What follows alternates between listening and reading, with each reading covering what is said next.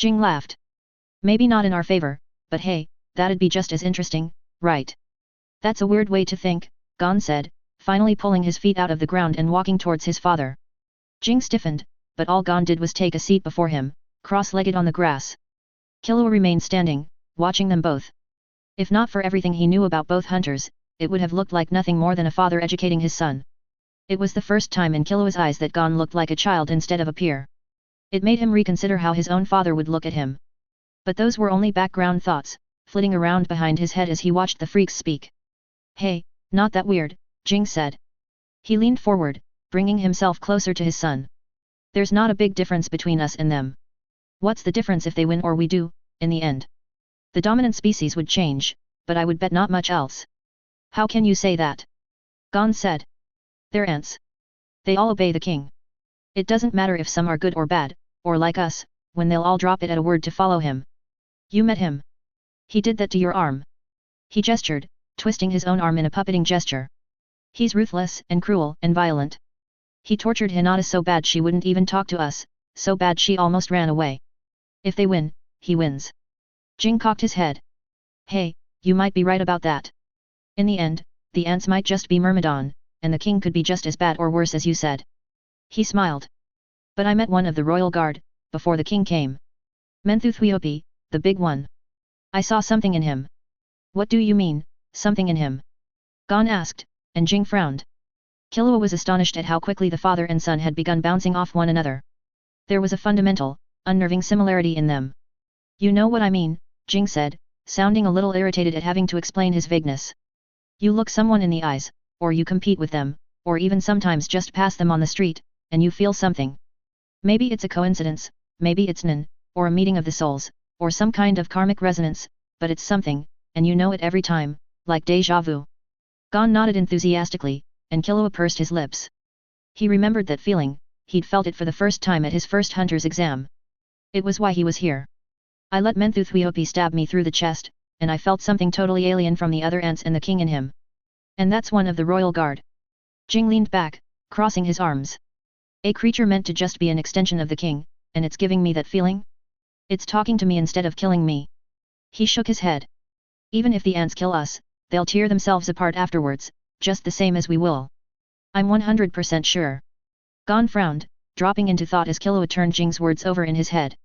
He felt like a pachinko machine, the idea Jing had introduced bouncing from imaginary pin to pin as it sunk into his consciousness. If the ants really did have the potential for self-destruction, then maybe there were more ways to survive this than he'd thought. Gon ended up settling on a different angle, as usual. What do you mean, just like us? He asked. Well, the shinobi, of course, Jing said. No matter what, that's gotta end messily, right? Killua felt both himself and Gon grow a little sharper. Messily? What, are you acting stupid? Jing said. Yeah, messily. They're the same problem as the ants when you boil it down. Competition, right? He stood up from the log, pacing in front of his seated son. That's what it always boils down to, right? Competition, competition, competition. You cleared Greed Island. Gon blinked at the apparent non-sequitur, but Killua understood, and nodded. Jing grinned. The both of you, that's great. It's the same thing, in miniature. You stepped into a smaller world, big fish into a tiny pond, and you cleared it out. You won where a bunch of people had been trapped for ages, I bet, even though you weren't there for as long. That's what I mean. You outcompete the rest. That's the cycle of civilizations. He stopped, though he was still a little worked up. Killua saw and felt that, just like Gon, Jing was a passionate man who could easily drag others into his fervor. He felt himself leaning in, wondering what was coming next. And with the shinobi, it's the exact same thing. We're their Greed Island, get it? They stepped from a larger world, one that spans multiple dimensions, probably planets, into ours, just on a whim. Just on a bug hunt. Like you went to Greed Island to find out more about me, they came here in search of knowledge, not because they had to. The ants and them, they're both outsiders. They're human, Gon said. And they're our friends. Yeah, they're definitely human. Jing said.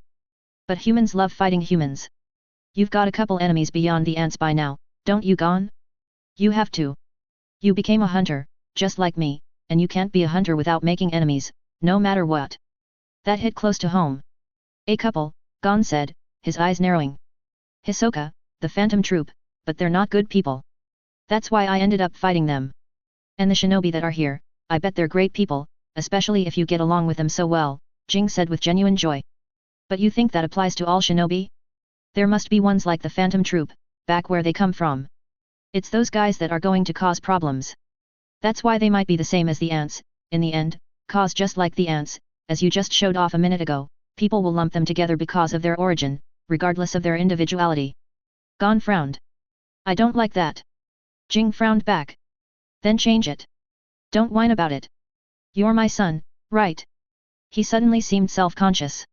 If you could do everything else you've done, survive this far, and find me on top of that, then that should be well within your ability. I didn't find you, Gon said. You came to me. It obviously chafed at him. Now, Killua felt it was right to reach out and touch Gon's shoulder in a gesture of solidarity. Don't be stupid, Jing said. Everything you did, every challenge you overcame, every bit of pain you endured and decision you made, that all put you on the path to be here in the NGL when the ants showed up. If you'd done one thing different, we might not have met for another couple of years. He shuffled his feet. You didn't track me down like a hunter after a deer, but that's not what hunters are supposed to do. We pursue, we search, and we yearn. Your wish to find me put you in a position to do so, put you in a place where I would definitely be drawn. He spread his arms, palms up. Hunters are megalomaniacs, each and every one of us, so I'll say this with a straight face. He smiled, and Killua was sure it was Gon's smile. You made yourself part of the perfect bait for me. Number. Hinata's mouth tasted like stale rice. That was only an approximation of the sensation, since it was just as much texture and scent as taste, but it was all she could think of. Her whole body was thick and heavy, and her mouth most of all. Her breath probably smelled like death. She hadn't cleaned her teeth beyond washing them with water in 3 days. It crept back into her throat, seemingly down into her chest. Even if she brushed a dozen times, she was sure that feeling would be there for days. She sat, not exactly sure where she was, and stared at the ground, dragging her index finger through the dirt and marveling at the imprint it left behind. Anything to take her mind off everything else. Her nail clipped over a pebble, and she delicately picked it up, turning it over in her hand. She rarely examined things closely without her Byakugan, so it brought her a simple joy to tease out the veins of different stone in the tiny rock without chakra to assist her. Hinata. Gaara's voice was as rough as the stone in her hand, and she placed it back down as she looked up at him. The Kazekage had enormous dark rings under his eyes, and he stood over her with crossed arms. Are you all right? No, she said. She'd wanted to hesitate but couldn't. There was no point in lying to Gaara. He was one of Naruto's closest friends, and he knew her better than almost anyone else. It would only be an insult to try and deceive him. She'd done her best to avoid him, but even that had become exhausting in just a couple hours. She was at the end of her rope. Explain it to me, the Kazekage said, stepping forward and sitting down in the dirt with her. Hinata felt like a child, but Gaara wasn't trying to be condescending. He was only trying to understand. I don't know if I can, she said, and her shoulders shook a little. Her stomach was cold. No, her whole body was cold. Even more than a day later, Hamura's chakra still chilled her to the bone. The lunar chakra was so hot that she could only process it as cold. She wasn't like her husband, no matter how convenient it would have been. Her body had never taken well to her ancestors' chakra. It had always been a necessity, not a gift. Try. Gaara's eyes were deep and dark, radiating concern. She did. She did her best. Hinata told Gaara about the palace, about the king, about the parasitic ninja that had bound her and the creature together. It was hard to get the sensation across. She'd experienced ninja with Gaara himself long ago, on one of the bloodiest battlefields in the history of her world, but her time with the king had been nothing like it. It was like trying to explain ice with fire as her only reference. She told him about the sensations that had been forced on her, the taste of her own daughter's brain, the feeling of domination and cruelty and uncontrollable fear and anger. How she'd tried to break free, but been kept hostage by Komugi, the connection she'd eventually divined between the king and the frail girl. Even now, it was a revelation she couldn't fully understand. The king's affection for Komugi was completely at odds with everything else about him. His caprice and lack of empathy had somehow developed a single blind spot, one human detail that only threw the rest of the creature into a starker and even more hated contrast. Hinata tried to describe what had driven her into mute terror when the king's clone had attacked Peijing, how her self-loathing and fear had paralyzed her until the critical moment. But even with Gaara, she couldn't explicate those feelings. Naruto was probably the only one she could have shared that with right now, and Naruto was worlds away, more unreachable than he'd ever been. But describing why she'd given herself over to Hamura's chakra, finally sacrificing her sense of self and replacing it with hatred for the false king in front of her, that was easier. Hating the king made sense, and she was sure Gaara understood that hatred. Maybe he also understood how her consciousness had been driven into a corner. Maybe he could empathize with the feeling since that moment of Ninshu, even while fighting Patu, fighting the king, talking to others, everything was like she'd been looking at the world from the bottom of a well, catching glimpses of her life, hearing words flit by, unable to process anything but looming nothingness and loneliness, trying to reach out but trapped in the nape of her neck. Had that been what his was like when he was a child, Hinata wondered, trapped with a demon he couldn't control? Had Naruto felt the same way? She didn't want to be here anymore. She didn't want to fight anymore. She just wanted to go home and lie in bed and listen to Naruto's breathing, feel Boruto and Himawari on her chest and in her arms. But she couldn't bear to leave Gon and Killua, Morel and Nove, Knuckle and Shoot, even Isaac Netero who had so impressed and frightened her. She couldn't condone her own cowardice and homesickness and fear of never seeing her family again when Shino and Kaiba had already sacrificed so much against the ants, arms and legs and gallons of blood. She was completely trapped by herself. By the end, her voice was hoarse, and her eyes burned. Gaara didn't say anything at first. He just leaned in close and wrapped his arms around her. It was the first time he'd ever touched her that way, but Hinata didn't mind. She just closed her eyes, enjoying the human contact. The burning cold in her core receded a little.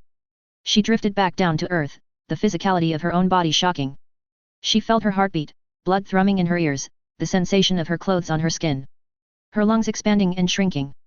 The king thought of his own body as a marvelous machine, and Hinata wondered if that was one more thought he'd imprinted on her. She couldn't help but appreciate just how complicated every living thing was. Gaara, his arms wrapped around her, was just as complex as her.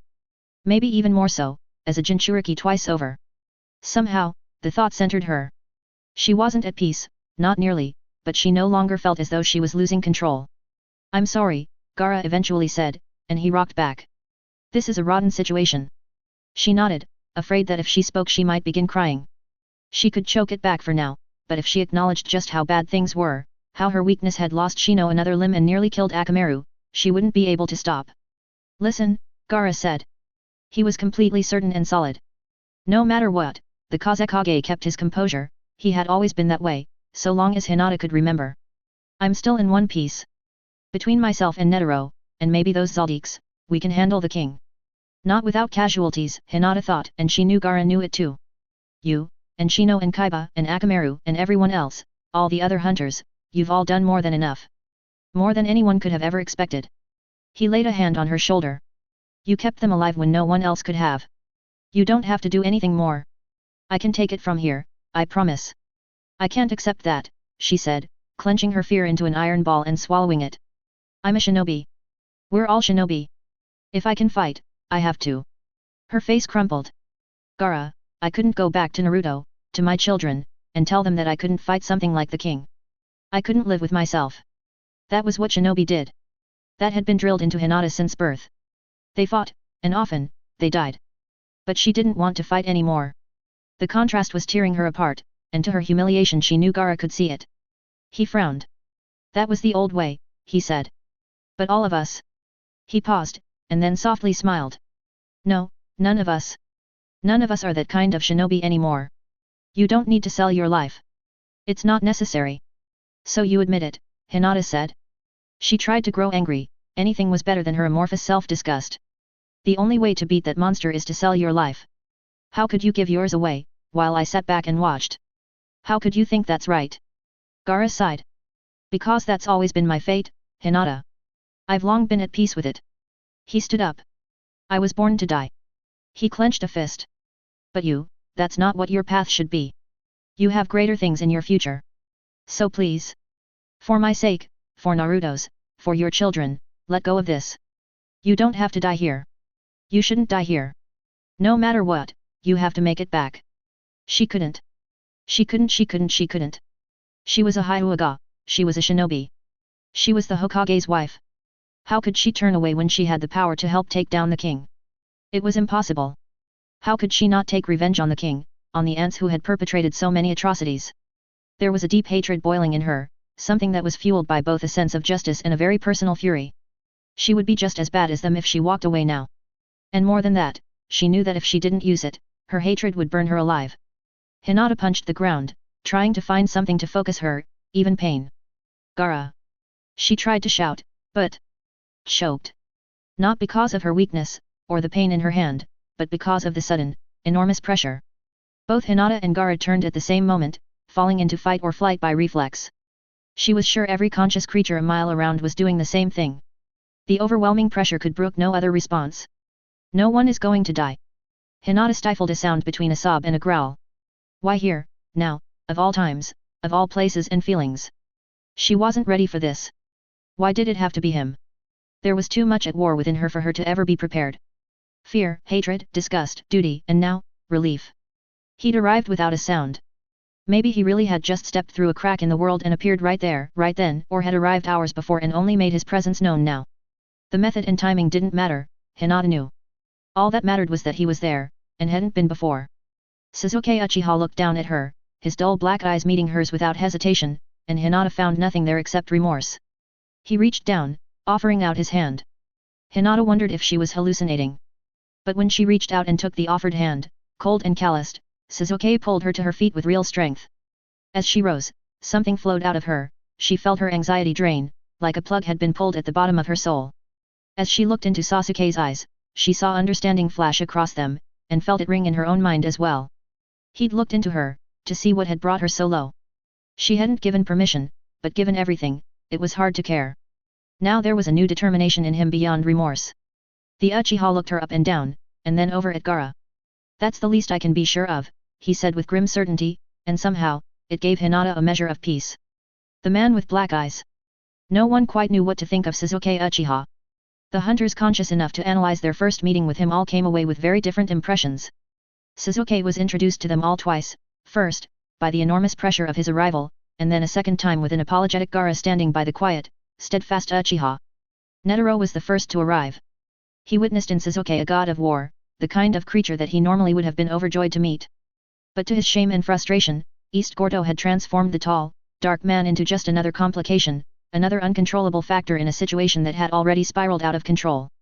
Netero's heart should have been burning with anticipation and joy, but instead it curdled in anxiety.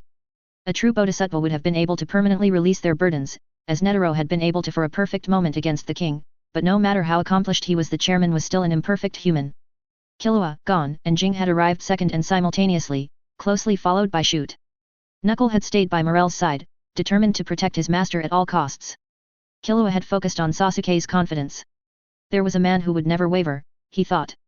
To him, the Uchiha seemed like a pillar of sanity in a world that was slipping towards chaos. Had his sister not been held captive, Killua's observations would likely have been more similar to Gon's. But with Illumi's needle removed, he was unfortunately preoccupied with an uncertain future. Gon only saw the way Hinata looked at Sasuke, remembering their conversation in a hotel room the week before. The new arrival was strong. Unbelievably strong. It couldn't even be hidden, it was like world bent a little around the shinobi. But even if he'd been at the top of the list, the safest option to face the king, Hinata Uzumaki did not fully trust Sasuke Uchiha. Naturally, that meant that Gon couldn't trust him either. Jing was determined not to come to a conclusion at all. He believed strongly in first impressions, but not in situations like this, obviously weighted towards one conclusion. He determined that the sooner he could strike up a conversation with the shinobi in relative private, the better. He was, of course, completely fascinated, and more than happy to acknowledge it. The secret of just how the man had gotten from there to here particularly enticed him.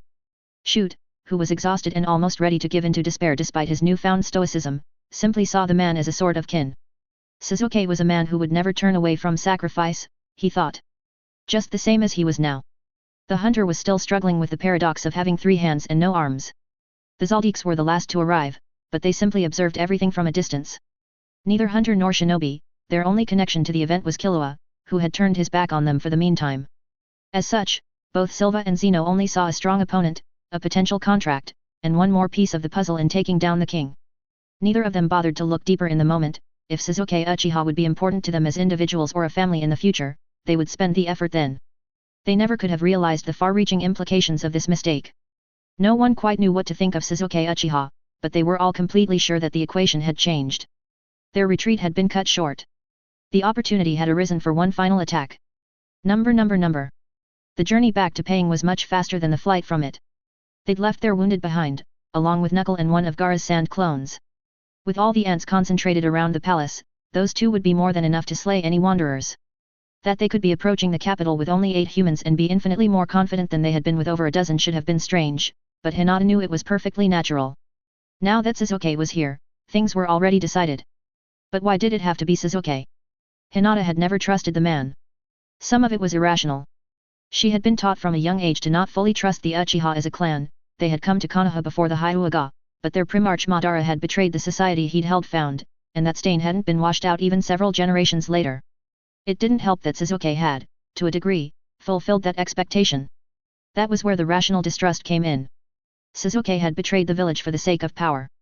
He'd also seen the error of his ways. Naruto had made sure of it. Hinata had never gotten the full story of what had happened after the Fourth War. Her husband loved her and trusted her completely, but he'd never been able to explain it to her satisfaction. He and Sasuke had come to blows, they'd completely destroyed the Valley of the End. They'd both lost an arm in the final exchange, and Sakura had kept them from bleeding to death while they figured out how to undo the infinite Tsukuyomi. In the end, Sasuke had surrendered, and now he was one of Konoha's best assets. She knew all of that. She'd heard it plenty of times, and it was sensible enough. It was obvious enough that Naruto has reached his friend with Ninshu, but he'd never been able to explain what exactly had passed between them. When he'd tried, using both words and chakra, the explanation hadn't made sense to her. She's only felt an intense sense of loneliness. Naruto trusted Sasuke with his life, and that should have been enough for her. But it never was. Sasuke had caused Naruto so much pain when they had been young, and he'd taken his arm in the end. She could not help but deeply resent him. And maybe, in a way she would never be able to admit out loud, she was a little jealous of him. All that and more passed as they traveled back to Peijing at a comfortable jog. Hinata was at the center of the group, keeping an eye out for distractions or enemies. So far, there had been nothing. At the rear of the rough diamond were Killua and Gon, both covering her rear. Far behind them, almost a half-mile, Killua's father and grandfather followed. Isaac Netero was to her left, and Gaara to her right, each about 10 meters away. Up above, Sasuke and Jing led the pack, running abreast. Jing was obviously determined to engage the Uchiha in conversation, but starting a conversation with Sasuke was, at best, a painful process. "How'd you lose your arm?" That was his third try. Hinata had to admit that asking such a personal question was probably the most boneheaded attempt yet, but she had to give the man credit for his persistence. Sasuke glanced at Jing, and then back at her. Finally, he spoke. He must have been tired of the questions. "Why do you want to know?" he asked. Jing grinned, echoing Sasuke's glance back towards Hinata. The man was horribly observant. With just that look, he'd divined something about their relationship, such as it was. Hinata had no idea precisely what it was, and she didn't care to ask. "Trying to get to know our new allies," Jing said. It was probably somewhat true. "And just personally curious. Going by your latent aura." He started to poke a finger in Sasuke's direction, and then thought better of it. "Well, I'd imagine it took an unimaginable force." "It did," Sasuke said, like a man dropping a bowling ball out a window. Jing groaned. "Not making this easy, hey?" "No worries. How did you get here anyway? You definitely weren't in this dimension beforehand, or else you would have come running first thing. You just popped up in that village? What kind of technique is that?" That, Hinata actually shared an interest in, and Sasuke sensed it. She watched his muscles resist the urge to increase the pace. "It's difficult to explain," he eventually said. "I can see certain invisible paths. And make them myself. It's a very strenuous process, otherwise, I would have been here sooner." "Paths, hey?" Jing asked. Hinata hadn't heard it described like that before. "Paths imply someone walked them before you. Like an animal's trail." At that, Sasuke let out a curt laugh. "Not inaccurate." Hinata felt like she was witnessing flowers blooming in winter. Somehow, Jing had wrenched several full sentences out of the Uchiha. That was far more incredible than anything else she'd seen Gon's father achieve. "If that's the case, you're just the same as us, aren't you?" Jing's tone had shifted. Before, he'd been carefree, but now he was delicately poking at something, like a fisherman wiggling a lure. "You're hunting something, right?" Sasuke's eyes narrowed. "At the moment, that's none of your business." At that, Hinata spoke up. "Sasuke," she said softly. "I assume you were told about the Dark Continent?" He nodded. "Of course. Once the Chimera ants have been taken care of, I'll be traveling there." Jing laughed. "So, your prey has some connection there? You might have some trouble with that. It's the very definition of a forbidden destination." He took on an innocent aura. "Of course, if you do need to travel there, I'd be happy to find a way for you. I could even be a guide." Sasuke didn't find that very amusing, but Hinata ended up considering it. From what little they'd been told, the Dark Continent was an unbelievably treacherous place. If Suzuki did need to travel there, doing so with someone at least a little familiar with its dangers might be necessary. But that was a distant concern. For now, she had some of her own questions. So, you came straight here? Right to that clearing? You knew where we were? She asked, and Suzuki nodded. From another plane. I would have preferred to grab some reinforcements first, he said. Naruto went unspoken. Hinata was sure there wasn't a force in the universe that could defeat her husband and Suzuki when they were side by side. But the situation seemed urgent. He pursed his lips. Is urgent? My apologies for. He lapsed. Taking a look. Hinata had nothing to say to that. She'd had an intuition that Suzuki had used his Rinnegan to look into her soul and divine some memories, but no confirmation until now. Normally, she would have been offended, but she was far too tired and jaded now to care. Compared to what the king had done, Sasuke's intrusion had been nothing but a familiar nudge. I wish. She started to say, before changing her mind. I'm glad you're here. That shocked him. She could see it in his heart. The Uchiha grunted, and changed the subject. I've got a condition, he said. Jing cocked his head. An illness? He asked, and Suzuki grunted again, this time in amusement. A condition for my help, he said, and everyone present reacted in surprise, Hinata included. She couldn't imagine what he could be thinking. Something lenient, I hope. It was Netero that spoke up instead of Jing, and Suzuki looked back to him with flint-like eyes. To Hinata's shock, there was something approaching animosity in them. That thing in your chest, he said, eyes flicking down to the kanji on Netero's shirt. We won't be using that. Or anything like it. Sasuke's condition was the rose? It was a terrible weapon, but Hinata found it a little strange that he was so focused on it. Netero laughed. There may not be a choice, the old man said. Do you intend to simply beat the king to death with your fists? Or perhaps slice him up with that sword of yours? Weapons like this may be our last resort. He gestured to the Chokuto slung across Sasuke's waist, as if to emphasize how small it was in the face of a creature like the king, and the Uchiha quirked an eyebrow. If it's necessary, yes, he said, and Netero cocked an eyebrow back at the confidence in his voice. But regardless of the methods, we won't be using your weapons. You won't be dying in this battle, Chairman. HOH. Netero muttered. And why would you dismiss something from our arsenal so cavalierly? Suzuki looked away, and up to the sky. It was covered in grey clouds, threatening rain. I'm sure you appreciate the power of weapons like that, he said. I don't mean to demean you with this request. He looked down, eyes slipping closed. I've seen many battlefields. I've yet to find a pleasant one, but weapons like your rose create the worst by far. I've found whole worlds consumed by other such bombs, stripped clean and bathed in radiation and worse. He looked back. You've avoided that so far, and you've avoided resolving this situation with such weapons of mass destruction. I'm sure it's been a great effort. So please, let me allow you to continue that accomplishment. Netero's mustache twitched. HMMPH, the chairman grunted. Well, assuming I'm not cut down, I suppose I can refrain. Thank you. Suzuki turned away, and they continued in silence. Number. They arrived in Beijing several hours before sunset, though the cloud cover had refused to lift. It only took a glance for Hinata to ascertain that things were the same as ever. The guards, patrolling the palace. The lesser ants, following them. The king and Komuji, immersed in games. No matter where Hinata looked, there was no sign of Palm. Either the hunter had fled Beijing on her own and was still searching for the rest of them, or had been completely destroyed. Every creature in the palace, even the previously imperturbable Yuppie, glanced up when her vision fell upon them. They must have been surprised that she'd returned. The king smiled. Maybe he thought she'd come to bargain for their lives. Hinata couldn't think of a more gratifying sensation than the idea that Myrmidon would soon be begging for his own life. There was one noticeable difference. Beijing had been completely emptied out. The entire country had been emptied out.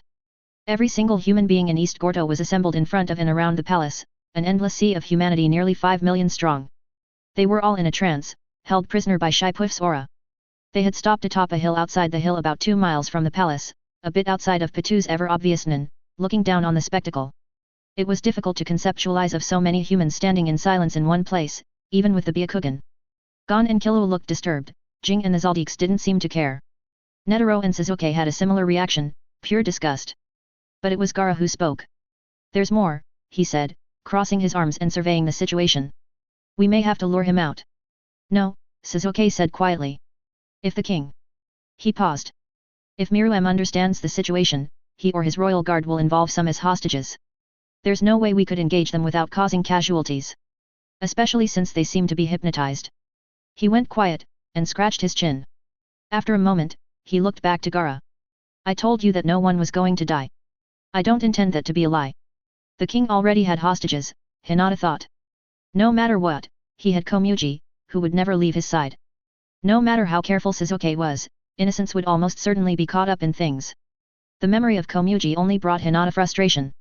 The blind girl was somehow the king's ally, when she should have been one of the ones to hate him the most, kept prisoner for games and amusement, she'd somehow been transformed into the only thing in the world the king felt real affection for. The frustration wasn't a fair feeling. Komuji's plight, and the connection she'd forged, was the king's fault, not hers. It was just one more trespass to hate the creature for. What's your solution then? Killua asked. Both his family members stood behind him, as though they were retainers. Shizuke looked down at him, and the Zaldik refused to back up. It's simple, Shizuke said. I'll approach the king myself. You'll fight him yourself? Gon asked incredulously, and Shizuke shrugged. Perhaps. I'll see if he'll surrender first. Hinata laughed, but it was a guttural sound. Don't, she said, and Shizuke turned to her with a questioning look. There's no point in speaking with him, Shizuke. He's made that well clear.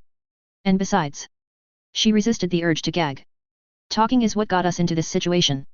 If you can, just kill him as quickly as possible. He can reason, can't he? Shizuke asked. It might be the cleanest way to resolve things. He held up his hand. If he won't surrender, I'll do my best to either end him there, or take him out of the palace if I require assistance. I could deliver him directly. Why even give him the chance? Hinata asked, stepping forward.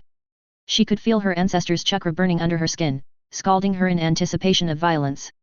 But it wasn't Hamura that was enraged now, it was entirely her own yearning for revenge. He's a monster. Don't you see all those people? She waved her arm, encompassing the millions of placid humans and the world beyond them. He's planning to turn whichever of those poor people can survive into soldiers, and eat the rest. Another step. Would you have asked Madara to surrender? Or Kagaya? Shizuke just looked confused. It infuriated her. Neither of them were in a position of weakness. Miruem is, though he might not know it yet. He frowned. And Kagaya wasn't rational, not anymore.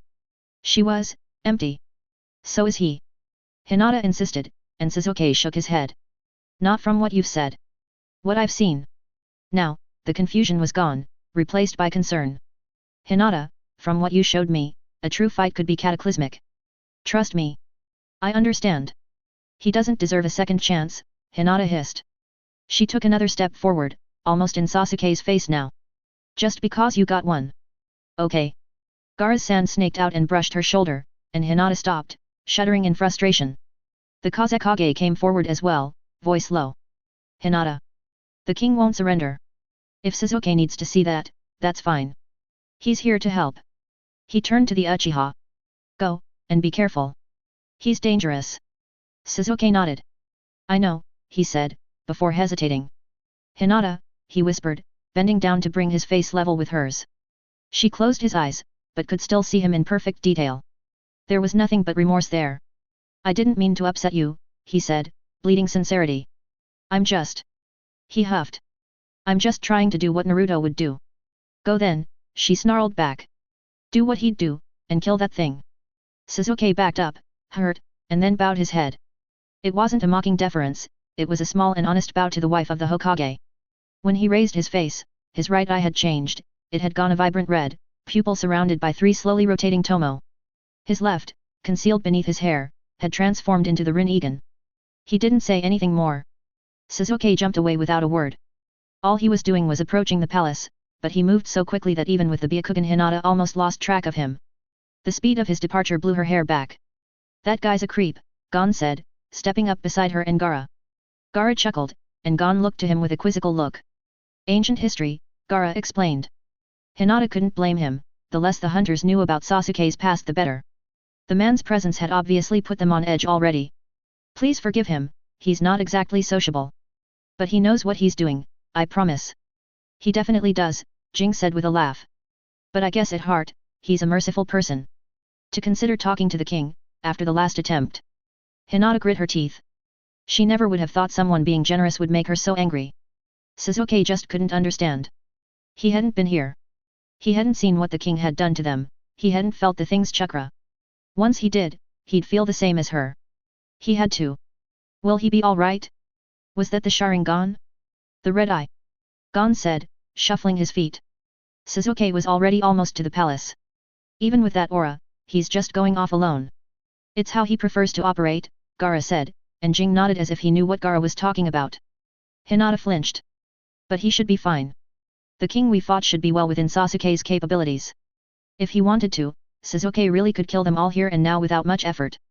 It was easy for Hinata to ignore or even appreciate that when it came to her husband. She couldn't even dream of Naruto hurting her. But with Sasuke, it was easier to imagine. She felt a little cold and vulnerable, standing there on a hill in plain sight.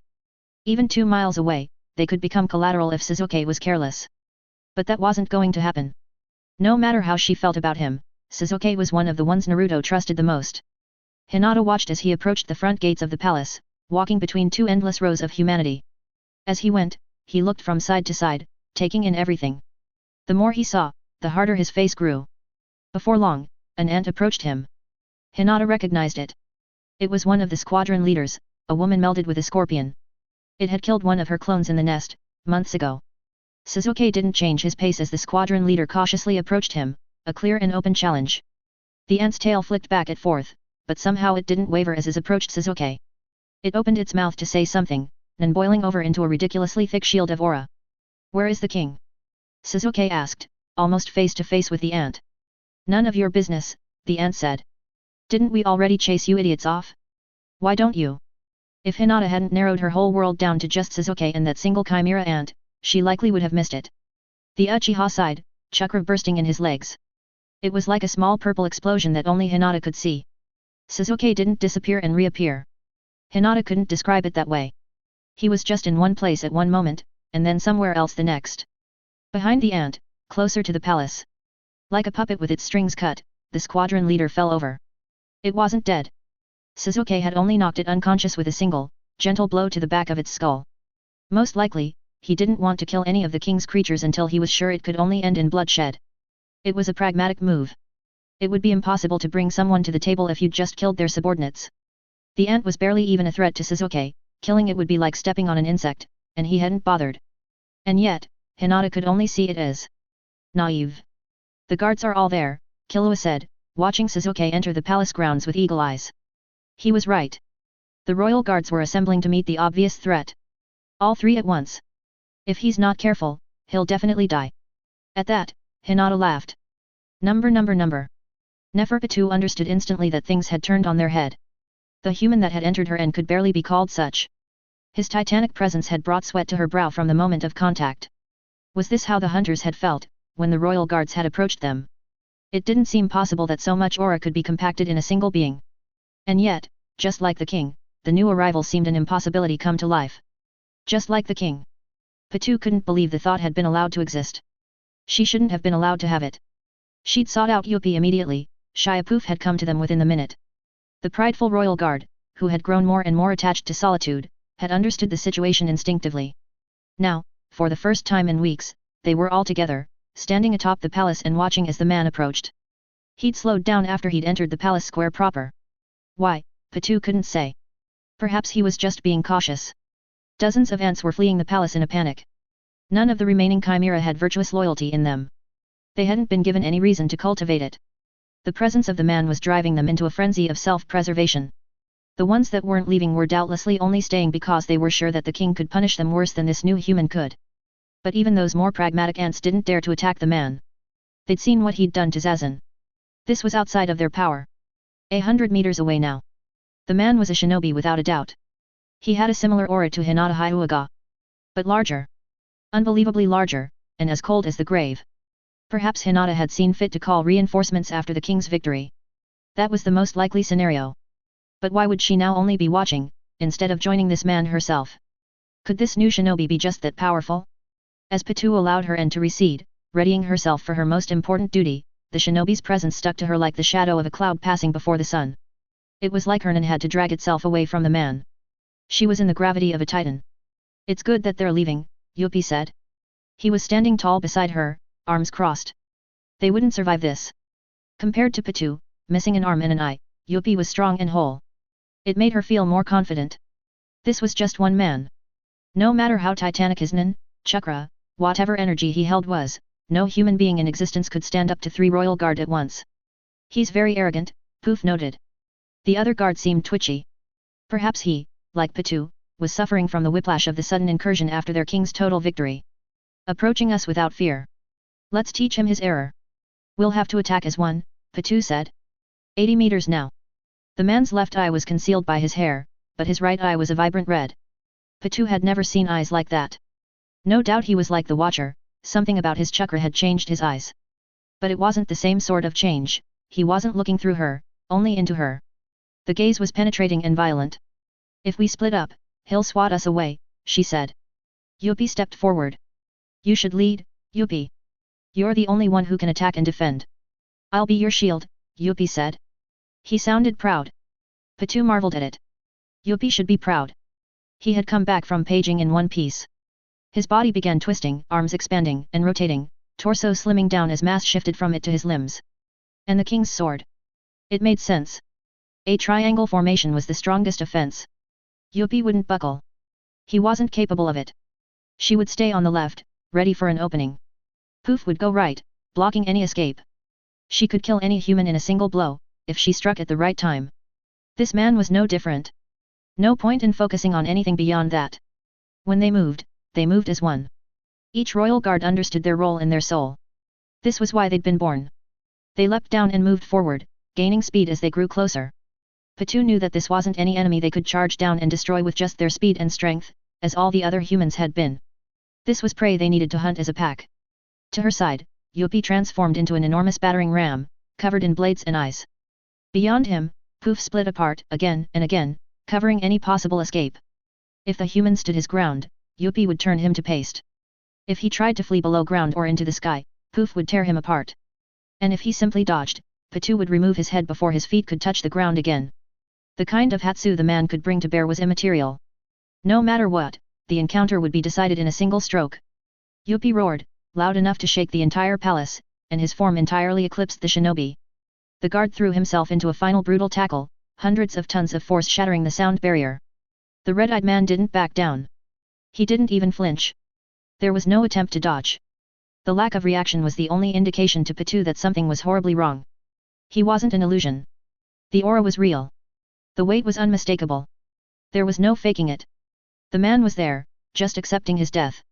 And then, without warning he was gone. Patu couldn't understand. The world was replaced by a red wall. Terpsichore was already out. Patu's reflexes were stretched to the breaking point. It was just as it was before she was burned and buried. The world was practically standing still. It was physically impossible for her to have missed a movement from the shinobi, or from herself. And yet, as Yuppie struck her, Patu understood. In an instant, no, shorter than that, she and the shinobi had switched positions.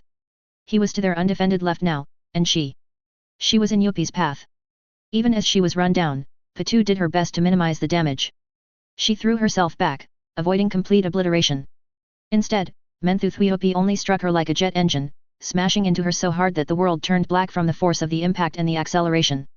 He'd slowed down too, his uncountable eyes picking up the impossible change before she had. As such, Patu was only flung away at ludicrous speed, unable to do anything but watch as the other 2 guards turned to face the sudden threat from her former position. The shinobi barely moved. He lazily lifted his hand, and lightning burst out of his entire body as though he were a thundercloud. The vibrant electricity danced over Yuppie and Poof, violently jolting them. The smell of burning flesh filled the air. Yuppie screamed, shaking and stumbling towards the man. Despite the obvious agony, he was still determined to smash the shinobi to pieces. The effect on Poof was more dramatic. His disparate cells vaporized under the force of the man's chakra. In an instant half of Poof's body was dust. He didn't even have a chance to scream. For some reason, that made the shinobi switch tactics. He focused the beam, drawing the dancing lightning away from Poof's vulnerable cells. Instead, he fired 2 blinding bursts of energy through Yuppie's body. One through his leg, and the other his shoulder. The enormous royal guard collapsed, horribly spasming. In less than 1 second, the man had comprehensively defeated all 3 of the king's royal guard. Without killing any of them. Patu couldn't believe it. When she smashed through the first of the palace's walls, she lost sight of the man. By the time she managed to scramble back to her feet, whole body screaming in protest, the shinobi was long gone. Number. When Silvazaldique stepped forward, Gaara felt his sand shift on reflex. The man worried him.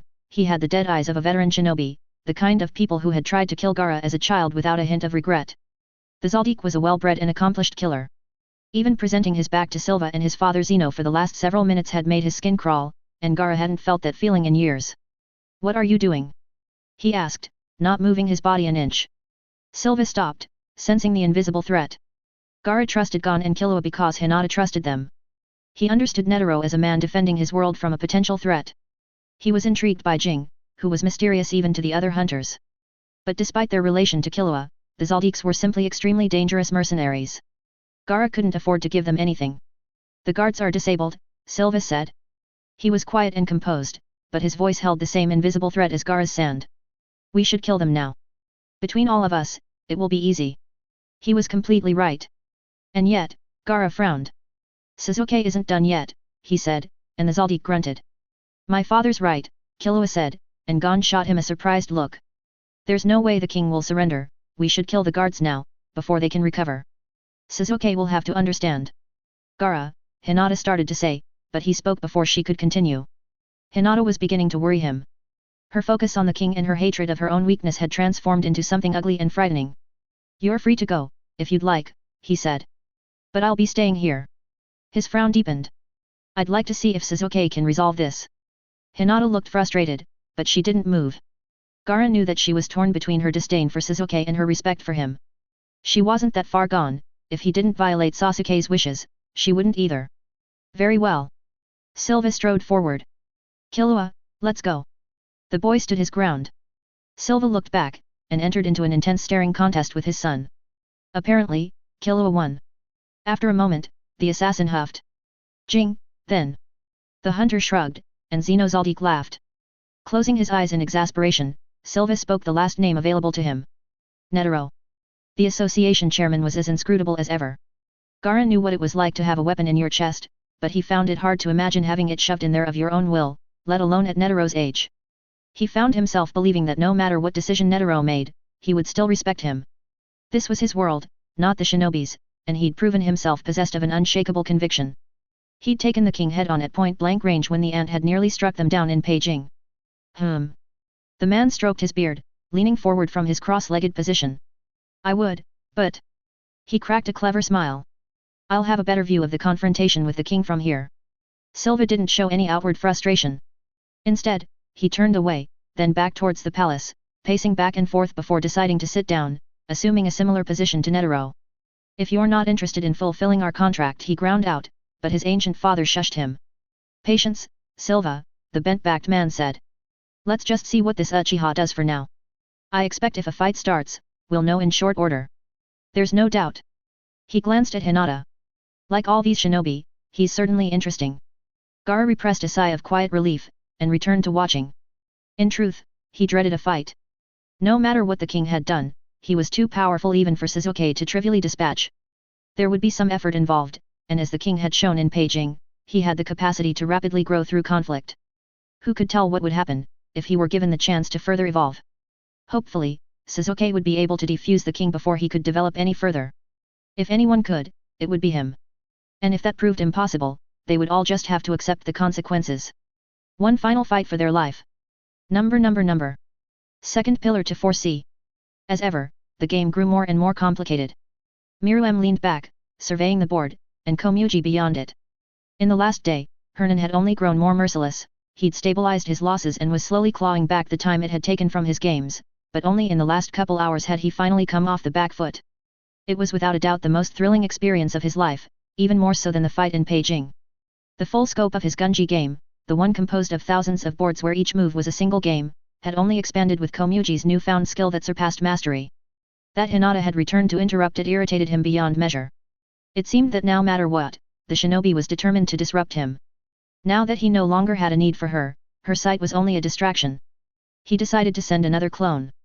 Patu's end had receded, and he'd heard Yuppie roar earlier, and then nothing. Doubtlessly some humans had tried to enter the palace and been easily repulsed. It would be another needed test of his multitasking ability. If he could fight with his clone and continue his Gunji at the same time, he'd be one step closer to true autonomy. The clone popped into existence, and Komuji stirred. "You're leaving?" she asked. She must have been beating him even worse than he'd thought, if she'd heard its creation. The king laughed. Only a copy, he assured her. I just want to make sure our game isn't interrupted. The girl smiled, and Myrmidon felt a warmth spread through his chest. He stayed seated and continued his offensive, and his clone strode towards the room's exit. He quietly opened the door and slipped out into the main hall, a long thoroughfare that went directly to the center of the building. It would be amusing to kick the humans around again. He was in better practice this time, he would probably be able to capture Hinata, now that he was ready for her dual chakra and with less humans to interfere. The king stopped, a piece suspended over the board. The pewter cracked in his hand before he calmed himself. His clone was just as still outside the door, staring in confusion. There was a man in the hall. Tall, almost 2 feet taller than him. Dark hair, red eye. A sheathed sword at his hip. He only had one arm. The king started, and the man stared. Clearly, neither of them had expected this meeting. How had a human penetrated this deeply into the building? How had he gotten so close without being detected? Why did he look familiar? Myrmidon turned the figure over in his head, and his clone stepped away from the door and towards the man, unconsciously putting itself between him and Komuji in the room beyond. What was the familiarity he was feeling? For some reason, his first thought was of Patu. One arm, one eye. But no, it was a different connection. Royal Guard, subordinate, second in command. Feared, there was a connection there too. It wasn't his own memories he was remembering, he realized. These were Hinata's once again, dug up by the vision of the man. Suzuki. Suzuki Uchiha. Her husband's friend or servant or somehow both. That was it. Hinata had thought of this man, though not nearly as much as she had of her Muling family. He was important to her, in the same way she had been important to Myrmidon. Had the new shinobi come at her request? If you value your life, you will leave, Myrmidon said. I won't tolerate an interruption today. He'd almost forgotten in the excitement with Komuji, if he were honest with himself. It was finally the day of selection. In just a couple hours, they would finally transform what humans could survive from the population of East Gordo into flawless soldiers. Perhaps with chakra, if he were given more time to experiment. The failures would be much needed food. Your Myrmidon, then. Was that the first time a human had used his name, at least beyond telling him it? How strange. I'd like to speak to you. Myrmidon's eyes narrowed. If you're here, my guard must be dead. They would never have let a human get this close if they were still alive. No, Suzuki said dismissively, as if the idea was ridiculous. He started walking forward, and the king mirrored him, both slowly approaching the other. Though they aren't very well off. My apologies. That didn't make sense. Why would one of Hinata's allies, a human, not kill his royal guard at the first opportunity? It must have been a trick. And yet, reaching out with his probing chakra, the aura of his guards was definitely still present, though Poof and Patu were reduced. Could that be a trick or illusion? What could you possibly have to speak to me about? Myrmidon asked. His chakra was reaching out for Suzuki too now, trying to invade him the same way it had everyone else around him. But the Uchiha had a mind of steel, Myrmidon couldn't pick anything off of him except an infuriating placidity. I'd like to discuss this situation, Suzuki said. And see if we can resolve it without anything unnecessary. Myrmidon laughed, and the human continued. And if possible, I'd prefer to talk to the real you. I am me, Myrmidon said. And you won't be stepping foot in the same room as Komuji. I'm sure Hinata's told you to kill her. That's not who Hinata is, Suzuki said flatly. They were almost face to face now. The king was sure that if he wished, he could reach out and remove the human's heart. You've misjudged her. Along with many other things. Say your piece, so we can be done here, Myrmidon chuckled, looking up into Sasuke's eyes. The difference in size amused him. I have a game to return to. And if you'd prefer to fight, I'd at least like to take it somewhere less confined. The Uchiha's eye narrowed. Myrmidon perceived a surge of energy, tremendous but subtle, like an earthquake that started a tidal wave. With no indication of movement or any recognizable reality, the situation changed. Komuji. Komuji wasn't at the gunji board anymore. Komuji was right in front of him, face to face with the other him, legs buckling in surprise. Myrmidon reached out, simply by reflex, and caught her by the shoulder, holding her aloft. He couldn't understand what had just happened. Komuji was in his hand, out in the hall. The girl opened her mouth and let out a confused what, paralyzed in shock. The cry echoed throughout the palace.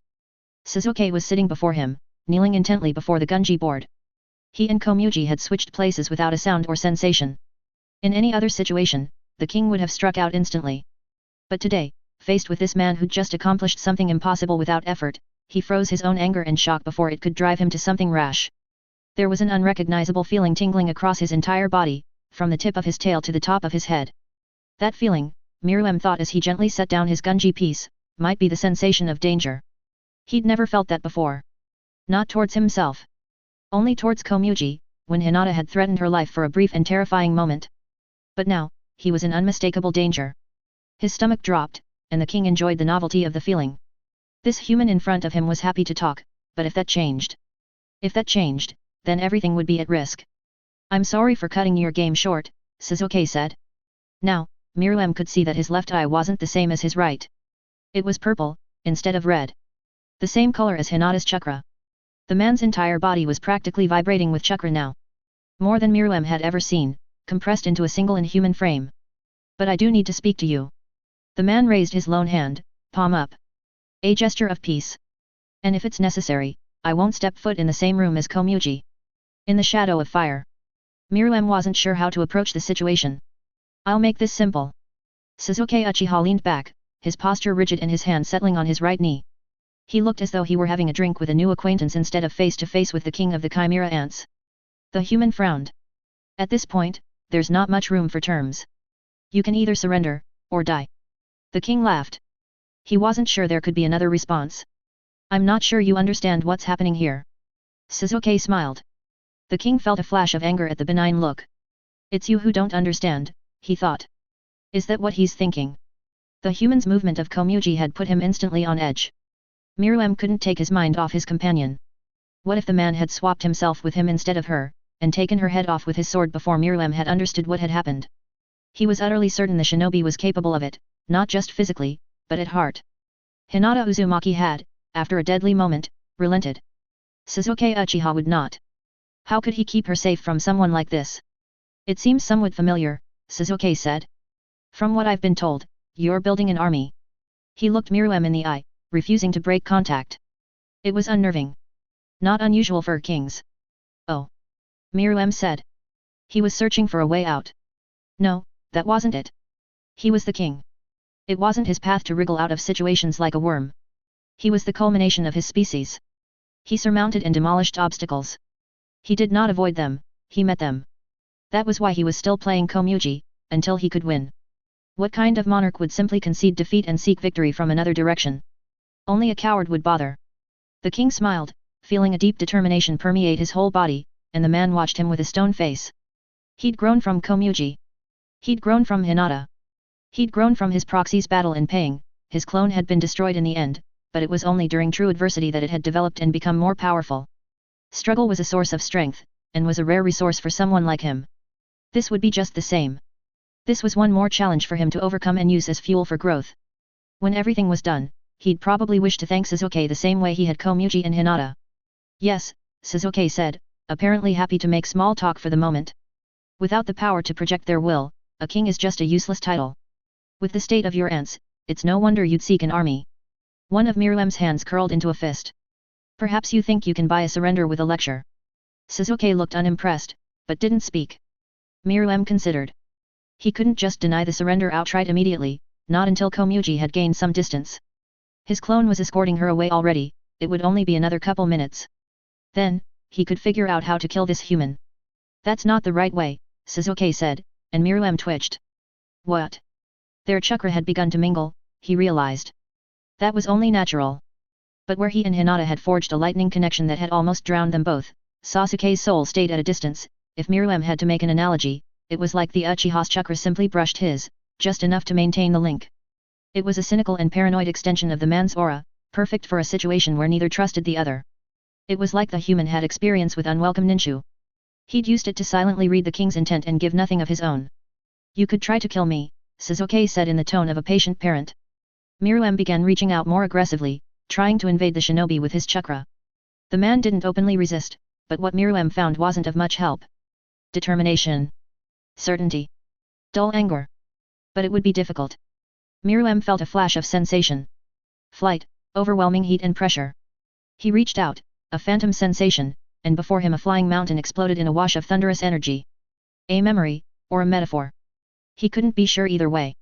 However, the feeling it imparted was absolute. I'm offering surrender for your benefit, Shizuke said. Not mine, and certainly none of my allies.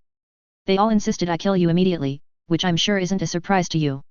Then why are you bothering? Myrmidon asked, and he found that his curiosity was legitimate. This human was bizarre, and strong. He was worth learning at least a little more about before he died. A fight would be complicated, Sasuke said.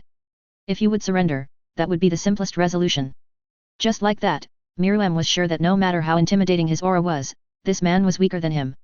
Anyone who avoided conflict inevitably would be. He had a little more room to maneuver now.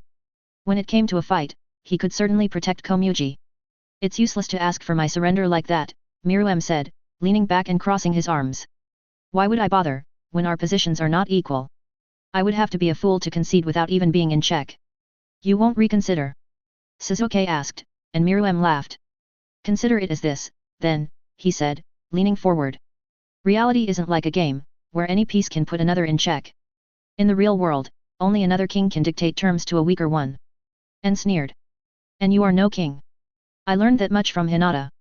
From what I saw in her, you're a glorified retainer. And you carry yourself like one. Perhaps even looked like one, Myrmidon thought, though he didn't share the thought. Sasuke and Neferpitou were strange mirrors of one another thanks to the injuries his guard had sustained in Beijing. If I would even consider surrender, Myrmidon finished, feeling somewhat satisfied with his rebuttal, it would have to be a demand coming from a real king, not a cripple sent in his stead. That's naive, Sasuke said, and Myrmidon twitched. Oftentimes, a leader can't go themselves. They have to act through proxies. He narrowed his eyes. If you couldn't accept the words from me, you wouldn't be able to accept them at all. Acting otherwise is just making excuses. You seem presumptuous for a cripple, Myrmidon said, doing his best to stay calm. He was interested to see if he could get Sasuke to throw the first punch. It would be amusing for the man to be forced to give up on a peaceful solution. Perhaps your king was simply unwilling to come. The memory came back to him, reinforced by Sasuke's own thoughts. Hinata's husband, wasn't it? The fire shadow. He's not willing to defend his own wife. Sasuke sighed. If Naruto were here. He paused, and then chuckled. He doesn't have my patience. Things would already be resolved.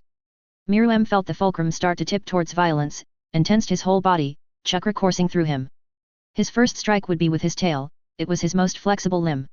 He was sure he could shoot lightning from it, if he concentrated. Even if the initial blow missed or was turned aside, he could paralyze Sasuke with the follow-up. It's a shame he's not here, then, he said with a smile. Perhaps my time wouldn't have been wasted. He was sure that would have led to the first blow. Myrmidon's heart thrummed, prepared for an actual battle. But instead, it had the opposite effect. Sasuke relaxed. He leaned back, propping himself on one arm, totally unguarded. It didn't make any sense.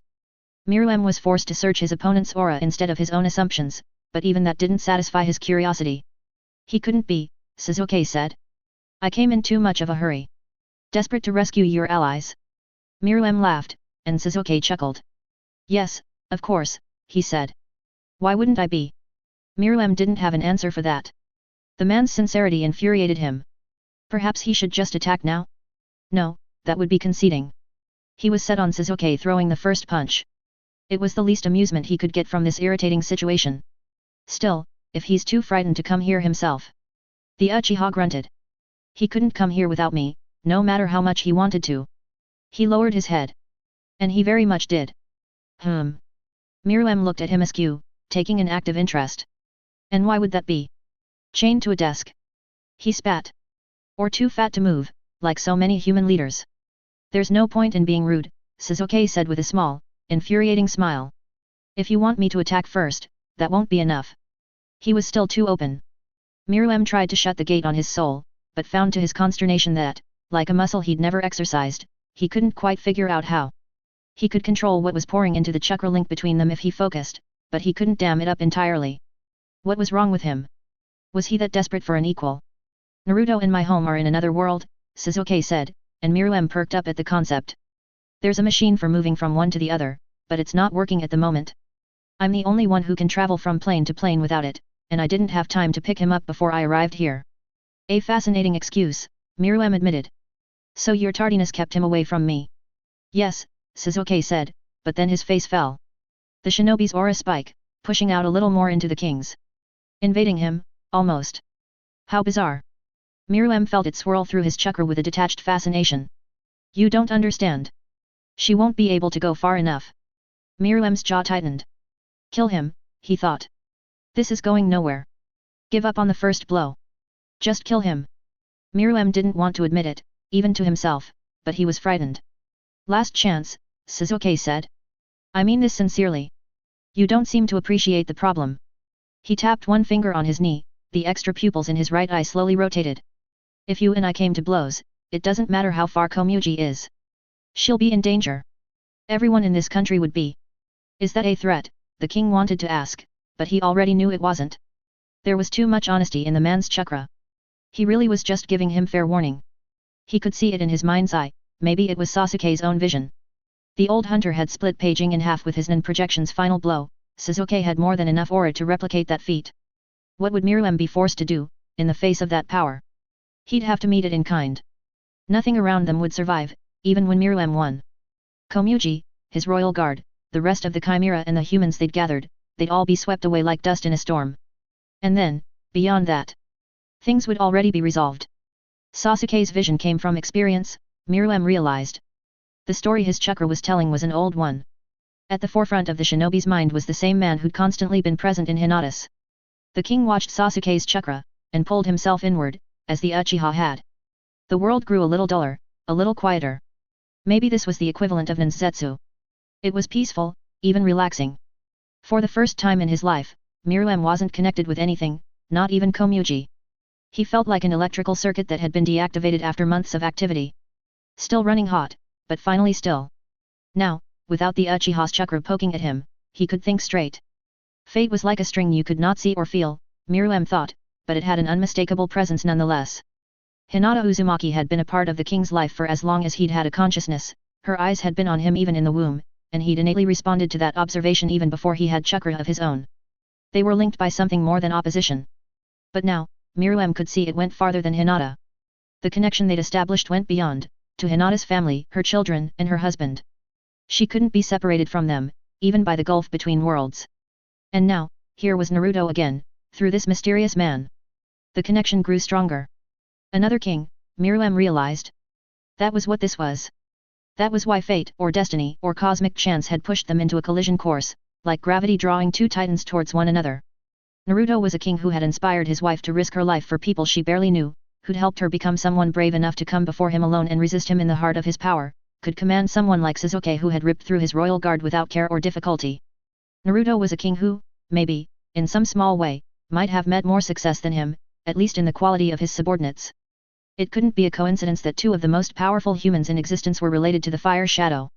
Which meant that it was perfect, really, that this connection had been forged now. So long as there was somebody out there like Naruto Uzumaki, Myrmidon wouldn't be able to claim absolute supremacy. He'd have a potential challenger. He'd have to smother that possibility immediately. He let his chakra sprawl again, and Sasuke sighed. The Uchiha's chakra pushed back. The man understood Myrmidon's decision. Violence could be the only option. Myrmidon considered as Sasuke prepared to attack. It was remarkable that he could feel the impulse forming so clearly through their link. Hinata had been forced to slam herself shut before assaulting him, but Sasuke showed no such hesitation. As they were now, striking each other would be like striking themselves, but the man didn't care. It was like he had no regard for himself. That was completely it. Despite his power, Sasuke didn't hold himself in any regard. The feeling, something Myrmidon could only interrupt as a vast crushing vacuum, came over him like a tidal wave. It was completely alien, the king flinched. Something had gone out of the human alongside his arm, he decided. He'd been broken and rendered lesser. It only made his victory surer. Less than 1/100th of a second had passed. In another 100th, the room would surely explode. Their chakra was already cracking the walls. Naruto was the one who changed me, Sasuke thought, and Myrmidon felt the words in his heart. For the better. But it seems you'll never understand that.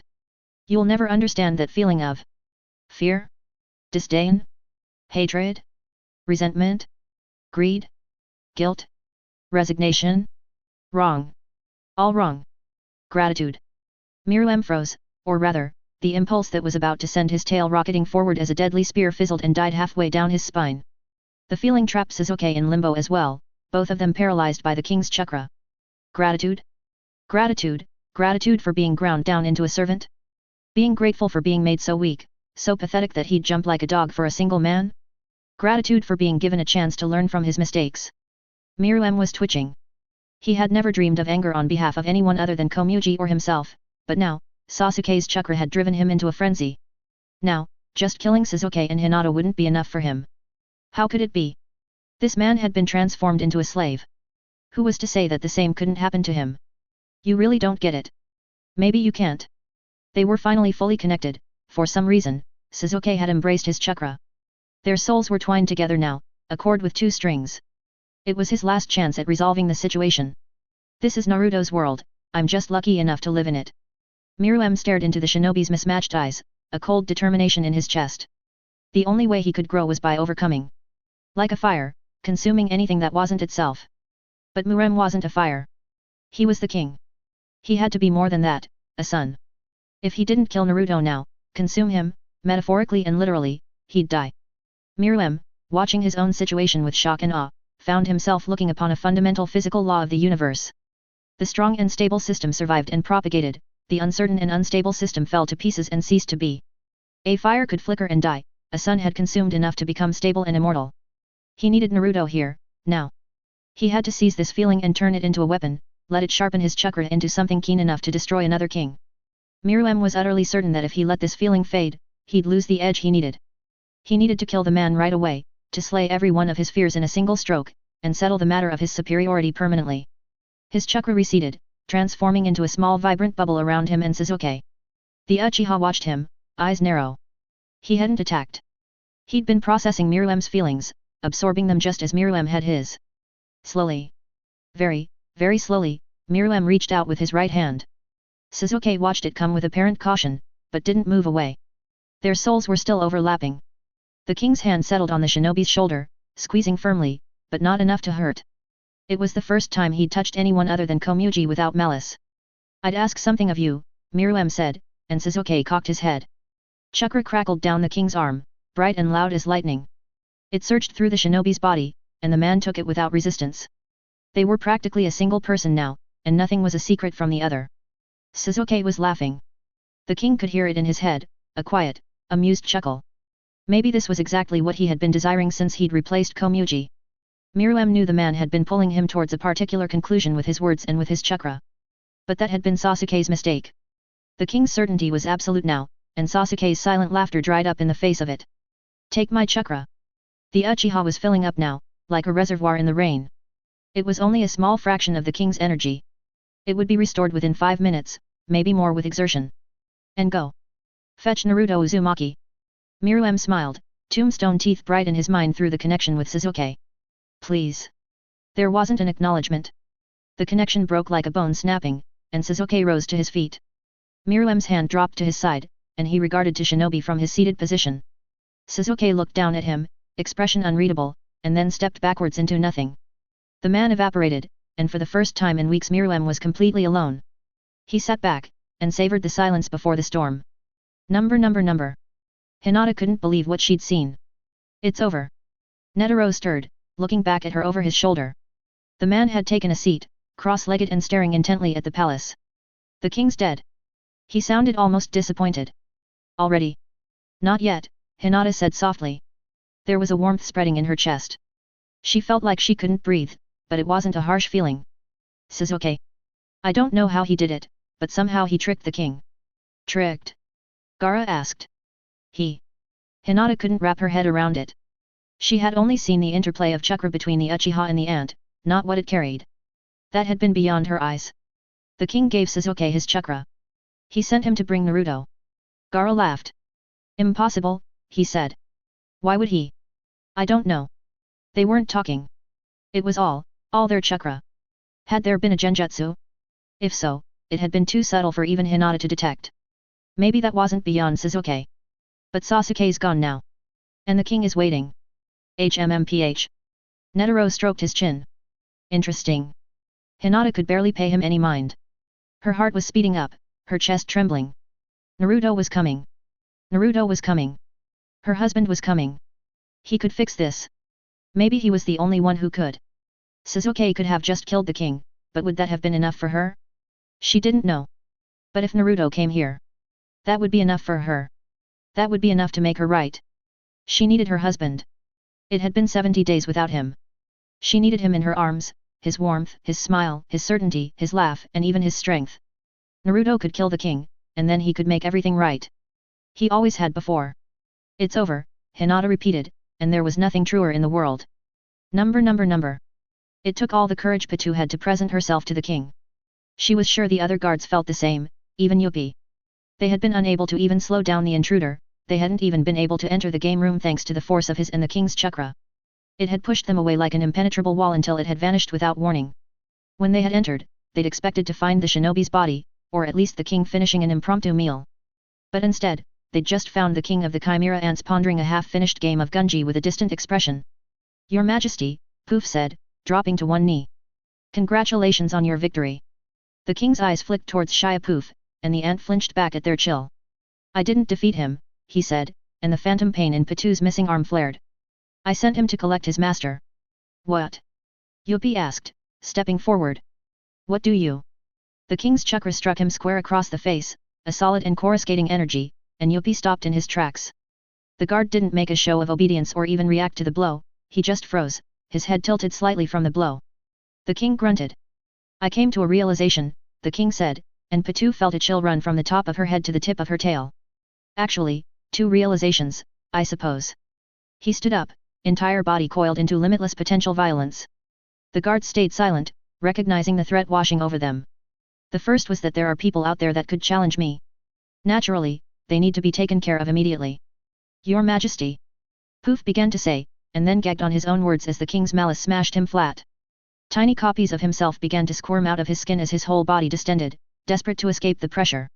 The second, their king said, his eyes closed, was that I have been cursed with truly worthless subordinates. No one in the room said a thing. Yuppie's head hadn't returned to its original position. Neferpitou felt her soul collapsing in on itself. If she didn't step forward, say something, she might die right there. After all, the king had just said they didn't need to exist. Or rather, shouldn't have existed in the first place. Sir. That was too casual, Patu thought, but in the face of what the king had said she had a hard time caring about that. We couldn't stop him. But that doesn't mean we couldn't be of use. When they return, we could. Die? Blind them with your blood. The king spat. Yes, Patu said with complete conviction. If that was all we could manage, we'd do it in an instant. That's why we were born. You don't understand, Neferpitou. The king began pacing. He came here, to this room. He took Komuji, without me being able to do anything. If he'd wanted to, he could have killed her in an instant. There was nothing I could have done. He stopped, pinning her with his stare. There was a desperation in him that Neferpitou never could have dreamed of. Shia Poof was already weeping, but Patu only felt a deep and existential despair. She wanted to cry, but that wouldn't encompass the feeling. Could you understand? The king asked. Could you understand what that would mean? His words dug into her like swords. Even the high explosives that had taken her arm and eye couldn't compare to the pain the king was causing her. Even if I died myself, could a worthless little creature like you comprehend what losing the only equal I've ever met would mean to me? Neferpitu's world was shrinking down into the pinprick of purple light that was the king's eyes. She was trapped in an event horizon, crushing her down into a single molecule. No matter how small she got, she wouldn't be able to escape the king's contempt. Do you seriously think anything you could offer, your blood, your life, could compare to that? The king snarled. This is what I'm talking about. You, and this lunk, and that wretch, you're all so petty. How could I be guarded by something that doesn't even know what to guard? He turned his back on them, and the pressure of his eyes lifted. Patu could breathe again, even if she didn't want to. Stay if you want to die for nothing, and run if you don't. You've failed me on every level. He crossed his arms, fingers digging deeply into his own skin. You're all even worse than that fool. Weakness grew fear in you instead of gratitude. At least one could have inspired some introspection. Miruem Shiapoof sobbed the king's real name, and the ant snapped, his chakra flexing. Leave, he hissed, and the compulsion drove them from the room in a blind panic. They only regained their sanity when they were almost out of the main building, over 100 meters from the king. Yuppie was the last, silently lumbering. The moment they were clear of the king's anger, he sat down, leaning forward and putting his chin in his hand. Though Patu wasn't sure it was possible, her fellow guard looked deep in thought. She couldn't imagine how he could bear to think. The moment Patu considered the situation, she broke. She felt it clearly, like her organs had begun to shut down. Neferpitou, firstborn of the royal guard, had been thrown away like a piece of garbage. She and the others were now just living detritus, without anyone to serve and without purpose in a world that wanted them dead. In that moment, there was nothing stopping Patu from simply lying down and letting it get its way. She was sure that if she recalled the king's disdain, the hate in his words, she could will herself to die here and now, and at least serve him in some way. Maybe that was for the best. Oh. Shiapuf was shaking, and Neferpitu glanced at him. He must have been thinking the same thing, she thought. If they both died here and now, maybe that would bring the king a tiny piece of satisfaction. That was all they could be good for now. Ah! The royal guard rattled. Poof turned towards her, his eyes darting in every direction. Ah! His shaking intensified, his whole body trembling and vibrating, every cell squirming and trying to escape. Poof! Patu asked, unsure if it was worth talking. Was a waste of matter like her even worthy of speech anymore? Shiapuf. Number. The royal guard Shiapuf was searching for a way out. Shiapuf is the only one I can rely on now. Those words, which had melted his heart and provided the bedrock of his existence for the last several days, had been torn into so much bloody confetti. His body was rejecting reality, trying to split apart and escape the conflict.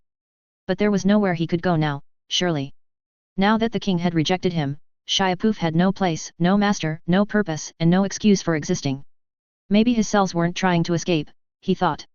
Perhaps his body thought that it could split itself, smaller and smaller, until consciousness became impossible and he was rendered nothing more than dust in the wind. Dust, which was what he'd always been, dust, nothing but dust and disappointment. He was screaming, Shiapuf realized. How long had he been screaming? It didn't really matter. Neferpitu was watching him, paralyzed. Menthuthuiopi was, as ever, doing nothing. The king's words had been shredded, and were being replaced by another. Shiapuf could see them being spoken quite clearly, an old man's bushy mustache twitching with disgust. If the other royal guard are quite as cowardly as you, then this will be easy. That was it, he realized. This wasn't Shiapuf's fault. How could it be, when he was the only one that the king could rely on? Neferpitu. Menthuthuiopi. Yopi had struck down Patu when that shinobi had pulled his trick, and he'd fled from paging when everything had been on the line. And Patu was even more despicable. Hunting the watcher and failing at every turn, so useless as to be crippled now. And, looking at her, the guard bore a strange resemblance to the shinobi who had knocked them away like errant children. Shiapuf could still feel the burn of the man's electricity. But he was gone now, and only the king remained. The human was coming back, of course, but what did that matter in the meantime? He understood. Poof understood. This was a test. It had to be. The king relied on him. It was impossible that he would throw him away for something as ridiculous as failing to defend a human. A human? A worthless, blind little girl? It was absurd. It had to be a test. If the other royal guard are quite as cowardly as you. Shiapuf is the only one I can rely on now. Ah! Shiapuf stopped screaming. It made perfect sense now. He had to focus. There was only one way to pass this test. The mass of his body that had been scattered by his fight with the old hunter in the dimensional space was nearly back in East Gorto, he was sure. He'd been studying maps of the small continent, doing his best to guide his disparate self. Perhaps it would arrive just in time for him to pass his test. Wouldn't that be perfect? Then, there would be no chance of the king ever knowing of his failure. He could return in every aspect. He walked forward. Shiapuf. Neferpitu asked. What are you doing? He glanced back at the little creature, feeling a distinct pity. Of course, Neferpitu was too stupid to figure out the king's intention. Her brain had been rattled by the human explosives, her body was too solid for its own good, and her mind followed suit, without an ounce of flexibility or intuition. Shiapuf struck out, right hand formed into a claw, and tore half of Yopi's jaw off. The royal guard didn't flinch. His hand didn't even shift from his chin as Poof began tearing into his side, ripping off great hunks of bleeding flesh and tossing them in every direction. Patu's eyes widened and she stumbled forward, raising a hand in shock. She couldn't wrap her head around the fact that the only way to show the king they understood was to be the only one standing. That was why he was going to be the one to return to the king's side, and not her. After all, if the king didn't take him back, then Shiapuf was ceased to exist. Number. About 40% of Yopi's body had been destroyed when he decided to leave. Shiapuf was trying to kill him, he realized, but he wasn't having much luck. The royal guard didn't have any advanced Nen techniques for offense beyond Ken, and that wasn't sufficient to kill Yopi. He was losing mass, but it could be easily regained with a thought. However, he was too consumed with other thoughts to bother. He was faced with an interesting problem. When the king had struck him in the face with his chakra, it had perfectly communicated his monarch's intentions. Yuppie had immediately understood down to the roots of his soul that the king would never forgive them. When had the little human, Komuji, whose name was now permanently etched in his mind, become more important to the king than his own well-being? Did the king even realize that? He must have, but his chakra hadn't betrayed that. Maybe there was only so much that could be communicated in a punch. The king. No, Miriam. There was a divide between the two that Yuppie couldn't describe but could understand. Miriam had thrown away his guards, and in doing so he'd also given up on the other ants. Yuppie had felt that too. It had left him completely paralyzed. The royal guards, the ants, they were like a limb cut away now. There was nothing to guide them, and they weren't of much use to anyone now other than as a club, or maybe a mantelpiece. But that wasn't entirely true, was it? Yuppie had learned in Peijing that the royal guard were a little more than just limbs. They were extensions of the king, they could act in his place, speak for him, command for him, protect and guide what he couldn't. That was the thought that made Yuppie lumber to his feet. He ignored as Shiapoof chased after him, tearing more flesh from his rear. The attack ended as suddenly as it began. Neferpitou charged in, knocking the royal guard away, screaming and wrestling him to the ground before he split into thousands of parts. Yuppie ignored them. Whether they killed each other was none of his concern. Pitou was the firstborn, she could take care of herself. Whatever madness had afflicted Shiapoof would doubtlessly burn out. Most likely, Miriam would kill him if he tried to return to his side. He had different and more immediate priorities. The rank and file of the ants had scattered in the wake of the shinobi's incursion. Even if Miriam had given up on them, they were still the king's subjects, and deserved direction and protection. If Yuppie couldn't keep his monarch safe, the least he could do was extend an aegis over his subjects. There were more humans coming. One powerful enough to command someone like the man who had casually torn through them without bothering to kill them, powerful enough for Miriam to consider him a direct threat. When they inevitably came to blows, surely nothing around them would survive. He had to collect the other ants, and get them out of the blast range. What came after that was entirely immaterial. At the moment, physical safety was all that mattered. Yuppie started running. Number. Komuji sat still, trembling. She didn't know where she was, or how she'd gotten there. Nothing in the past 10 minutes had made any sense. She'd been immersed in a game of gunji with the supreme leader, and then without warning had been somewhere else, standing, with another leader in front of her. He'd taken her by the arm and led her somewhere, commanded her to stay still, to stay quiet, and promised he'd return. He hadn't come back. She didn't have her walking stick. Even if she had, she was sure she was too confused and too frightened to find her way back to the room with the gunji table, her one bit of stability in the palace aside from her bedroom. The path between those two, she knew by heart, but the rest, she wouldn't have a chance. Her ears, begging for anything to bring relief, finally pricked at something. It was a soft, inhuman tread. Somehow, she knew who it was right away. A door creaked open, and the supreme leader entered. Komuji knew right away that something had changed. She could sense his anger, and more than that, his fear. She'd never dreamed of that coming from him. Supreme Leader, she whispered. What happened? He paused, standing over her. She could feel his shadow. It had weight. It's hard to explain, he eventually said. But you're safe now. He shifted. You'll always be safe. Komuji didn't feel safe. She shivered. Can we resume our game? She asked. She hated the sound of her own voice. Tremulous, stuffy. She wished she could sound as sure and brave as him. Another pause. Komuji waited in the dark. You know, all this time, all those games, the Supreme Leader said, and you never asked my name. She hadn't expected that. Komuji lowered her head. It wasn't mine to know, she said. You are the Supreme Leader. That matters much more than your name. He didn't like that, Komuji instantly knew, but it wasn't a mistake on her part. Just a misunderstanding. That may be true, the Supreme Leader said. He wasn't human. She'd known that for some time now, though she would never be sure of exactly when she'd realized it. What did it matter? He wasn't cruel to her, and he pushed her to be better, which was more than she could say of most other people. But nonetheless, I'd still like you to know it. Why? She wished she could leap to her feet, or at least see his face. Something had changed, and because of her blindness she was clueless as to what. He didn't answer her. Miriam, he said, and Komuji marveled at the name. It had a beautiful symmetry, like a perfectly arrayed board balanced in black and white. Komuji, I don't want only my enemies knowing my name. Do you understand? She didn't, but she nodded anyway. But instead of comforting her, or agreeing with her, or anything that she wished for, Miriam stepped back. Komuji, he said again, and hearing her name in his voice made her shiver. You have to leave. What? She cried, trying to scramble up. Her legs were weak, but she made it nonetheless. She hadn't slept in at least a day, she suddenly realized. Why? Some of my enemies are coming, by my invitation, Myrmidon said, and she felt her heart scrunch up in her chest. Once I'm done with them, we can finish our game. That wasn't true, she thought. Komuji was suddenly entirely sure that if she left, she'd never see Myrmidon again. I won't. She said. She didn't want to sound like a child, but that was what came out. I won't leave you. I can't. You have to. I'll make a clone too. I won't. Supreme Leader. Myrmidon. He barked, and she wilted back. The name felt like a slap in the face. Myrmidon, she said back, trying to fight back tears. It felt good to say his name, even if it had just hurt her. Please.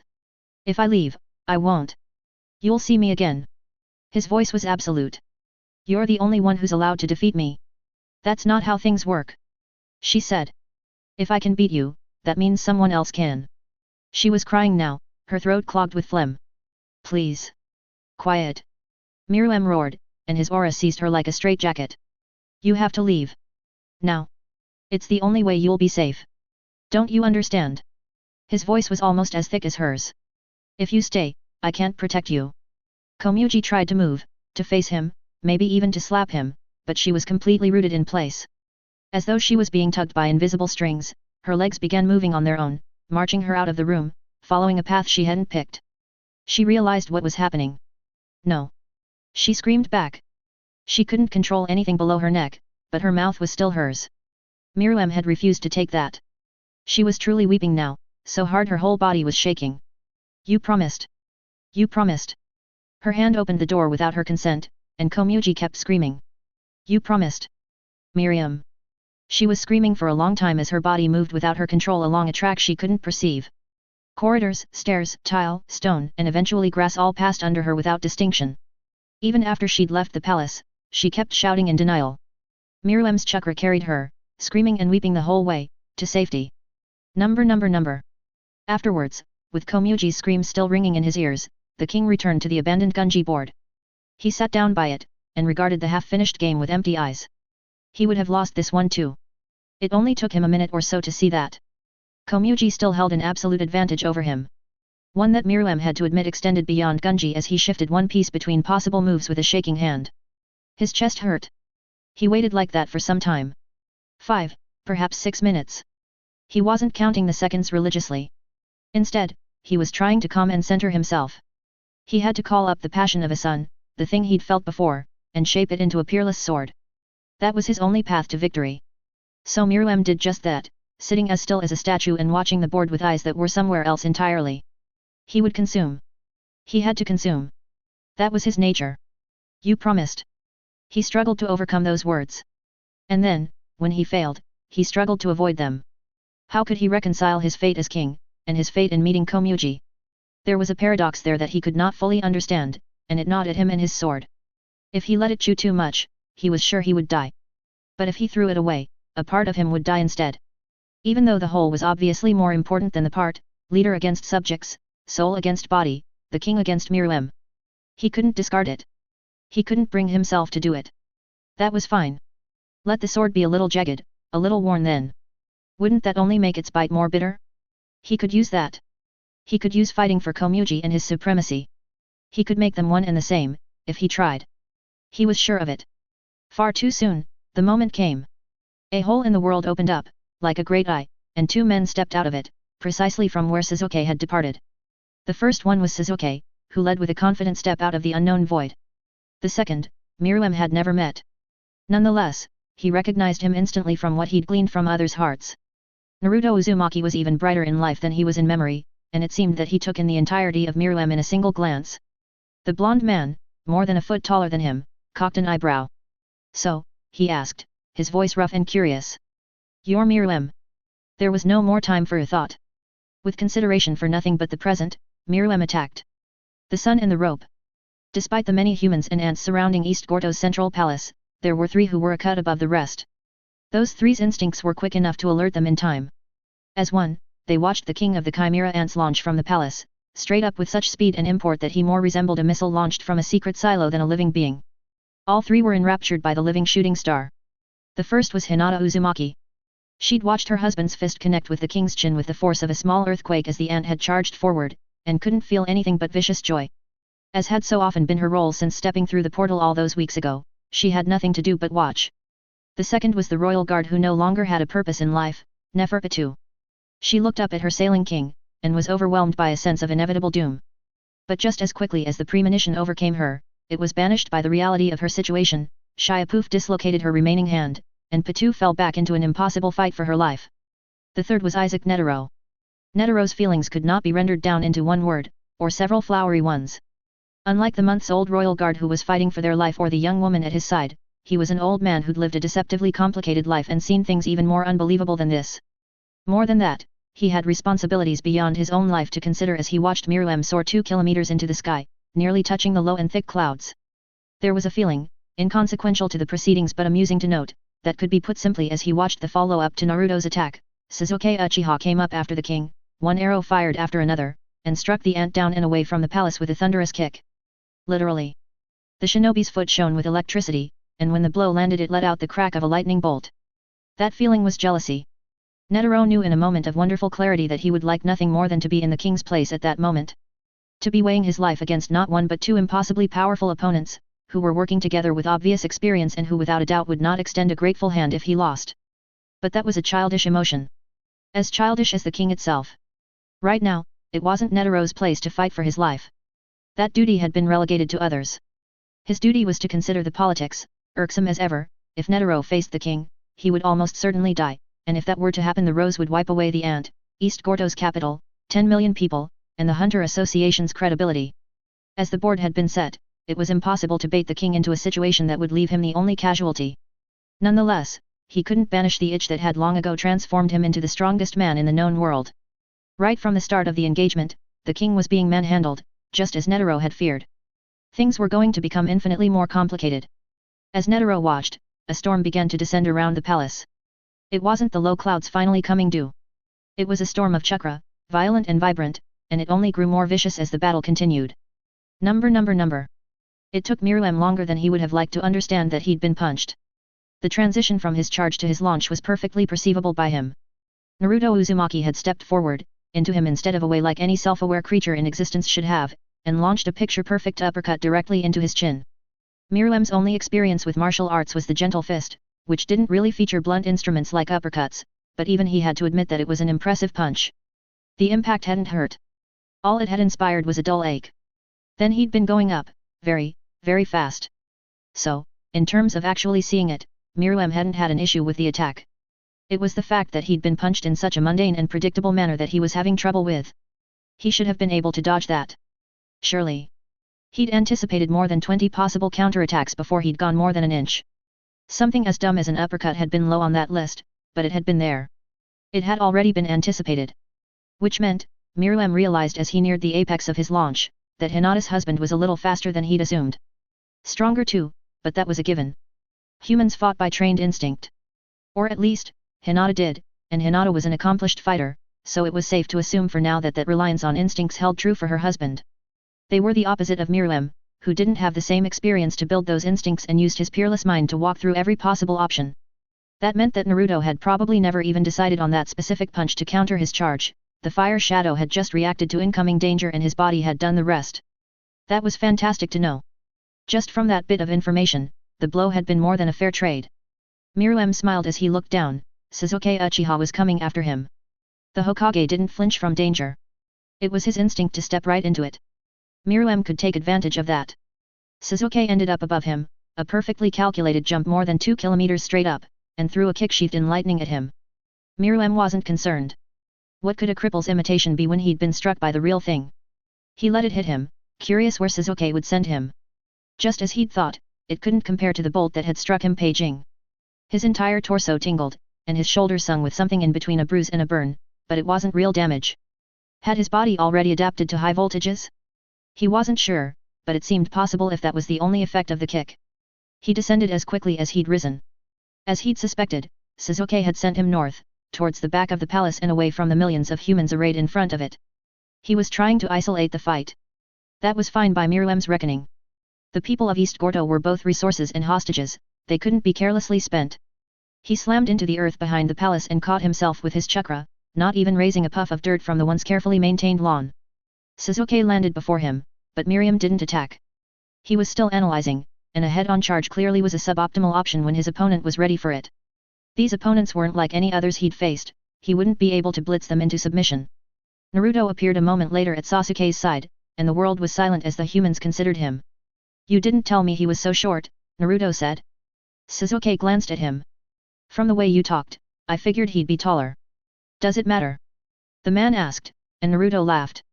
Not really. Miriam began circling, and both men shifted to stay facing him. He tried to keep calm, but he couldn't lie to himself, he was getting excited. He hadn't even gotten a hit in, while they'd managed one each. Without a doubt, this was a once-in-a-lifetime opportunity to improve himself. He tried to forget about Komuji. She didn't have a place in this fight. But even now, it was difficult. How to approach two opponents? Obviously his best chance was to split them up. But before he could act, the decision was made for him. Sasuke Uchiha came for him. The shinobi didn't try for subtlety. He simply rushed forward with a suddenly unsheathed sword and swung it directly at Miriam's midsection. Miriam wasn't sure why he'd chosen such an obvious attack, or whether the sword could even penetrate his body in the first place. Better safe than sorry, he thought. Someone like Sasuke wouldn't bother with an attack if he didn't think it would have some effect. Their chakra was starting to mingle. It carried Miriam over Sasuke's blade with a graceful roll. With the missing arm, the Uchiha only had awkward angles to counterattack from. It wouldn't take much effort as Miriam's tail wrapped around Sasuke's arm to crush the ninja into an empty husk. That would have been the case, if Sasuke hadn't suddenly grown a skeletal hand of pure chakra from his stump and backhanded Miriam in the face.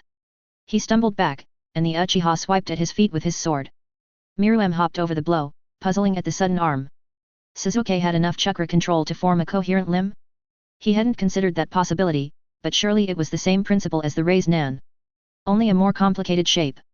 With the same surprising speed as before, Naruto was at his side before he could take advantage of Sasuke's overreach. This time, Miriam raised an arm to block, the Hokage's kick knocked him back, but he was done observing for now. It was time to test himself. Before Naruto could finish breathing out, Miriam threw himself back at his opponent. His tail lashed out, knocking Sasuke away and leaving him with only one opponent for a few precious seconds. First, savagery. The Hokage had surprised him with his speed and strength, but could he keep up if Miriam wasn't forced back? The king attacked without reservation, throwing 20 blows in less than a second. There wasn't anything refined about his assault. He didn't bother with graceful hits, only punches and kicks that would shatter bone and stabs with his tail that would gore the human. Naruto kept up. Their chakra and their fists clashed, and neither of them gave ground. Miriam couldn't help but marvel at the human's reaction time, and his sound judgment. Every blow was redirected or knocked aside, and the third time he stabbed out with his tail the Hokage stomped it into the ground, throwing Miriam off balance. Even an extra limb to watch wasn't fazing the man. He punched out with both hands, and Naruto twisted aside, the air pressure from Miriam's fists ripped the grass from the ground for 20 meters behind his opponent. Miriam laughed, and Naruto laughed back. It wasn't a cruel sound.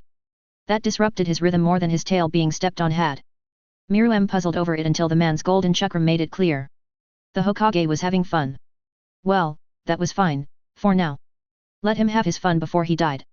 Miriam leapt back, only to find Sasuke behind him. He prepared himself for another attack. Next, he would have to test his chakra. Hey, Sasuke. Naruto raised a hand. The Uchiha stepped aside, keeping his sword raised. It was covered in coruscating electricity. Miriam landed, not able to understand why the other shinobi had simply stood down. He looked back and forth between the two men, uncertain where the next attack would come from. I got this, Naruto said, and Sasuke and Miriam scoffed simultaneously.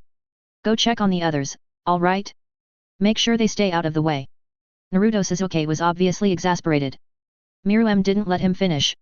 You, he said, pointing at Sasuke while keeping his eyes fixed on Naruto, are not leaving my sight. Naruto raised both hands, his face growing a little more serious. How could he possibly be so casual? Listen, he said, and Miriam realized that in his monofocus on his opponents he'd barely taken note of the storm of chakra they'd kicked up. Had it just been from their brief skirmish?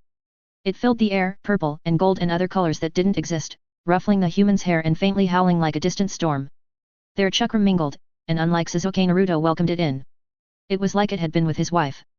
Before Miriam could seriously considering resisting, there was an invisible, painfully sincere chain between him and the Hokage. We've both got people out there we don't want hurt, right? Naruto asked, and Myrmidon was infuriated at how quickly the man had cut to that simple but fatal fact. Komuji was his one physical weakness, and now the Hokage knew it as effortlessly as breathing. What are you doing? He asked, and Naruto ignored the question. Sasuke's just going to make sure of that, he said. He's not going to hurt any of your people. I swear. He didn't need to swear. Myrmidon knew it was the truth. Naruto had made that both a belief and a command without any effort whatsoever, and Sasuke would gladly lay down his life for either. The man wasn't hiding a thing from him. Maybe he couldn't, the way their chakra had connected so quickly. It was a tempestuous thing, and it only made the storm around them worse. It was, Myrmidon realized, an ideal environment where ideas and violence could be communicated with equal efficiency. This wasn't the almost painful connection of ninja where attacking the other was like attacking yourself, it was something more refined. Was that on purpose, or just an unconscious flexing of the Hokage's will? Either option was interesting. As if I would leave that to him, Myrmidon growled, and Naruto cocked his head. As both he and Sasuke watched, Myrmidon crouched down, clenching every muscle and drawing in on himself. The air around him began boiling, and Naruto raised an eyebrow. The Hokage was right about one thing. He couldn't afford for Komuji to be harmed. However, it was more than that that drove him to mass chakra in his core, so much that his weight increased and the ground buckled under him. There were certainly more efficient ways to protect Komuji than what he had planned. But he needed to prove to himself, and to the Hokage, that his chakra could be just as potent as his body. The honesty was refreshing to Myrmidon. As he reared up, raising his hands to the sky and releasing every ounce of chakra he'd gathered at once, both humans simply watched. It was obvious to them that what he was doing wasn't an attack. Go! It wasn't a shout, but the word detonated out of him alongside his chakra as an ephemeral wave of light and heat. It washed over the unimpressed shinobi, exploding south and steadily growing. As it grew, it lost coherence, until it was nearly invisible, a wall nearly a mile tall and 5 times as wide. His chakra washed over Komuji, 4 miles away, and the entire population of East Gorto. It also struck 74 chimera ants, as solid as a kick in the teeth. He felt them all from the bottom of his soul, but Komuji was the loudest and brightest, and Myrmidon closed his eyes, memorizing the feeling. To her, he only imparted a simple message. Stay. Safe. Safe. Safe. To the chimera ants, even his worthless guards, and to the counted uncountable humans, he implanted something more direct. Protect Komuji. At all costs. He breathed out. The earth began rumbling. The people of East Gorto, 9,474,830 humans who had been given the only task that would ever mattered in their miserable lives, were on the move. Number. Hinata had to resist the urge to take a step forward. The king's chakra hit her and everyone else on the hillside at once, a nearly coherent tidal wave of energy that blew her hair back and forced her brain to reset itself before she could finish taking her first step. It was like a genjutsu, was her first, panicked thought. An enormous, inconceivably large and powerful genjutsu that dwarfed any reasonable categorization. Her companions felt the same compulsion. None of them took the step, but she saw all of them squash it. Right now, she was so focused, so in tune with the universe, that she could imagine the ghosts of their electrical and chemical impulses, the first, coated in the king's chakra that lifted their foot, and the second, faster, that brought it down. Was that? Gon was the first to speak. The king, Killua finished for him. 100%. Hinata didn't say a thing, she was focused on the ant, and on her husband. Sasuke was coming back to them. Naruto had sent him away. Why had Naruto sent him away? She'd seen everything, watched everything, but she couldn't understand it. Her husband. Her husband wasn't trying to kill the king. He'd appeared with Sasuke, and there hadn't been anger in him. Just curiosity, and some concern. Sasuke hadn't told him the whole story, she was suddenly sure. If he had, there was no way Naruto would have come without throwing the first punch. He was kind, infinitely kind, but she also knew without a doubt that if he'd known what the king had done to her, it would already be over. Why had Sasuke withheld the whole story? Just pressed for time? No, he could have imparted everything in seconds, with words or chakra. He was still searching for a peaceful solution. The thought struck Hinata like a stone, and she tightened her fists. It was obvious, now that she had wrapped her head around it. Sasuke didn't have the context to see the king for what he was, and he was hoping Naruto would see it the same way. That he would see the king's youth, and not his malice. But surely, he'd see the truth. The king was a monster. He had to be destroyed. And yet, as Hinata watched, nearly 10 million humans began moving as a single organism. It was a number that crushed her mind under its weight. She simply didn't have the ability to perceive them all at once.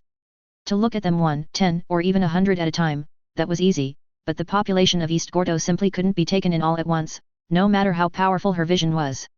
The crowd was densely packed, about as tight as a fully occupied stadium, but standing and stretching over 9 million strong. Again, it couldn't really be taken in. Hinata could only observe about 1,000 of them at once and take the rest as an abstract. If 1,000 humans all began running at once, in a crowd that dense, dozens would have trampled, no matter how coordinated they were. There just wasn't any way around it. And yet, when the entire population of East Gordo broke into a sprint at once, not one of them fell beneath the human tide. They moved as a single unit. Like ants, Hinata thought. Ants didn't trample their own, at least not that she'd seen, and now these people moved the same way. East Gordo wasn't moving with malice. The entire country had been thrown at a single objective, keeping Komugi safe. And consciously or not, the king had given that command with an addendum. Now, every human in the country was keeping the others safe. Amazing. Xenozaldi leaned forward, his hand on his chin. All that, for a single human. It was the truth. Hinata watched, her nails digging into her palms, as an enormous dust cloud raised up by the stampede of people began mingling with the chakra storm. Beside it, about to be swallowed, 2 royal guards were fighting to the death. Inside it, her husband and the king were talking. All that, for a single human. She considered the paradox, and could not reconcile it. Number. That wasn't necessary. Naruto frowned. Who are you to tell me what's necessary or not? Myrmidon frowned back. Don't you understand that you are going to die here? Why did you send him away? Naruto shrugged. Lots of people have told me that, he said. Hasn't happened yet. Myrmidon sighed.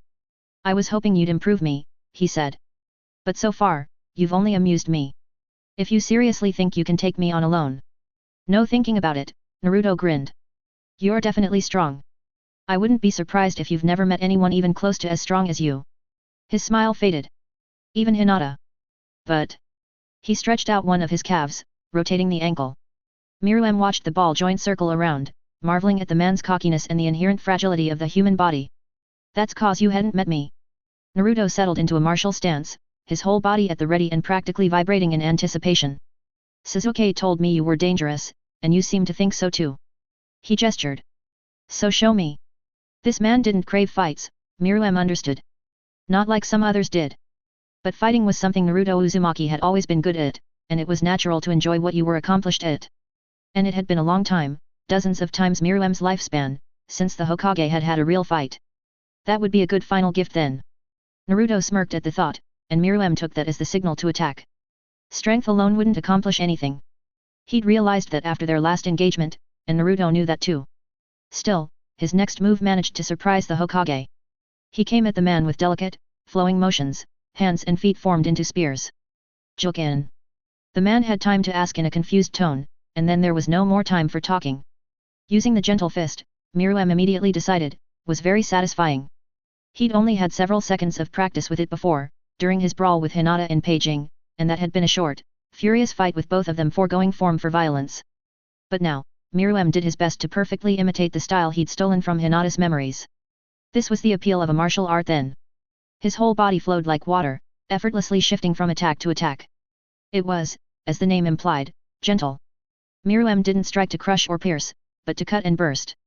Chakra burned throughout his body, concentrating at the point of each of his limbs. Even a brief touch would be enough to broil the Hokage's delicate aura points and render him a temporary cripple.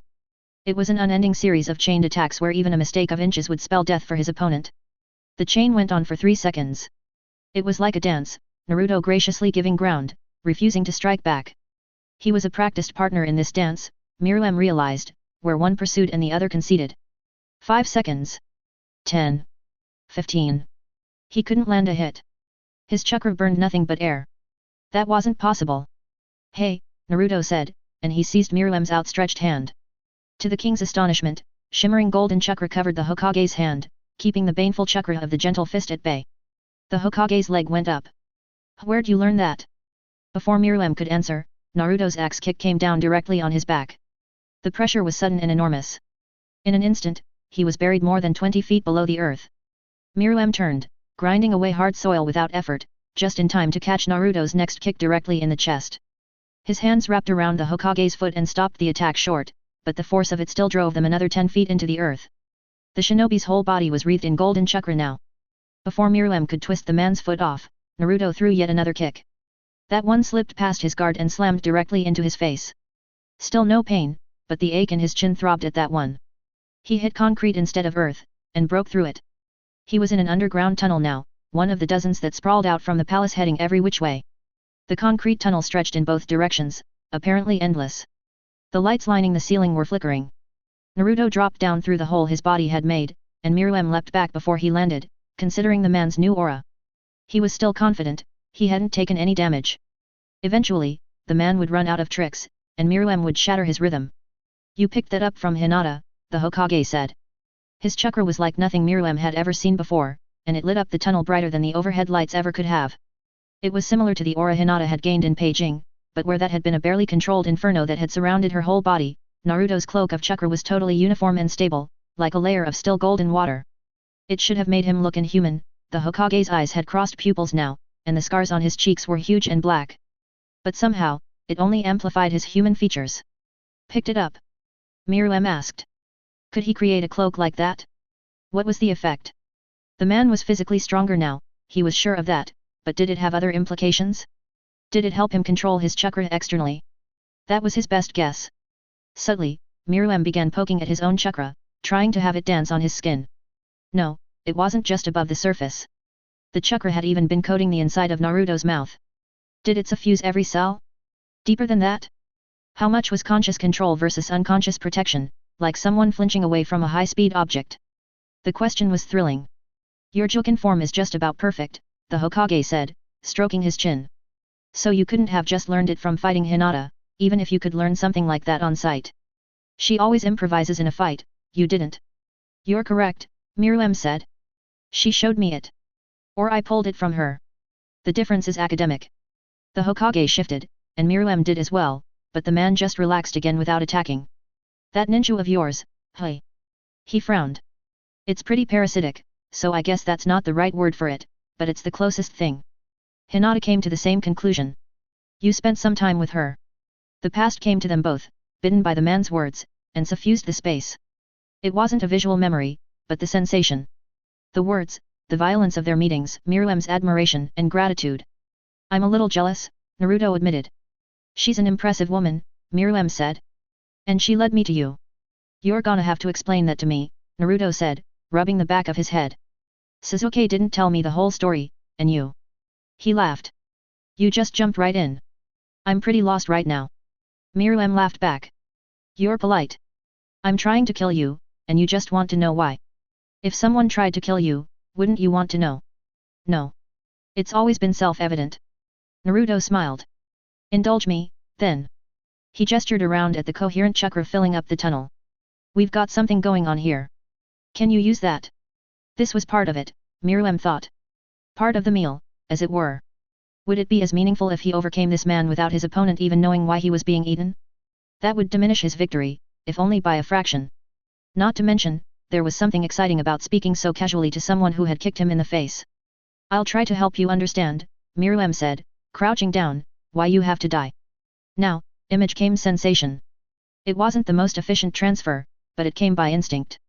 It began, as everything did, simply. It began with one ant. Not him, or his subordinates, or his mother, but his mother's mother's mother's mother, and many more uncountable generations beyond that. A single ant, scuttling in the shade of living umbra and clashing titans and thirsty trees and a billion more terrible things, scavenging and stealing whatever it could. Growing stronger, larger, smarter, until it was as large and as cunning as a human. That was his mother, who had been sent adrift in an alien sea and washed up on the shores of this tiny world of humans where she could feast to her heart's content. Where she had eaten everything under the sun, including the squabbling humans of the NGL and Shino a bear maze arm, taking in a piece of the man whose gravity had caused two wildly divergent and powerful vectors to inexorably move towards collision. From all those accrued genes and consumed destinies, he'd emerged, a monolith to their sacrifices. A burning fire that had already taken in so much and only hungered for more. He'd searched for a home for that fire, for more fuel. Boring. Naruto waved away the genealogical epistemology with a tired gesture, and Myrmidon hiccuped in surprise. I get that. That's not important.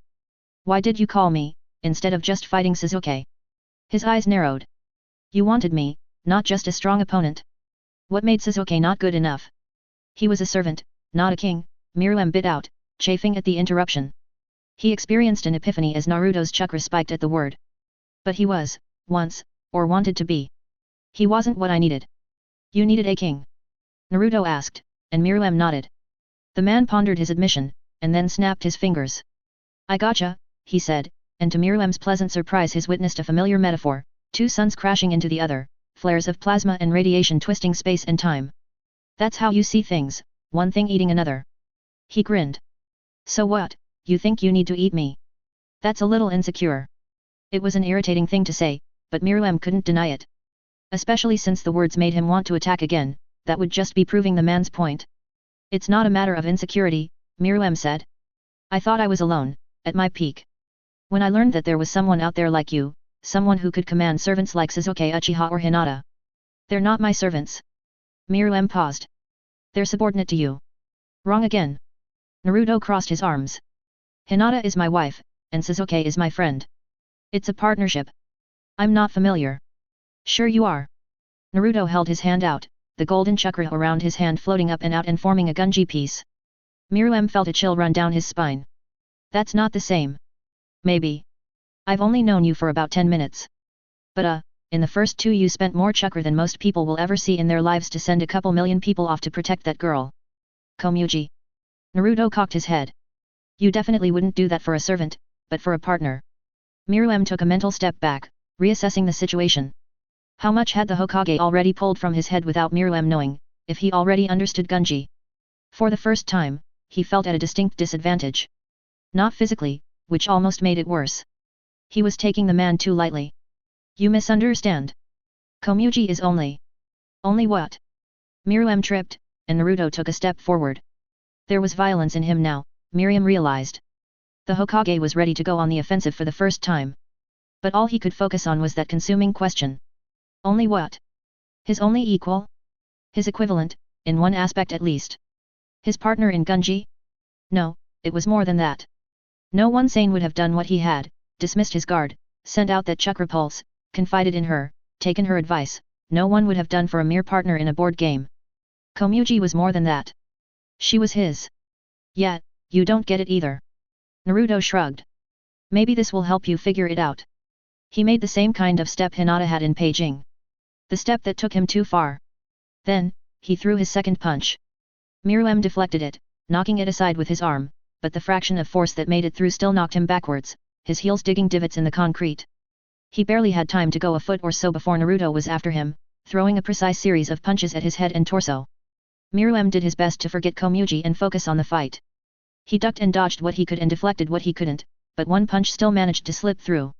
Naruto struck him in the temple, jerking his head to the side and making his ears ring. It hurt. It hurt? For the first time in his life, Miriam felt actual pain. He'd registered something like a sting when his clone had been destroyed in Beijing, but his apparition had died before he could really process the feeling. But that blow caused a deep ache in his head that traveled down to the base of his neck like a burning liquid. Just one punch, and Naruto Uzumaki had actually hurt him? He really was trying now. The pain spurred something deep in the king's gut. That pain he was feeling, that was part of the deal. If he wanted to become something more, he'd have to endure more than irritations and disappointment. He'd have to endure pain, probably greater than this. Miriam embraced it. He roared, chakra exploding out of him, and pushed the Hokage back with his satisfaction alone. Jutsu. The concept rang through the tunnel. We've spoken with our fists, but there's more to chakra than your body, right? Miriam thrust his palm out, and a gale of fire and lightning erupted from his hand, scouring the tunnel and turning everything it touched to molten glass. The overhead lights shattered from the sudden pressure change. Naruto could have met the attack head-on, Miriam knew, but he didn't. Instead he touched a hand to the ground, and a wall of earth and metal rose up, completely blocking off the tunnel. Miriam's primal jutsu slammed into it and dug a deep divot of sparking magma, but wasn't able to fully penetrate. It guttered out as quickly as it had appeared, and for a moment Miriam was left in total darkness. But only a moment, because before his eyes could begin to adjust the wall shattered and Naruto came through, his aura brighter than ever. Miriam growled, digging deeper. Lightning began coruscating around his body, sparking across every limb and dancing around his head. He dug his heels into the ground, and charged. It was a simple technique, inspired both by the chakra cloak in front of him and the shield of lightning that had kept the young hunter in Beijing one step ahead of him. The world blurred, Miriam was traveling so fast that even his incredible senses couldn't fully keep up. He left behind a wash of ozone, crackling air, and shattered concrete. Oh! Naruto had time to say, and then Myrmidon kicked him in the jaw. It was a tremendous hit, the Hokage's head snapped back, and he was sent rocketing upwards, smashing through the tunnel ceiling and the earth beyond. The man's aura didn't even flicker, Myrmidon knew instantly that he hadn't done any permanent damage. Nonetheless, it felt incredible to land. He'd hit him. If he could hit him, he could kill him. Before Naruto could begin slowing towards terminal velocity, Myrmidon followed him up out of the hole, back into dull daylight. The clouds had only grown lower and darker, and the storm of their chakra had barely abated, the whole world was tinted purple and gold. He focused, calling up a now familiar memory. His hand curled into a claw. At the center of his palm, thick and violent chakra began to swirl, it started out fast and only grew more insanely rapid as each hundredth of a second slowly crept by Myrmidon's strained senses. The Hokage was above, looking down at him. Both his expression and his chakra were neutral. The passage through the ground had stolen much of his velocity, but he hadn't yet begun to fall. What Myrmidon created wasn't a proper raised Nan. It was too large and too hungry to be called one. It was angry and violet, and it fluctuated in size and shape, vibrating between a sphere and an orb the size of Myrmidon's head. And it wasn't light and mobile, but enormously heavy, so heavy that the king sunk several inches into the battered earth. And instead of striking with it, as was proper, Myrmidon hurled it, roaring in both exultation and frustration. The chakra bomb soared into the sky on a perfect trajectory, sure to knock Naruto out of the sky. As Myrmidon watched, sure he'd landed a decisive blow, the Hokage sighed and raised one finger. There wasn't even a puff of smoke. Where there had once been one Naruto there were suddenly 4, 3 more joined him in an instant. If it weren't for the infallibility of his senses, Myrmidon would have been sure he was seeing double. All 4 of the Hokage stuck their hands out, a gentle open motion, and caught the chakra bomb between them, the sudden 5th point of a rough star. Myrmidon sneered, and closed his hand. The bomb exploded. It should have wiped away the sky. Myrmidon had placed just as much chakra in his Rasengan-inspired attack as he had in his compulsion that had sent the entire population of East Gordo running. At the very minimum, the clouds would have been erased. Unstable buildings in Beijing would have received their final push. Most of the nearby palace would probably have collapsed. Myrmidon was sure Komugi was at a safe distance by now, he wasn't holding back. But instead, when the bomb detonated with unspeakable malice, Naruto and his clones simply cradled it. Their shimmering golden chakra encompassed the explosion as suddenly as it appeared, softly expanding to accommodate it. The bubble swelled to perhaps 5 feet in diameter. Inside, Myrmidon's chakra raged with enough ferocity to erase a city. It burned with the light of the sun. Like a brilliant stone trapped in amber, it shone with potential. And yet, the bubble of golden chakra did not pop. Naruto closed his eyes, and Myrmidon could not help but watch in astonishment. The light of his bomb dimmed, faded, and disappeared. The chakra contracted, flattened out, and drew back into Naruto. The man began falling, and Myrmidon watched him come. For the first time in his life, there was a tickle of doubt at the back of his throat. Number. Menthuthiopi watched Myrmidon's bomb fail, and retracted the telescopic eye he'd extended from the top of his head. What's happening? The tiny human sitting on his shoulder strained to see with blind eyes, and Yuppie sighed. The king is in trouble, he said. He hadn't hesitated when the king's chakra had struck him, but it wasn't the supernatural wave of energy that had compelled him to seek out the blind Gunji master, it was simply that was the king's will. In the same way that Yuppie had decided that protecting the king's subjects was critical, it was obvious to him that keeping Komugi safe, who the king had discarded everything for, was a #1 priority. Of course, he hadn't realized that until the chakra had reached him, but that was his error. He'd been too focused on the ants to consider the girl. The other ants around him, around 80 in total, watched the distant fight with a quiet solemnity. It was growing harder and harder to tell the combatants apart, the storm of chakra was growing thicker every moment. At the moment, the king and the cage weren't moving. They were only speaking, and yet the chakra around them was only getting more intense. Yuppie wondered what that meant. Among and beyond the ants, all 9 million and some of East Gordo's citizens stood rigid, forming an endless barrier of humanity between the fight and Komugi. Yuppie could comprehend the number, but chose not to. It wouldn't make any difference in the end. It was already obvious to him that if the Hokage decided to pursue them, it wouldn't make a difference if there were 9 million humans in the way or none. Yuppie started walking, carrying Komugi with him, and all of East Gordo followed him. Just the same as 9 million or none, another kilometer or so of distance probably wouldn't change the final result. The fight could intensify and catch them anyway, and the omnipresent gaze of the Watcher, even now burrowing into the base of his skull, would no doubt follow him to the edge of the continent. But it might make him feel a little better. Number. You given it more thought? Naruto asked as he landed. Myrmidon blinked. You may be right, he eventually said. Komugi could be called a partner. Well, at least you can see that, Naruto smiled. Why are you doing this? Myrmidon asked. Why do you care if I admit that or not? The Hokage shrugged. Sasuke said you were interesting. And he was right. You're. He laughed. Just a kid. A baby. You're young and strong kids make bad decisions. Naruto had, Myrmidon realized, made bad decisions. The implication was clear in his chakra. So had Sasuke. So had many others. He saw Myrmidon in a similar way. But he was wrong about that. Myrmidon was young, but he wasn't a child. That was yet another critical piece of information about the Hokage. The man was enormously strong and fast, and his cloak was incredibly versatile, but he stepped into danger without hesitation, and for now at least he was obviously disinterested in killing his opponent. Slowly, the profile was coming together. He'd find the path to victory soon enough. It wasn't strength or martial arts. The man matched and outstripped him in both. It definitely wasn't jutsu, he would develop over the course of the battle, but for now the gap in their techniques was simply too steep. If he wanted to regain his momentum, he'd have to rely on his unique advantages, his physiology, and his parasitic chakra. You still want to fight? Naruto asked. You don't get it yet. He didn't shove the image into Myrmidon's mind, it just suffused both their conscious. The brutal fury of two suns devouring each other grew smaller and smaller, and in its place something small and calm appeared, a rope, or a red string. To Myrmidon, it appeared familiar. The king regarded the contrast curiously. The idea was mundane and boring compared to the thrill of devouring, and yet he could feel the quiet appreciation emanating from it. What is this? They were both falling fully into the storm now, letting it sweep them away. Myrmidon's soul leaned forward, examining the rope. It looked like a scarf, until his conception of it solidified. Naruto gracefully accepted the change. Listen for a moment, and maybe you'll change your mind. And if not, I'll beat it into you. The king laughed. The honesty was amusing. You can look at it as consumption, Naruto believed. That's partially true. Sometimes, you have to use things up to improve yourself, which you so yearn for. But that's short-sighted. No matter what, you'll eventually run out of food. The sun shriveled, condensed, and died. But that happens to everything, Myrmidon counterattacked. Even stars burn out. There's no escaping that, why not burn as bright as possible while I can? What are you trying to say? Everything burns out, Naruto admitted without guilt. Everyone and everything grows old and dies. But you burn fastest alone.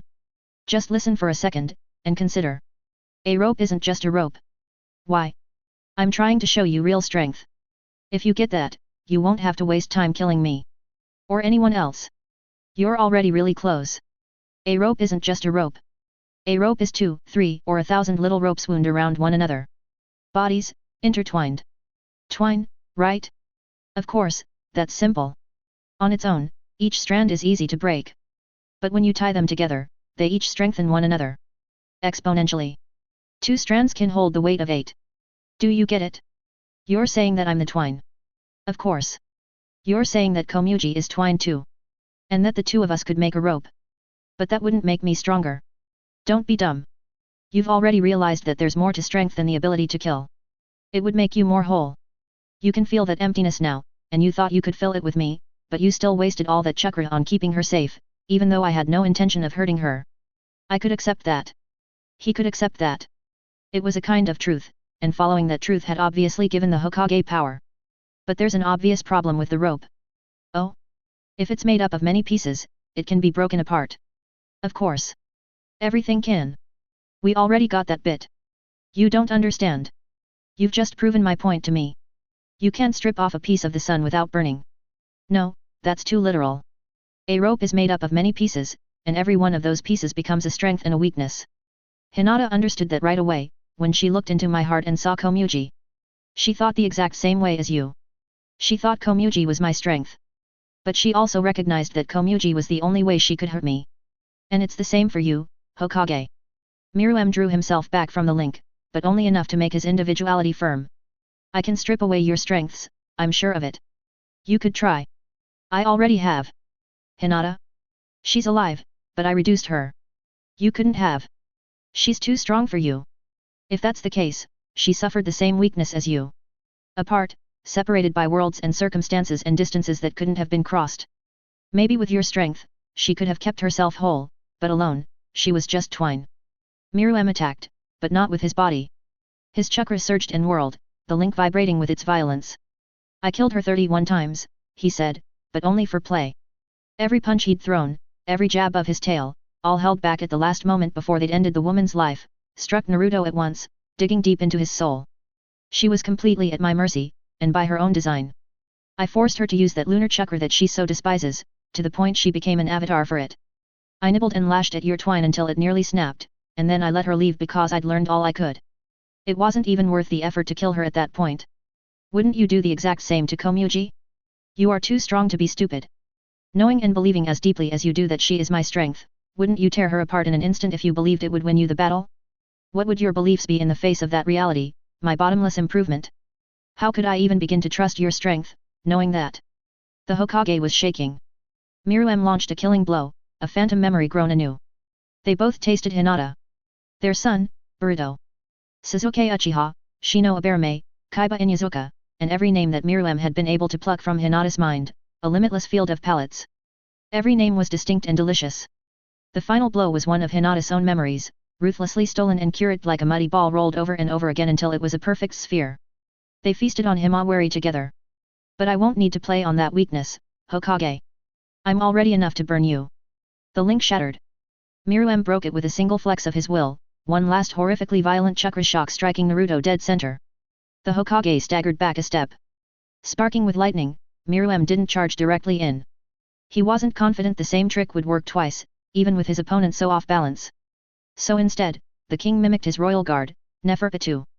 He began circling the Hokage, leaping from point to point with silent energy, leaving trails of electricity everywhere he went. His chakra kept him rooted to the ground, and his speed continuously increased. After less than a second, Naruto Uzumaki was surrounded by the illusion of a solid wall of sonic booms. He had to go faster. His only chance was to attack from an angle the Hokage couldn't predict, to strike so hard and so fast that there was no way for the man to counterattack. Myrmidon increased his speed, marveling at the electricity filling his body. The ground started to catch fire, continuously snuffed and ignited by his movements. Naruto closed his eyes. About a second and a half after he'd started, Myrmidon leapt forward with a scything palm. He was intent on shattering the Hokage's spine, and attacked from behind at a slight angle. Somehow, even though Myrmidon had exceeded the speed of sound nearly 10 times over and was attacking from within a ceaseless storm of bright chakra, deafening booms, and burning electricity wreathed in flames, the Hokage turned to meet his attack. Naruto made a fist, his eyes still closed, and Myrmidon gritted his teeth. The Hokage threw a flawless corkscrew punch directly at Myrmidon's head. The king was going too fast. The punch missed. The punch scraped by Myrmidon's cheek, and he felt a laugh start to bubble up in his chest. The air pressure of the blow slammed a 2-foot deep hole in the earth. Myrmidon swung back, sure he was about to tear out the Hokage's vertebrae. He extended forward another half-inch in that immeasurable moment. And then the ghost of the punch, invisible, silent, and completely undetectable, struck the base of Myrmidon's skull like a hammer dropped by a thoughtless god.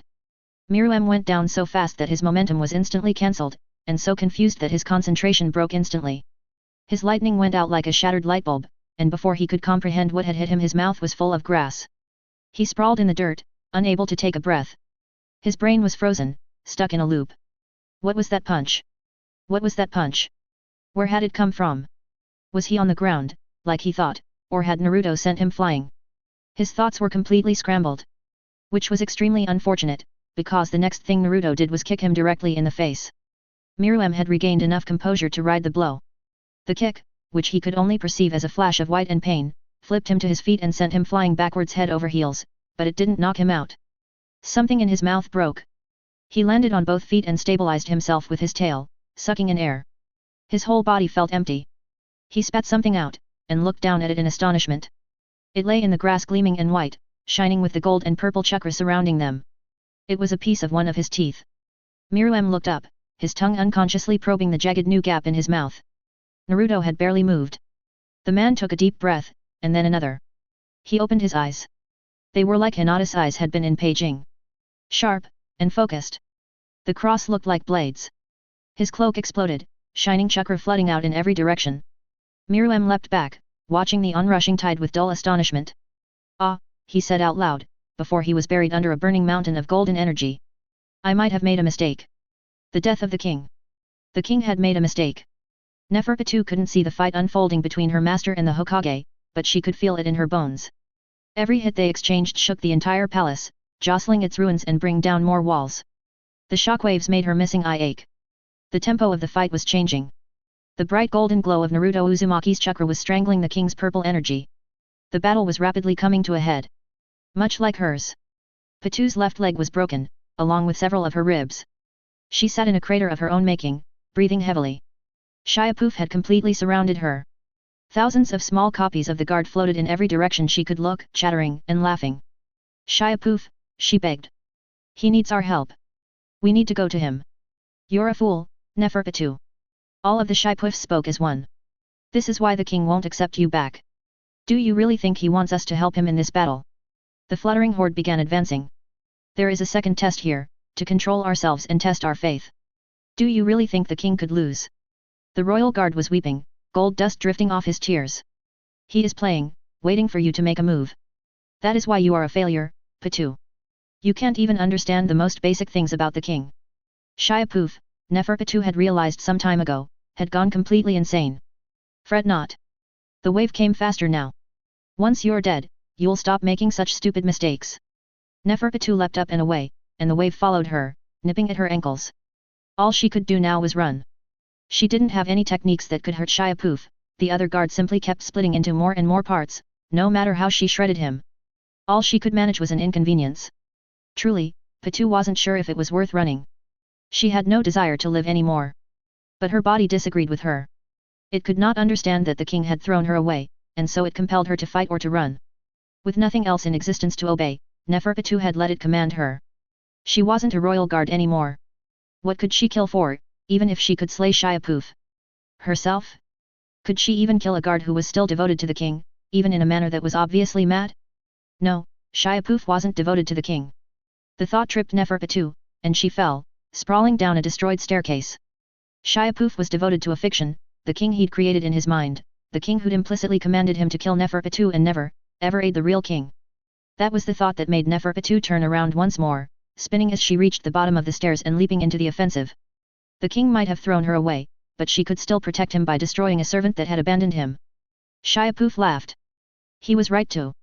Patu swiped at him in a fury, and only created 20 more enemies. The swarm bit into her, punching and kicking with thousands of tiny feet and tearing her skin away with even more teeth. Patu's skin was thick enough to turn away most of the bites, but blood still beaded all across her body. How to kill a creature that could not be cut or crushed? Patu scrambled back, berating herself and lost in a cloud of poofs. They cackled and clawed at her remaining eye, and the royal guard closed it in her ears, slamming the ragged things shut. Neferpitu could not win this fight, she realized in the painful darkness of the cloud. Who could? The answer was instant and obvious. She could feel it burrowing into the back of her head, watching her fight to the death with a cold regard. The Watcher. Hinata Uzumaki could destroy Shiapoof without a doubt. But that was useless information. Hinata could never come to her aid, and if Patu went to her, the shinobi would kill them both. Maybe that would be the perfect solution to her dissolution, but something in Patu fought fiercely against it. She realized what it was as Poof tore off another chunk of her ear. She really, truly, did not want to die. Not like this, at least. The king had told her to live or die for nothing, they were equally pointless. But maybe, if she stayed alive, she could help the king against the Hokage. There was a slim chance. It was the Watcher's burning fists that could kill Shiapoof. Patu had seen them swung dozens of times, and taken that blow more than she would have liked. Hinata manipulated her aura into a coherent spear, something that could penetrate aura points. Even when the energy looked like a fist, it struck with countless spikes that stuck deeply into aura points, like the burrs of a ruthless cactus. Against Shiapoof's Beelzebub, that aura penetration would destroy his very cells and give him a permanent death. Patu brought out Terpsichore, the dreadful ghost giving her the strength to sweep away Poof. She spun, adding to the storm of chakra raging around them, and blew the clones away. They didn't stop laughing. Useless, stupid, useless. Shiapoof cackled. What can you do, Patu? Even if the king needed assistance, you cannot even kill me. How could you face his opponent? Patu wasn't listening. She stared down at her remaining hand. Poof had stripped it of most of its newly regrown skin, and it had been dislocated twice in the last 15 minutes. She flexed it experimentally, focusing intently on the tip of each finger, watching the joints move, how her aura slipped up and down her hand at her unconscious bidding. The Watcher's fists were anything but gentle, but that was the name of her martial art. That wasn't because of how she fought, Patu thought to herself, but because of how her aura acted during it. It was like flowing water, which only struck at the surge of the tide. Hinata was reserved until she threw her punch, and then her aura exploded. It wasn't as simple as creating a shield of Ken that attacked when struck, the principle was infinitely more complicated than that. Still, she started with that.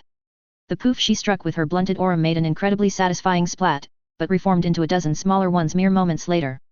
Patu frowned. That wasn't quite it. The rest of me will arrive soon, Neferpitu. Shia Poof cried in joy. Then, I'll have enough of my body to kill you. Spend your remaining moments understanding why the king threw you away. The rest of him? Poof had been split up before their fight? It didn't matter, the other guard's strategy suddenly made perfect sense. He'd been wearing her down with small wounds, but hadn't had the mass to deal mortal ones that could harm her skeleton or organs. If he gained more of himself back, he'd be able to pierce her skin and kill her. Absurdly, Patu began to relax. She wasn't going to be harried to death. She'd either solve this problem or quickly die. The king, in her abandonment, fell away for a moment. Patu breathed out, and all that remained even through the choking clouds of chakra was herself and several thousand shipoofs. Focus. The aura moves down your arm, starting from your core, like a wave. It doesn't emerge. It waits, like the tide below the moon. Her Ken dropped. Even Neferpitu, who had understood Nen at an instinctive level the moment she was born, could not maintain a shield of aura and visualize something as difficult as the aura spike she was developing at the same time. She was completely defenseless, but Shia Poof did not attack. The royal guard likely still had enough faculty to assume the lapse was a feint. The aura in Patu's arm began to pulse. She focused on the rhythm of it, synchronizing it with her breathing. She was close, but there was something still missing. Her broken leg trembled. Shia Poof decided that Patu was just suicidal instead of fainting, and charged. Again, Patu jumped away. She didn't re-establish her Ken. She couldn't afford to lose this feeling. If she erected that barrier again, she might never again grab this peculiar pulse. With her body completely unprotected, several hundred of the shipoofs came together and, without hesitation, tore a hole in her side. 3 cruel fingers scooped out a fist-sized divot of her torso without any resistance, and Patu landed with a muffled protest, feeling blood wet her hip. Her body was on fire, and she couldn't ignore it. Instead, she channeled the pain into her aura. Inside her, Hernan spiked. A wound that would have killed a human only pushed her farther. That was the nature of a royal guard. Shia Poof didn't pursue her. The guard came together, his hundreds of disparate bodies fusing into one, and regarded her curiously. Patu shivered in pain, but still didn't raise her shield. She blinked slowly, and when her eye reopened, the other Shia Poof was there. It was slightly bigger than the one she'd been fighting. Perhaps half of his total body in total. The whole time, about 30% of Shia Poof had been slowly killing her. Now, she was up against 80%. She would die in the next exchange, without a doubt, unless something fundamental changed. Do you want to die? Both of the Poofs asked, stepping into one another and gracefully merging into one. Patu breathed out. The pulse in her arm stabilized. Her entire torso was vibrating, spiked and running along her veins. It felt like she rasping her organs with soft razors. Yes, Patu said, her voice quiet against the storm and inside her head. But not because of you. You are trash, discarded by the king, Poof said, stepping forward. You don't get to choose. He launched his final attack. As such things went, it was flawless. Shia Poof threw his arm forward like a spear, intending to smash past any possible defense and pierce Neferpitu's eye. He would burst her brain and smash her skull, killing her instantly. Neferpitu's broken leg slid back, imitating a stance she'd only seen twice before. Poof didn't regard the move with any import. His aura was screaming, overwhelming the sound of the chakra storm around them, burning his murderous intent into every one of Patu's cells. She didn't say a thing. She just closed her eye and moved. When Neferpitu attacked, she did so without malice. A tide could not have malice, and neither could she. She imitated Hinata's attack to the letter, even moving her stump of an arm in patterns that accomplished nothing. Her broken leg protested, bones grinding together, but Neferpitu couldn't feel a thing. She struck one, twice, and a third time. Her aura exploded each time, thrusting out of her arm alone. It burned away the chakra around them, drawing vibrant crimson trails in the thick air. In return, Shia Poof tore off the rest of her right arm. The stump came away like a dry stick, and blue blood painted Patu's entire torso. Then, as if they'd skipped a moment in time, they were past one another. Patu turned, looking back at Shia Poof. The attack had wrecked her own arm, it hung limply at her side, burning and numb. She couldn't move it, no matter how much she tried. Her whole body was screaming. The blood pouring from her side refused to coagulate. Poof turned to look at her. He smiled. So far as Patu could tell, she hadn't done him any harm. The other royal guard stepped forward. I know what you were trying to do, Poof sneered. You really are disgusting. Did you think that just because the Watcher defeated you, she could? Shipuff's face cracked down the middle, and the guard blinked. He raised a pale, trembling hand to the fissure. What? He traced the crack. A faint crimson light had begun to emanate from it. What did you? The fissure spread, racing down Shipuff's body. It cracked in the 3 spots where Neferpitou had struck, cratering and shooting more creases of light throughout Poof's body like explosions of shattered glass. The royal guard started screaming as Neferpitou's filled with all the malice that she no longer felt, began eating him from the inside. He did his best to save himself, of course. Bits of Shiapoof began breaking off, fleeing for their life. But whatever the light had touched burned to ash, and Neferpitou's sought out whatever it hadn't with a mind of its own, snatching at Poof's diverging body and incinerating whatever it could reach in spirals of brilliant crimson anger. In the time it took Patou's heart to beat 3 times, most of Poof's body had been destroyed. All that was left was the equivalent of one of his legs. The scattered chunks of the guard that had survived watched Patou with terror, weeping uncontrollably. She was helpless, but Shiapoof was a fool. Slowly, Neferpitou raised her ruined arm into the same arc as before. It felt as though she were lifting the entire world, but she didn't tremble. She was filled with a deep disgust, and it gave her the strength to lift her hand against a universe inimical to her. As soon as it came up, Shiapoof broke. With only a fiction in his head to live for and reduced to perhaps a fifth of his original body, Poof crumpled like wet paper. The remnants of the royal guard screamed and ran. Buffeted by the storm and overwhelmed by existential terror, he vanished from Patou's sight. She waited until he was fully gone, until not even a piece the size of a fly remained. She was still as a statue, listening to the blood pour from her side. Then after about 5 seconds, her arm dropped. She had won, but it was a hollow victory. She was too hurt to even think of helping the king. She couldn't even blind his opponent with blood as she was. Against her will, Neferpitou collapsed to her knees. It's not so bad, she thought. Gravity flipped, and the world rushed up to meet her, crashing into her right side. Her blood leaked without slowing into the dusty earth. This isn't a bad way to die. I did all I could. She lay like that, paralyzed, and accepted it. The sounds of battle grew louder, the air cracked and boomed with lightning and fire, and the earth convulsed with the rage of 2 titans. Even if they didn't intend it, the battle between the human's king and hers was surely going to end her life. Neferpitou, the firstborn of the royal guard, was going to be collateral in a battle beyond her comprehension. She wouldn't even die fighting a strong opponent or defending the king, just as bloody litter on the ground. It was a little amusing, but she was in too much pain to laugh. Then, without a sound, someone stepped into her limited field of view. She tilted her head upwards, the tiny motion sending fire racing down her whole side, and found herself looking into mismatched eyes. One purple, one red. It was the shinobi that had defeated her and her fellow guards without effort. He stared down at her without expression, and Neferpitou matched his disinterest. Here to finish me? She rasped, her voice unable to rise above a whisper. The man knelt down, bringing his face to within reach of hers. If she weren't paralyzed, she could have torn it off with ease. Would you like me to?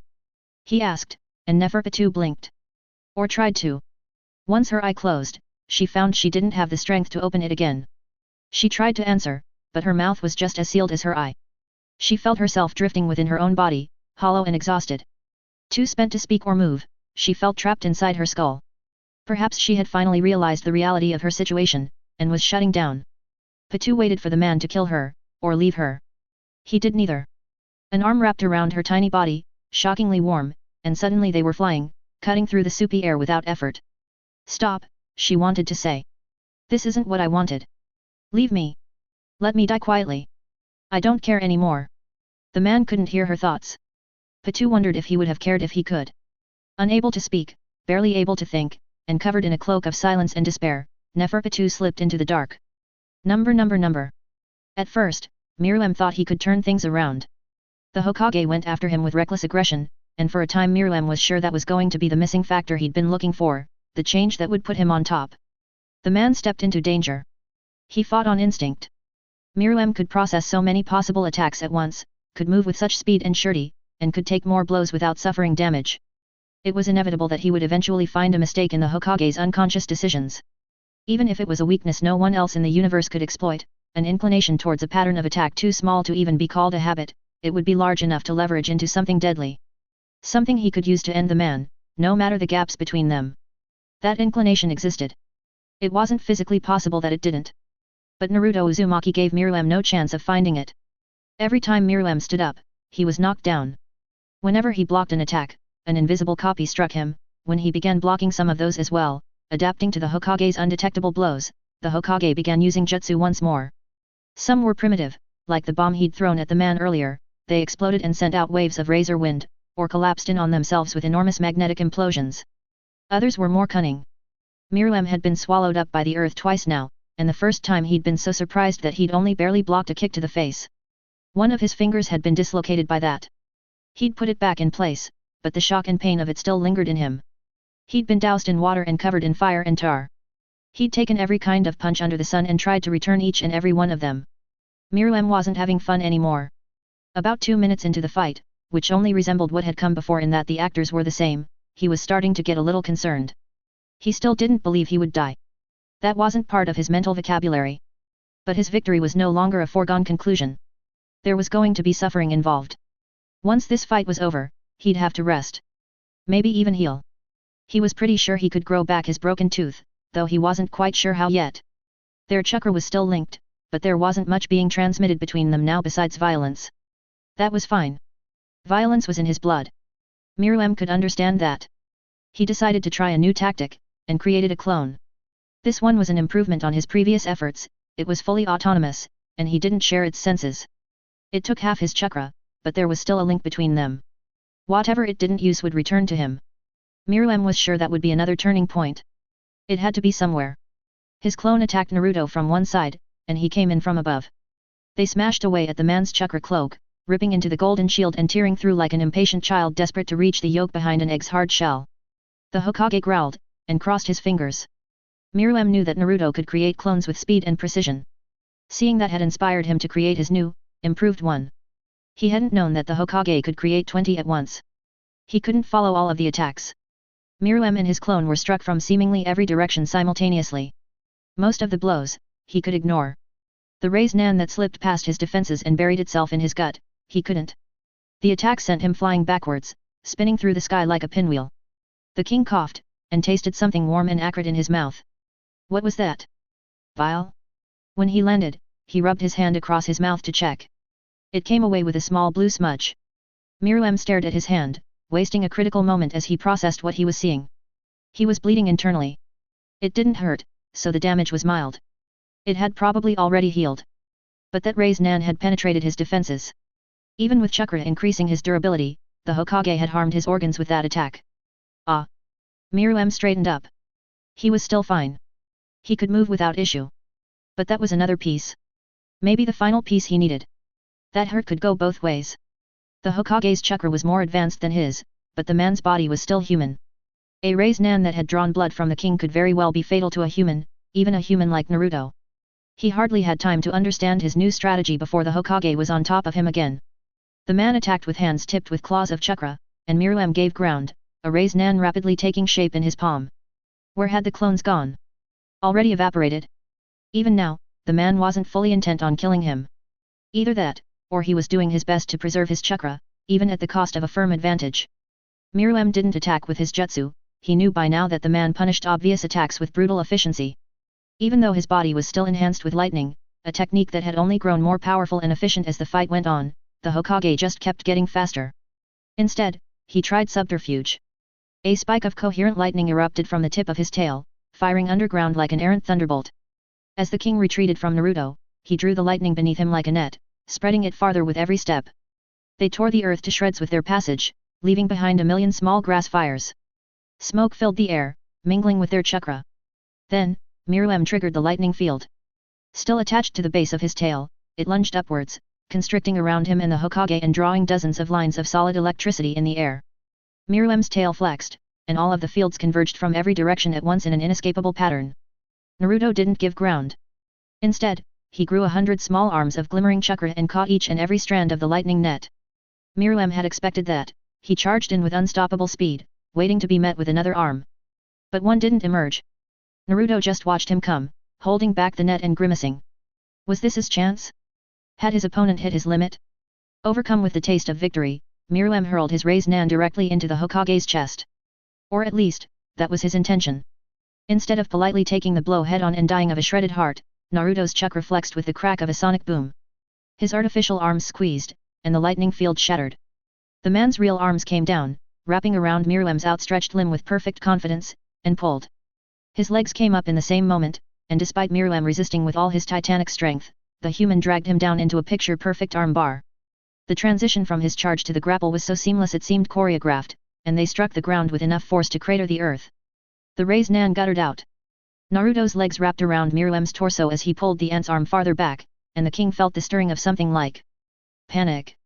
He stabbed out with his tail, thrashing and trying to escape, and Naruto grew a tail of chakra that wrapped itself around Myrmidon's own like a golden snake.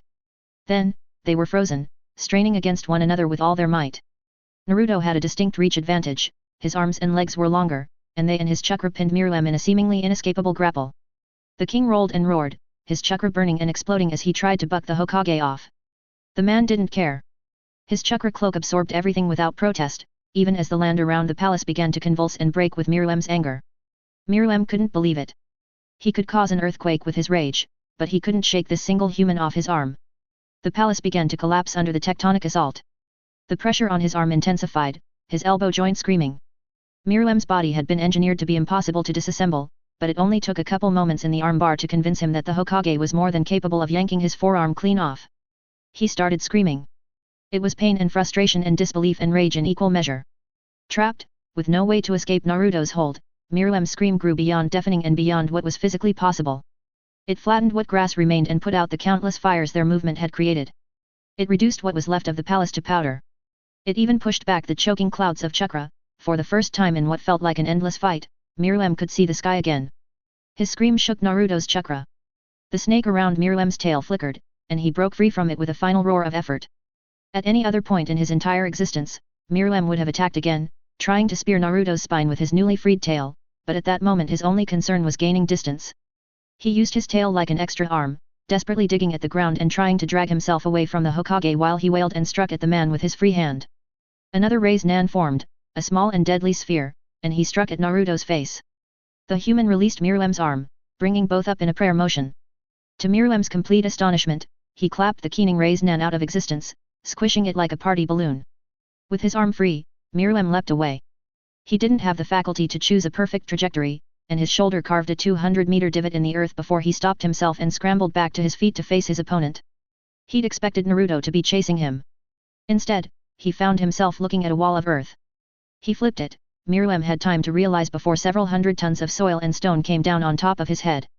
He flipped it like a table. The earth couldn't hurt him, it was just a distraction, a mask for the real attack. Which was? The chakra bomb burst through the wall of earth, and Myrmidon's heart skipped a beat. The thing was enormous and black, and even from a dozen meters away Myrmidon could feel the unbelievable amount of heat emanating from it. Even worse was its gravity, the chakra was so dense that Myrmidon could feel himself being drawn minutely towards it. It vaporized almost half of the earth in an instant, and cooked all the sweat off Myrmidon's body. It was too close to dodge, so for the second time Myrmidon gave in to his instincts. He screamed in the face of the unstoppable projectile, and kicked the ball with all his strength. It seared the skin off the bottom of his foot and flew straight up, away from the battlefield. He watched it, expecting it to explode, but instead it just burned a hole through the low, thick clouds and continued onwards without interruption. If it did detonate after that, it did so far beyond Myrmidon's senses. Myrmidon stood, watching the sky for a moment longer, and then dropped his gaze, searching for the Hokage. His foot hurt, his arm hurt. His head hurt. Did he have a concussion from all the blows to his head? He didn't think so. It shouldn't be possible for his brain to make contact with his skull. But he was considering the possibility nonetheless. For the first time in his short life, Myrmidon wasn't sure he could win. The Hokage must have felt his uncertainty in his chakra, because he didn't try to kill him when he landed in front of him. He only threw another kick. Myrmidon ducked back, neatly dodging it, only for the clone that had silently landed behind him to punch him in the back of the head. He was losing. He was losing. He hadn't even noticed that clone. What was happening? What did he need more of? It was obvious he was short of something. As the two Narutos circled him, Myrmidon did his best to rationally consider the situation. What was it? More speed? More power? More cunning? More brutality? More chakra? More sacrifice? Did he need to lose a limb to secure victory, or more? No, no, no, no, no, no. He couldn't find the solution. It wasn't any of those. Every time he improved one of those aspects, his physicality, his strategy, his chakra, the Hokage improved again and overtook him. Was the man developing with him, or only using as much power as was necessary? Myrmidon could not tell. Both of the Hokages watched him. Eventually, one spoke. You didn't get it, he said. You took it too literally. The man was still shaking with anger, but he'd recovered enough to speak clearly. Myrmidon took a deep breath, desperate to regain control. If he lost his confidence, he was sure he'd die. That was a solid concept in his mind now, made real by his pain and fear. It fell over him like the shadow of a crumbling mountain. If he wasn't careful, he would die here. The Hokage would definitely kill him. What do you mean?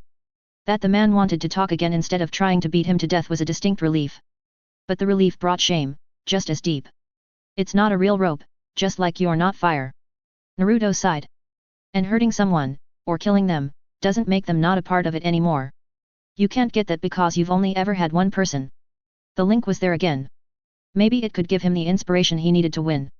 Myrmidon closed his eyes and accepted it, positive that if Naruto did attack again his chakra would warn him in time.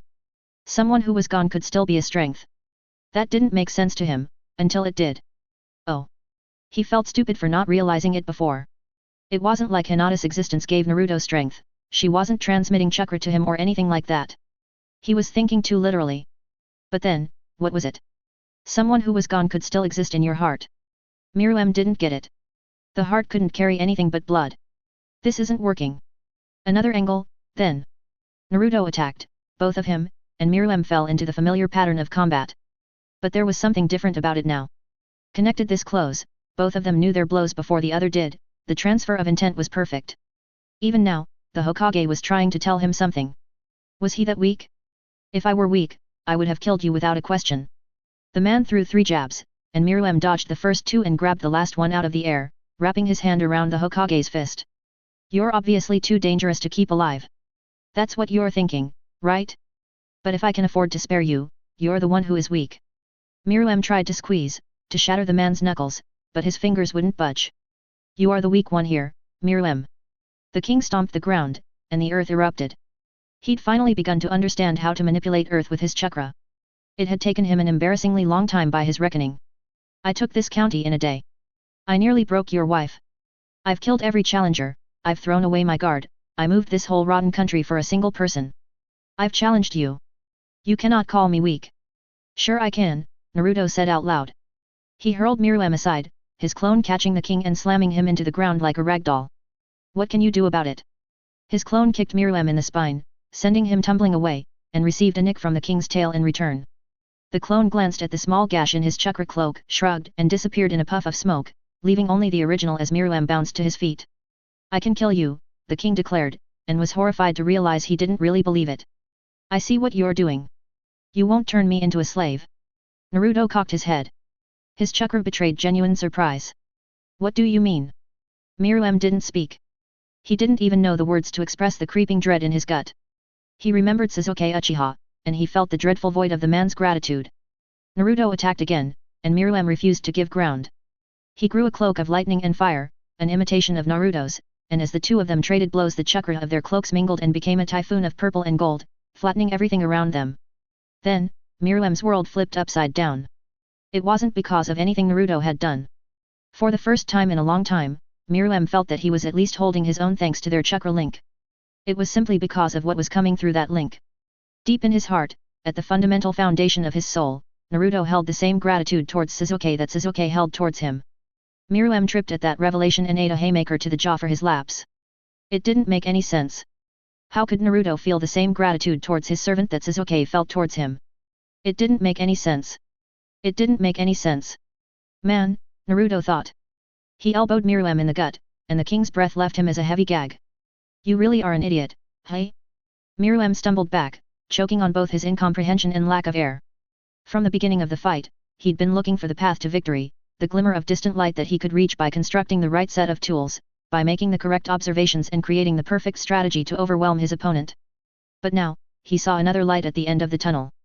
It's the same, he thought, and he landed a kick on Naruto's side, sending the Hokage skipping away. How is that possible? It was simple. He already knew the answer. He just didn't want to admit it. He'd felt that gratitude too, he suddenly understood. Naruto paused. You've bettered me. Hadn't he said that to Komuji, not 2 days before? Hadn't he said that to her, thanking her for beating him again and again? He had. He definitely had. If he were looking at it with clear eyes, eyes that weren't blinded by fear, what was the difference between that gratitude, and the gratitude Sasuke felt towards Naruto Uzumaki? None. He couldn't lie to himself, not here, in the crucible he'd placed himself in, and not in front of the man who was even now beating him to a pulp. There wasn't any difference at all. It wasn't the gratitude of a slave who didn't know better. That feeling was the satisfaction of success in the face of adversity. No, not quite right again. That was the feeling of. Look. Naruto's hand wrapped around Myrlem's throat and he lifted him into the air, his other hand restraining the king's tail. This is where it started and ended. Myrlem felt the sudden destruction of his arm, the abrupt burning sensation, the phantom pain that lingered for months afterwards. He beheld two furious eyes, one purple, one red. There were a million other feelings and memories hammered into his brain like the tip of a brutal pick, but those two were what took his breath away. You can only improve yourself by being challenged. Sasuke challenged me, and I challenged him, Naruto said. We were friends, and we were rivals. Sometimes I was his Komugi, and sometimes he was mine. Don't you see? You're too young and too stupid to die like this. Don't make me do it. He's one of the ones that gave me the strength to kill you. He was choking. They were both choking. The Hokage was going to crush his throat, Myrlem realized. He'd probably survive that, but it would completely destroy any chance at victory. Even if his neck was destroyed, the Hokage would only suffer the psychic feedback, not the physical. The man was 100% prepared to do so. Yet, despite the pressure, he could only focus on the Hokage's thoughts. On his gratitude. The hand that was crushing his throat was artificial, Myrlem realized with a start. Sasuke Uchiha had vaporized the original. They'd come to blows over the will of fire, the legacy of the sage, the shinobi system, the weight of history. And while Naruto had won, he considered it both their victories. They'd come out the other side stronger, their differences resolved. That wasn't an option for him here, the divide between him and the Hokage, between him and humanity, was too severe. Was his only resolution to fight and die? Everything in his life, all he'd done, it had all led him here. Everyone he'd met, he realized, had led him here. The hunters, the shinobi, his royal guard, his mother, even the ants whose names he'd never bothered to learn, just as his ancestors had carried his genes to this moment, the history of everyone he'd ever met had as well. Had all that, even the entire country of East Gorto, all just been a ship set to wreck from the beginning? It seemed perverse that so much could have come together just to have him strangled by a man from another dimension. You really are a fool. The Hokage paused, his grip loosening. But Myrlem couldn't take advantage of the suddenly abating pressure. His whole body was ringing with the voice. It was like two continents grinding together inside his head. Kurama. Naruto muttered. It felt appropriate for both of them to speak. The voice, as clear and deep as the sea, made their previous communication through chakra seem pathetic and childish, like a puppet show. What is that? Myrlem asked. Something rose up out of the Hokage, a face made of gold with red highlights so red they were almost black. It wasn't even close to human, it was long, with huge ears, and a massive jaw crammed with teeth bigger than either of them. It's not like that, it said, and Myrlem's soul shook like a weather vane in a hurricane. He couldn't comprehend what he was seeing. There was something in the Hokage that stood beyond them both. It bore even less resemblance to humans than Myrlem itself. It was huge, and old. Myrlem had been born shy of 70 days before, and conscious for about 82. But this thing, Kurama. Years. 2000. 3000. Myrlem felt as though he'd reached the edge of the earth and was looking over the edge. How could the Hokage be alive with something like this inside him? How could he not be crushed simply by the weight of time? How could? Kurama, what are you doing? Maybe he was simply too ignorant to realize he should have been crushed, Myrlem thought. The monster snorted. You might not want it, but at this rate you'll have no choice but to kill him. He's too frightened to see straight, too scared for that little blind creature. The king couldn't speak as the chakra with a mind of its own regarded him with burning red eyes. If you can get over yourself for a moment you will understand the opportunity in front of you. What do you mean? Myrlem said. You can't consume Naruto. Even if you could, I'd ensure you couldn't digest him. The chakra laughed. You weren't brought to this place to die, little ant. You were brought here to be put in checkmate. You were brought here to be saved like I was saved. Myrlem blinked, the words filling his skull up with magma. The pressure on his throat was greater than ever. Concede. He couldn't. He couldn't. It would be the same as death. If the king is put in checkmate, he is dead. If Myrlem surrendered, he would die. His husk would continue on, but what he had been would be gone forever. Eaten by this man and his timeless pet. Fuel for the will of fire. He couldn't allow that. He never could have. Better to die with his eyes open than to take a single step back. You promised. It wasn't the thunder of the creature older than any country or the enormous pressure of Naruto's hand on his throat that stalled the king from imitating his opponent and stepping into certain death. It was two small words, wailed by a frail human who could not protect or provide for herself, and who had defeated the king 100 more times than Naruto ever had. Those were the words that broke Myrlem's will. You promised. And it was true, wasn't it? He had promised, twice. First, not to invade Komugi with his chakra again.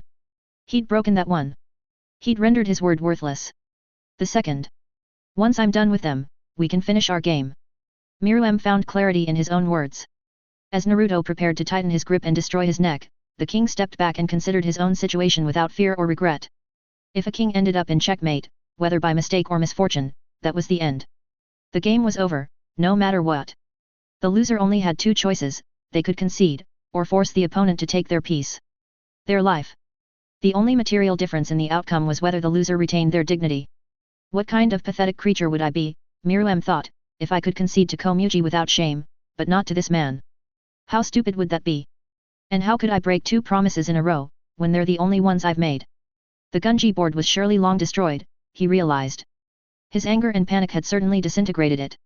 But it was a physical thing, and that was the least important part of his promise. All right. Slowly, Myrlem relaxed his tail. His mouth ground open, struggling against the Hokage's pressure. I surrender, he rasped. The man cocked his head, and the furious face behind him grinned. The victory is yours, Hokage.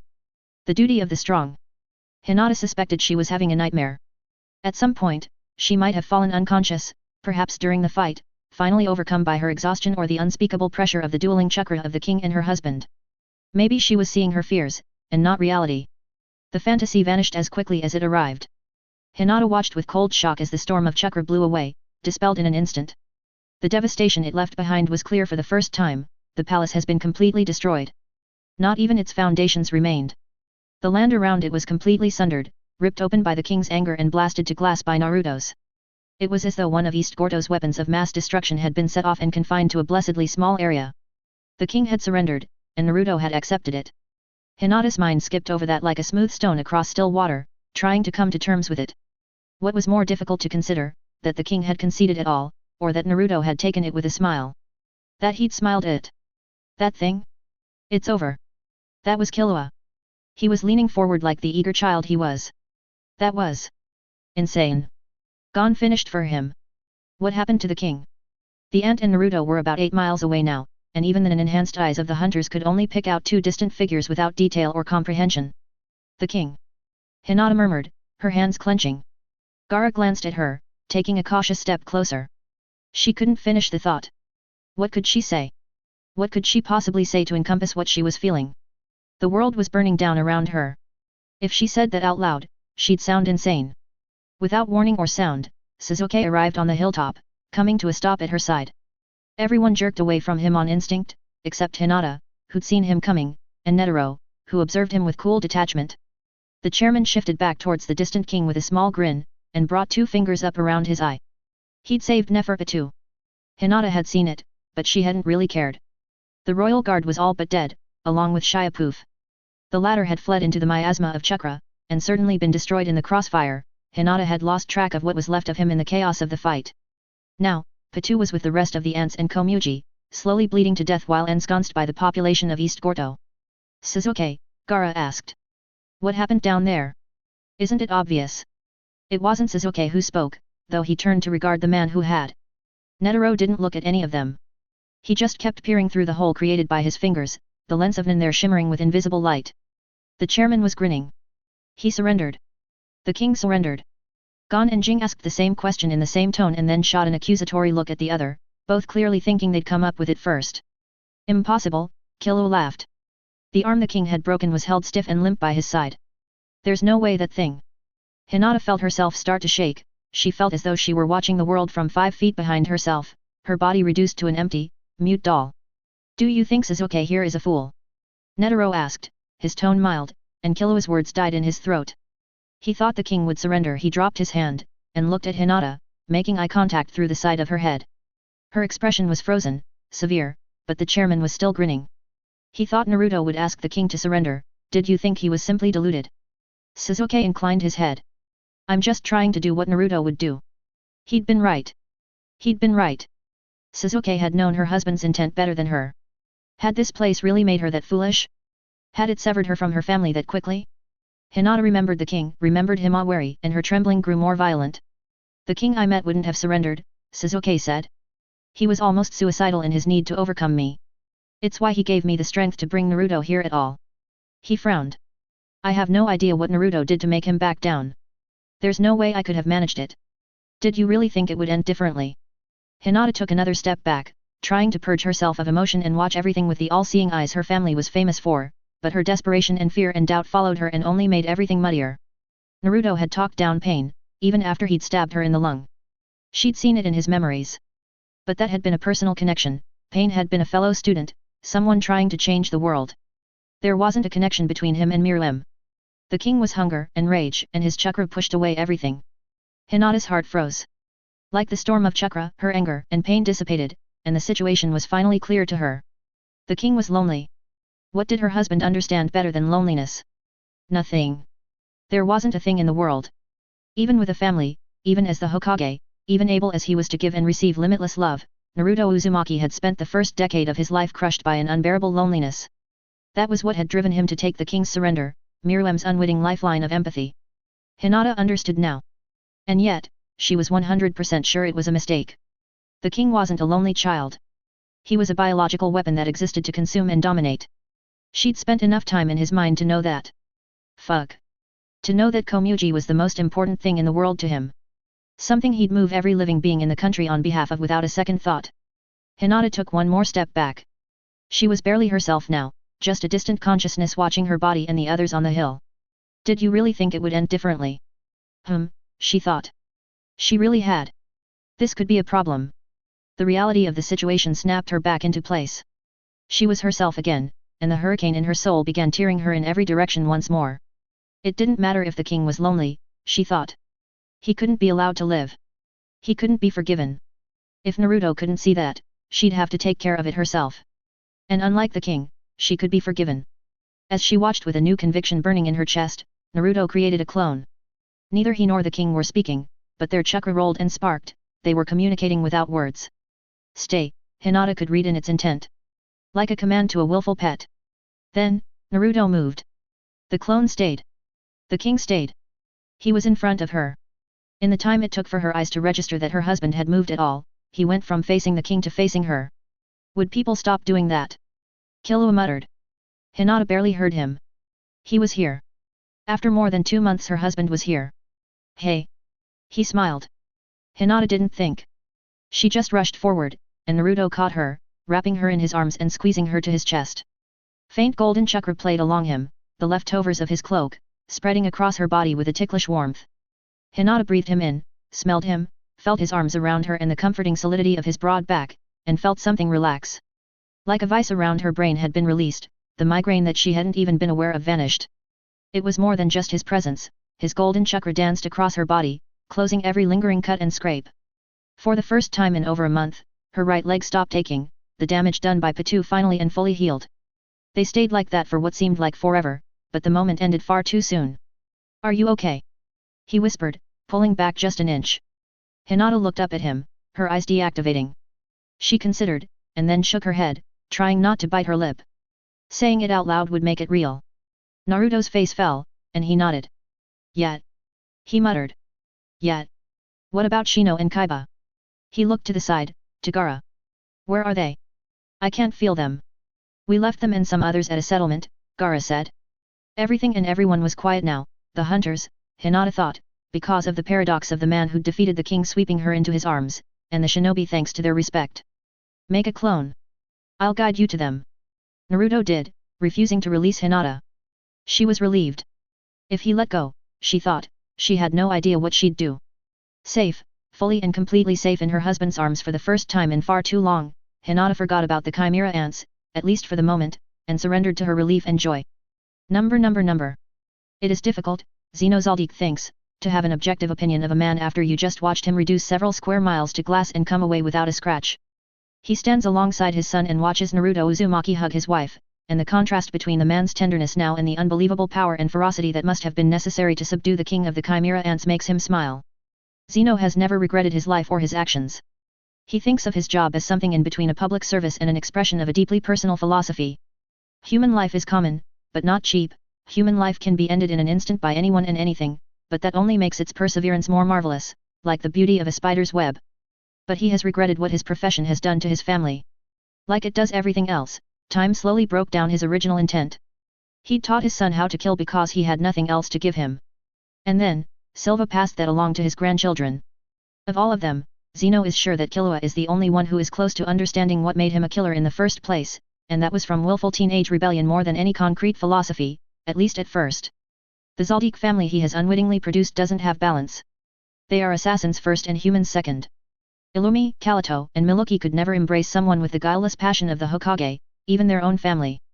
That doesn't mean they aren't useful, or that they are worth less to him than the rest of his family, but it does make him hesitate. So despite the inherent difficulty in making the judgment given the circumstances, Zeno finds himself taking a liking to Naruto Uzumaki immediately, simply because of his ability to win such a pivotal battle and then turn to comfort his wife without hesitation. However, there is a trend among the present fathers and sons, 5 in total. That trend is their thoughts moving along similar tracks. So Silva Zaldik's thoughts resemble his father's, through the warped glass of their separate consciousness, and Killua's resembles Silva's by another degree of separation. Silva's admiration is tempered by cold calculation. This is a man who could be a possible target of a contract in the future, and if that were the case, could the Zaldiks keep up their unbroken streak? It doesn't seem likely. Naruto Uzumaki is obviously a creature of unbelievable power, and even worse, he clearly has no shortage of powerful friends. In the world of assassins, he's an unprecedented complication. Killua is simply glad the situation has been resolved. Gon is safe, to a lesser degree, he's happy Hinata is safe. They're all safe. Once the adrenaline has worn off, he'll have more time to consider the terrifying implications of Naruto's power, and that the king is still alive. But in the moment, he's able to enjoy the sudden and violent peace. It's much the same for Gon. Gon is not a simple person, but he has simple thoughts, and he's awed and gratified by the resolution, the climactic anticlimax. The storm of chakra, the sights and sounds of the battle, the stampede of East Gordo's people. Gon is a fighter at heart, and he's pretty sure he'll never see another fight quite like that one, even if he only saw a quarter of it. All he can remember in its wake are the quiet, confident words Hinata spoke a week ago in a hotel that was now rubble. He's pretty amused at how much of an understatement they ended up being. He's entirely beyond me. Much like Killua, right now, his perspective is limited. He's distracted enough to not consider the rest of the ants, Kite, Neferpitu, his father sitting just 10 feet away. That will come later. For now, Gon exults in a victory that he helped shape. Despite what many present are assuming, Jing isn't the opposite. Like Gon, he's thrilled at the fight. He's thrilled at the opportunity and danger it has opened up in a world that has been steadily shrinking around him. But unlike Gon, he's not distracted. Watching Naruto embrace his wife, he's all too aware of everything. The ants, the royal guards, Hinata Uzumaki's fragile state, his son's awe, the Zaldik's admiration and reservation, the political and military implications of Peijing's essential destruction, the inevitable changes coming to the Hunters Association, the king, good lord, the king. 100,000 different possibilities are spiraling out at once from this moment in every possible direction, and Jing has an insatiable urge to follow each and every one of them to the end of their string, even if that's physically impossible and extremely stupid to boot. After all, a lot of those possibilities end with him dead. That's who Jing is. He's called a ruin hunter, but that's only because ruins are the one thing he can find no matter where he goes. It doesn't matter what path he's following to the end, there's always a past to uncover that can transform the present. In 1,000 years, Peijing will be one of those ruins, along with whatever others Naruto Uzumaki, the Chimera Ants, the Hunters Association, and the complications that their collision will create. The only thing he's not aware of right now is Isaac Netero. Jing has always told himself that is willful ignorance, that he doesn't predict the actions of someone like Netero unless he absolutely has to because that would make things less interesting, but that's only a half-truth. The truth is that Netero is as simple and predictable as he is old and inscrutable. For example, if Netero were to die fighting the king, Jing is reasonably sure he'd be able to predict the man's will. But alive, watching the most powerful human in the world hug his wife with clear and infinite love, Jing cannot for the life of him tell what direction Netero will swing. That paradox is what makes the chairman interesting. It will always make him interesting, until the day he dies, which will make him marginally less interesting, if only because he will no longer be able to make new decisions. Isaac Netero, chairman of the Hunters Association, wonders if he should have thrown himself into the middle of the fight, and made everything as simple as possible. He's wondering that because Naruto's mercy has made everything far too complicated. Number. Shino was deep in conversation with Knuckle when Naruto arrived. Morel was dying. That was a given with a hole in his chest, but he'd degraded since Hinata and the others had left, and they didn't have a way to move him safely. Kaiba was too injured to carry anyone but himself. Shoot and Shino were both missing limbs, and the damage had degraded Shoot's control of his Hatsu. Palm was still gone. Despite the other hunters' hopes, she hadn't turned up. That left Knuckle, and he wasn't confident he could carry Morel to a hospital a country away without harming him more. Moving a man as big as Morel was a challenge on its own, no matter how strong you were. His injury moved it from difficult to impossible. What about? Knuckle asked, hand on his chin.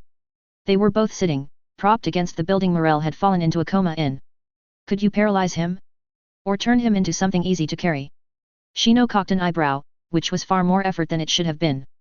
To the first, no.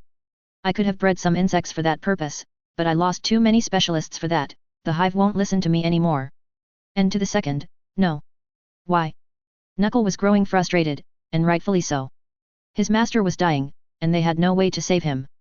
He doesn't have chakra, Shino said. And even if we did turn him into, say, a rock, he would still have the injury. Just the act of a henge might kill him, if it were even possible in the first place. Knuckle growled. Well, there's gotta be something. At that moment, Naruto landed right in front of them, a sudden golden bolt. It took Shino a moment to identify what had happened. Seated on the ground, struggling with the exhaustion that had suffused him since the death of most of his insects, it took him a shockingly long time to understand who had just arrived without warning. Knuckle was quicker on the draw, but he made the wrong assumption. He threw a panicked punch and hit nothing but air. Shino. Naruto acted as if the man hadn't even attacked him, and rushed to Shino's side. The Aberame looked up at the Hokage without comprehension, and blinked. Once. Twice. His heart restarted, and his brain with it. Naruto. He rasped. You're here. Hey. Knuckle shouted. Naruto looked back at him with a curious glance. Who are you? You scared the shit out of me. Gaara stepped out from the side of the building with a sour look on his face, and Knuckle shot him a disbelieving look. Let me apologize on Naruto's behalf, he said, his voice as calm as ever. He keeps forgetting people around here aren't used to him. Naruto. Knuckle asked. Who? What happened to the other guy? Sasuke. His eyes went wide. Is the king dead? You're, Knuckle, right? Naruto said, ignoring the man's question. The hunter sputtered. Sasuke's fine. The king. It's taken care of, Gaara interrupted. Shino wondered why he'd bothered. What had happened, back in Beijing? How was Naruto here now? It was too good to be true. As he struggled to come to terms with the sudden change in circumstances, Naruto placed a comforting hand on his shoulder. Warm golden chakra flowed from Naruto's palm into Shino's torso, pulsing through his body, and after a second he felt like less of a dusty sarcophagus. He struggled to his remaining knee, before Naruto gently pushed him back down. Hey, fighting your own battles and all, but right now you're down an arm and a leg. Naruto said it in a friendly manner, but it was the command of a Hokage, not the suggestion of a friend.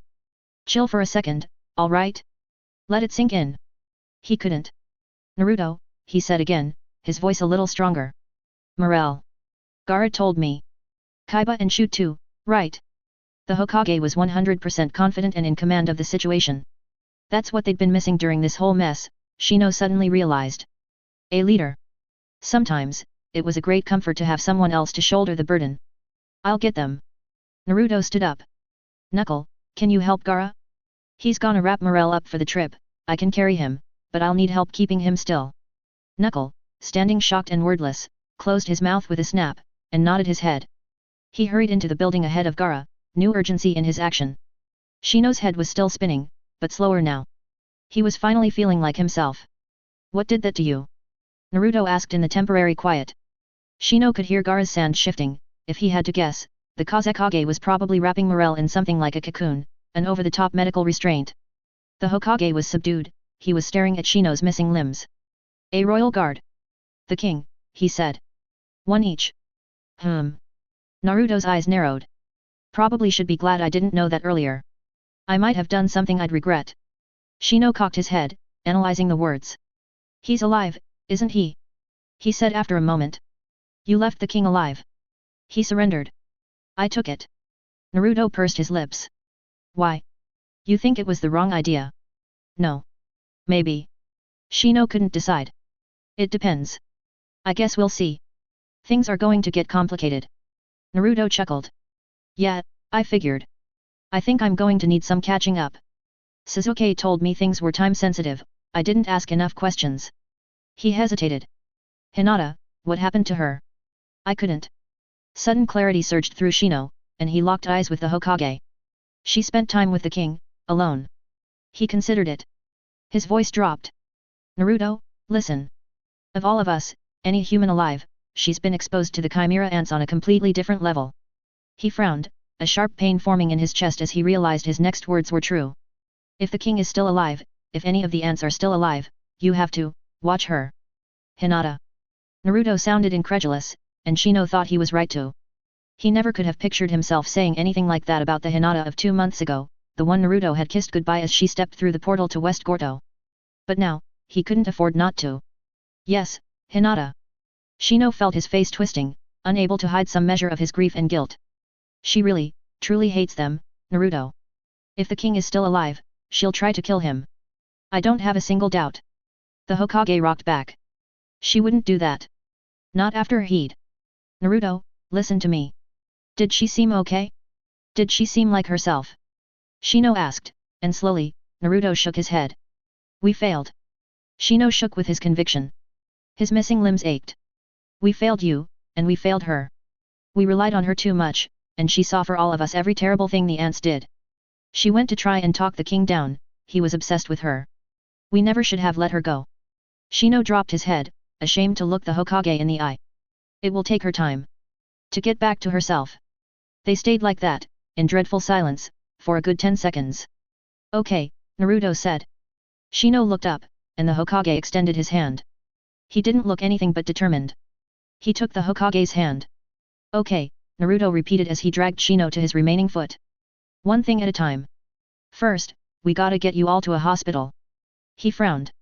Then, I'll worry about Hinata. Number. Eventually, Naruto let her go. Hinata hadn't been sure she was ready, but Naruto had known she was, and his faith in her proved correct. It surprised her that she had the strength to stand alone so soon, but that was a foolish thing to think. She wasn't fragile, she'd just been hurt. Of course she could stand on her own, with a little love from her husband. So. Naruto said. He glanced around. I should probably figure out what's going on, right? Hinata laughed. It's a long story. Naruto smiled at her laugh. Where would you start? It seemed obvious, but as Hinata tried to decide she realized she wasn't sure. Where could they? With the birth of the king? With the concept of chimera ants themselves? With traveling to the NGL with Mari, or following Killua out of it? Even with hindsight, she had no idea where to begin telling Naruto what had happened. She said, looking back to the hunters. No one had budged since Gaara had left, the hunters had been quietly talking to one another, and the Zaldiks had been sitting in stoic silence, observing the millions of humans and hundreds of ants below in the valley. Gon caught her glance and gave her a thumbs up. Have no idea, really. What would you ask first? Hinata. Surprising everyone, Sasuke spoke without prompting. Let me try. And let's introduce him to the others as well. That will make things easier. Gratitude. That wasn't something she often felt towards Sasuke. She must have been more unmanned by the sudden resolution in her husband's appearance than she'd realized. She looked into his eyes, trying to project her gratitude as best she could. Of course, she demurred. That would probably be best. Hinata twitched, feeling a cold spike ram through the top of her head and root her to the ground. Around them, the hunters slowed, stopped. Naruto became a living statue. Below, the uncountable humans stopped their milling, like a wave frozen mid-break. Time was cancelled. The world ground to a very gradual and very inevitable stop. What? Hinata alone was able to move. Or so she thought, until Sasuke stepped forward. Sorry, he said, and he looked genuinely abashed. That was a novel expression on his face. I couldn't think of a better way. Hinata looked around at the frozen world, marveling at the stillness. A genjutsu. That must have been what that feeling of coldness had been. She looked back at the Uchiha. Did you altered our perception of time? Sped it up. Yes. That's impossible, Hinata laughed. Something like that would take too much, even for you. And why? I could never have managed it, Sasuke smiled. Like most of his expressions, it was dominated by distant sorrow. He tapped his temple. This is something Ataka gave me, it's not my own. Oh. Hinata didn't know what to say. She'd taken eyes, but never received them. She couldn't begin to understand how Sasuke felt about his long-dead brother. Then, why? What are you doing? She wasn't afraid, Suzuki wouldn't hurt her. She was overtaken by curiosity instead. The Uchiha frowned, looking back at the sundered palace and the distant figure of the king, still being guarded by one of Naruto's golden clones. He turned and strode to the swell of the hill, and then surprised Hinata once more. He sat down, crushing time-frozen grass beneath him. In a world where not even time could move, where, Hinata had just realized, even her heart did not beat, it was impossible to tell how long she left him to his silence, but it couldn't have been more than a second. That's not an answer, she said, breaking away from Naruto and moving to the Uchiha's side. She followed his gaze, staring at the king. I don't have a good answer, Suzuki shook his head. Certainly not enough to justify monopolizing you like this. Or the headache we'll both have when it's over. He glanced up and over his shoulder at her. Sorry, time distortion isn't kind to the brain. He was being too strange, but it was a welcome change of pace in Hinata's eyes. She sat down beside him, her legs crossed beneath her. It was amazing that she could do that without her once shattered bone aching, simply thanks to her husband's touch. It was an intuition, Suzuki continued. Nothing more. I wish it was more. Of? Hinata asked. Her husband was like a distant star. Suzuki looked over at her, his lips twisting. It's not my place to say anything, he said. But I'm worried about you, Hinata. That had been the farthest thing from her mind. Of every possible reason Suzuki would have gone to tremendous effort to have a private conversation with her over, her health had never been a supposition. But she could guess why. The king, she said, not taking her eyes off the distant statue. The king, Suzuki agreed. What you told me, Hinata, about doing what Naruto would do. He shrugged. I never expected that from you. Hinata's eyes narrowed. You've never seen my family threatened, Suzuki. You of all people should understand. The Uchiha flinched. He ate them, Suzuki. Hinata began trembling. Unconsciously, the memory of lunar chakra began coruscating across her body, lighting up the hill with violet light. He played with me, pretending to kill me over and over, but I couldn't care less about that. He threatened my children. He imagined what it would be like to eat them. He forced that satisfaction, that taste, on me. She stood up, and Suzuki watched her rise. I can't forgive that. Never. It doesn't matter what he feels, or what Naruto feels, or if you're worried. He has to die, she spat. It doesn't matter what Naruto feels. Suzuki asked mildly, and Hinata glanced at him out of the corner of her eye, feeling her face constrict in anger. That's not what I meant, she said, her voice low. Suzuki shrugged. It's what you said. He leaned back, totally at ease. None of this was real, after all. Listen to yourself. Look at yourself. Hinata looked down, and found herself clad in her ancestor's chakra, thick and bright. It was as she was back in Paying, facing down the king in the rain and thinking of nothing but killing him. She felt strong, invincible, and the glow reminded her of her husband, which only increased the feeling of power. You're doing this, she said half-heartedly, because she knew it wasn't true even before Suzuki shook his head. This is just my chakra tricking your nervous system into thinking we're having this conversation, he said.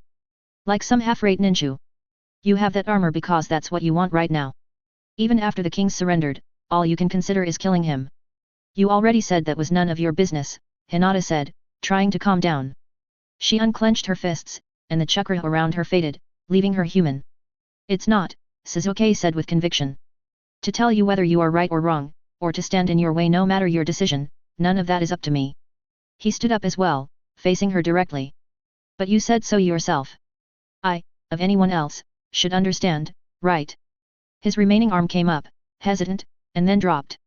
He wasn't confident enough to touch her, even for emphasis, even though this wasn't real.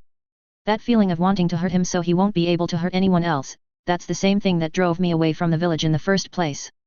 Hinata frowned, but Suzuki just smiled again. I don't think you'll do anything that dramatic. You're not as stupid as I was when I was a kid. But that righteous feeling is a... He struggled to find the word. Poison. It worked out fine for you, Hinata said. Only because of Naruto, Suzuki shot back without hesitation. Without him, have you seen the world? Without him. She had. She'd been living in it for the last 2 months. They lingered in silence. I'm sorry, Suzuki said after some non-time. I got distracted. All I wanted to say is... Leave the king alone. No, nothing like that. Suzuki shook his head. He's unbelievably dangerous. You can't just leave him alone. He began pacing. But if he's going to die, you can't take things into your own hands. It would be dangerous for you, and it would hurt Naruto for you to go around him. I wouldn't. Hinata paused. No, you're right. I was considering it. Listen, Hinata. Sasuke almost sounded like he was begging. I don't know if the king remaining alive is a good idea, all I know is that it's Naruto's will, and I don't question him without a very good reason. He hasn't steered me wrong yet. But you're not me, and your perspective is equally valid. Probably even more so. You're not just Naruto's friend. You're his wife, you're his partner. If you want the king to die, tell him. He'll listen to you. And disagree, Hinata said, but for some reason the thought brought her some warmth. Maybe. That's part of every partnership, Sasuke admitted. Every relationship. But it's better than trying to go kill the king on your own. And you'll have no part in it. Hinata asked. You were the one who negotiated with him in the first place. Sasuke looked at her frozen husband. I'll go with what Naruto decides. Leaving the king alive, or ending him, I'll trust him to make the decision. He looked back to her. And I'll trust you to help him make it. He stepped forward, raising his hand. Unfortunately, deciding the fate of others is the duty of the strong. He hesitated. Sorry for taking your time. No, it's okay. Hinata huffed. It's a little irritating, but it's okay.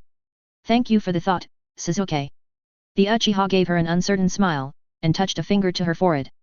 The world rewound, setting them back to their original positions. He's terrified of me, Hinata realized, the realization frightening in its sudden clarity and its implications. Time finished resetting. The grass they had sat in sprung back to its full undamaged length. Because of who I am. He's terrified that I don't like him, and what that means to Naruto. Hinata had never realized she had that kind of power over Sasuke Uchiha of all people, and it made her regret her treatment of him.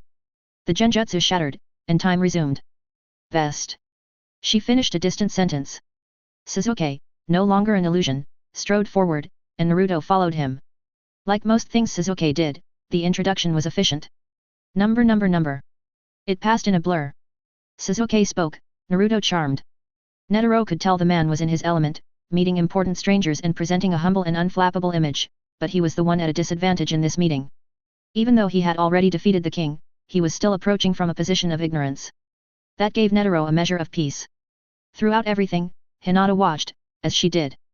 Netero knew her well enough to know she was thinking the same thing he was. It couldn't be this simple.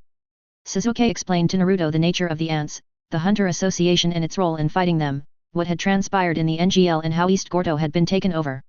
He didn't mention the Rose, nor the Dark Continent. Netero wondered what the value of hiding those facts could be. He could only presume that Sasuke didn't want Naruto registering him as a threat, even an implicit one. They were all so young. Far too young to fully comprehend their strength. When it was over, Netero shifted. He'd stood up to greet Naruto and now, at the end of the meaningless talk that had buzzed around him like a horde of invisible flies, the Hokage smiled at him. Hinata's husband extended his hand. An explicit confirmation of alliance, or at least entente. Netero stared. He didn't take it immediately. That was a hand that had destroyed the king. Who could take it without hesitation, knowing that? And more than that. Internally, Netero grimaced. It was irrational and absurd, and the fleeting feeling angered him with its existence alone. Nevertheless, right at this moment, he was sure this feeling, this hesitation towards a proffered hand, must have been the same way every martial artist he'd ever defeated must have felt. A sense of shame and surrender. But right now, he wasn't a martial artist. He was the chairman of the Hunters Association, and so he took Naruto's hand in a firm, joyless handshake, looking up at the man who towered nearly 7 inches over him with an expression carefully tailored to be utterly unreadable. The smile widened. How can you smile like that when you are here? When you are you? You've already done us an enormous service, he said, and Naruto watched him with the eyes of a statesman instead of a shinobi. But if it's not too arrogant, I'd ask another of you. Leave. Don't worry about it, Naruto asked. Netero smiled grimly. As Sasuke told you, we came here to suppress the ants. He looked down at the population of East Gordo, which had begun to come to their senses. 10 million confused and frightened humans were waking up from a shared dream. It wouldn't take them long to return to reality. But at the moment, they're quite loose. Would it be possible for you to gather them up? There are more hunters coming, but I'm concerned they'll have scattered before they arrive. Out of the corner of his eye, Netero saw Hinata narrow her eyes. He already knew what she was thinking, this wasn't the Isaac Netero she knew at all. He tilted his head towards her, meeting her gaze with placid, empty eyes. I'm not hiding anything, he thought, and Hinata frowned, a silent question flickering across her face. But you can't say anything now, Hinata. He smiled, and Hinata's frown deepened. They were all playing the same game now, and Hinata had to go by the same rules as Sasuke. Right now, they had to ensure Naruto trusted him, and that meant not questioning his actions, so long as they were reasonable. Netero watched Hinata come to the realization, and her suspicion quieted. She'd speak her mind when she could, as she always had. He could rely on that. Of course. Naruto said with a grin, rubbing the back of his head. I guess I made that mess in the first place, I'll go clean it up. It was a childish but wholesome sentiment. How many leaders from this world would have said such a thing, Netero wondered. The Hokage glanced back at his wife, and Hinata nodded. Making sure East Gordo's population did not panic and trample one another with the king's control wearing off was the most important thing now. Netero felt no shame in acknowledging Naruto was the only one present who could manage that. Go, she mouthed, and his smile faded slightly. Be right back, he said, and with Sasuke at his side strode down the hill towards the remaining ants and the millions of humans surrounding them. As he went, he rolled his neck from side to side and brought his hands up in a cross. Netero watched with interest, amused by the man's confidence. There was a puff of smoke, and where one man had stood there was suddenly 100. Then each of those clones brought their hands up, and 100 became 1,000 in an instant.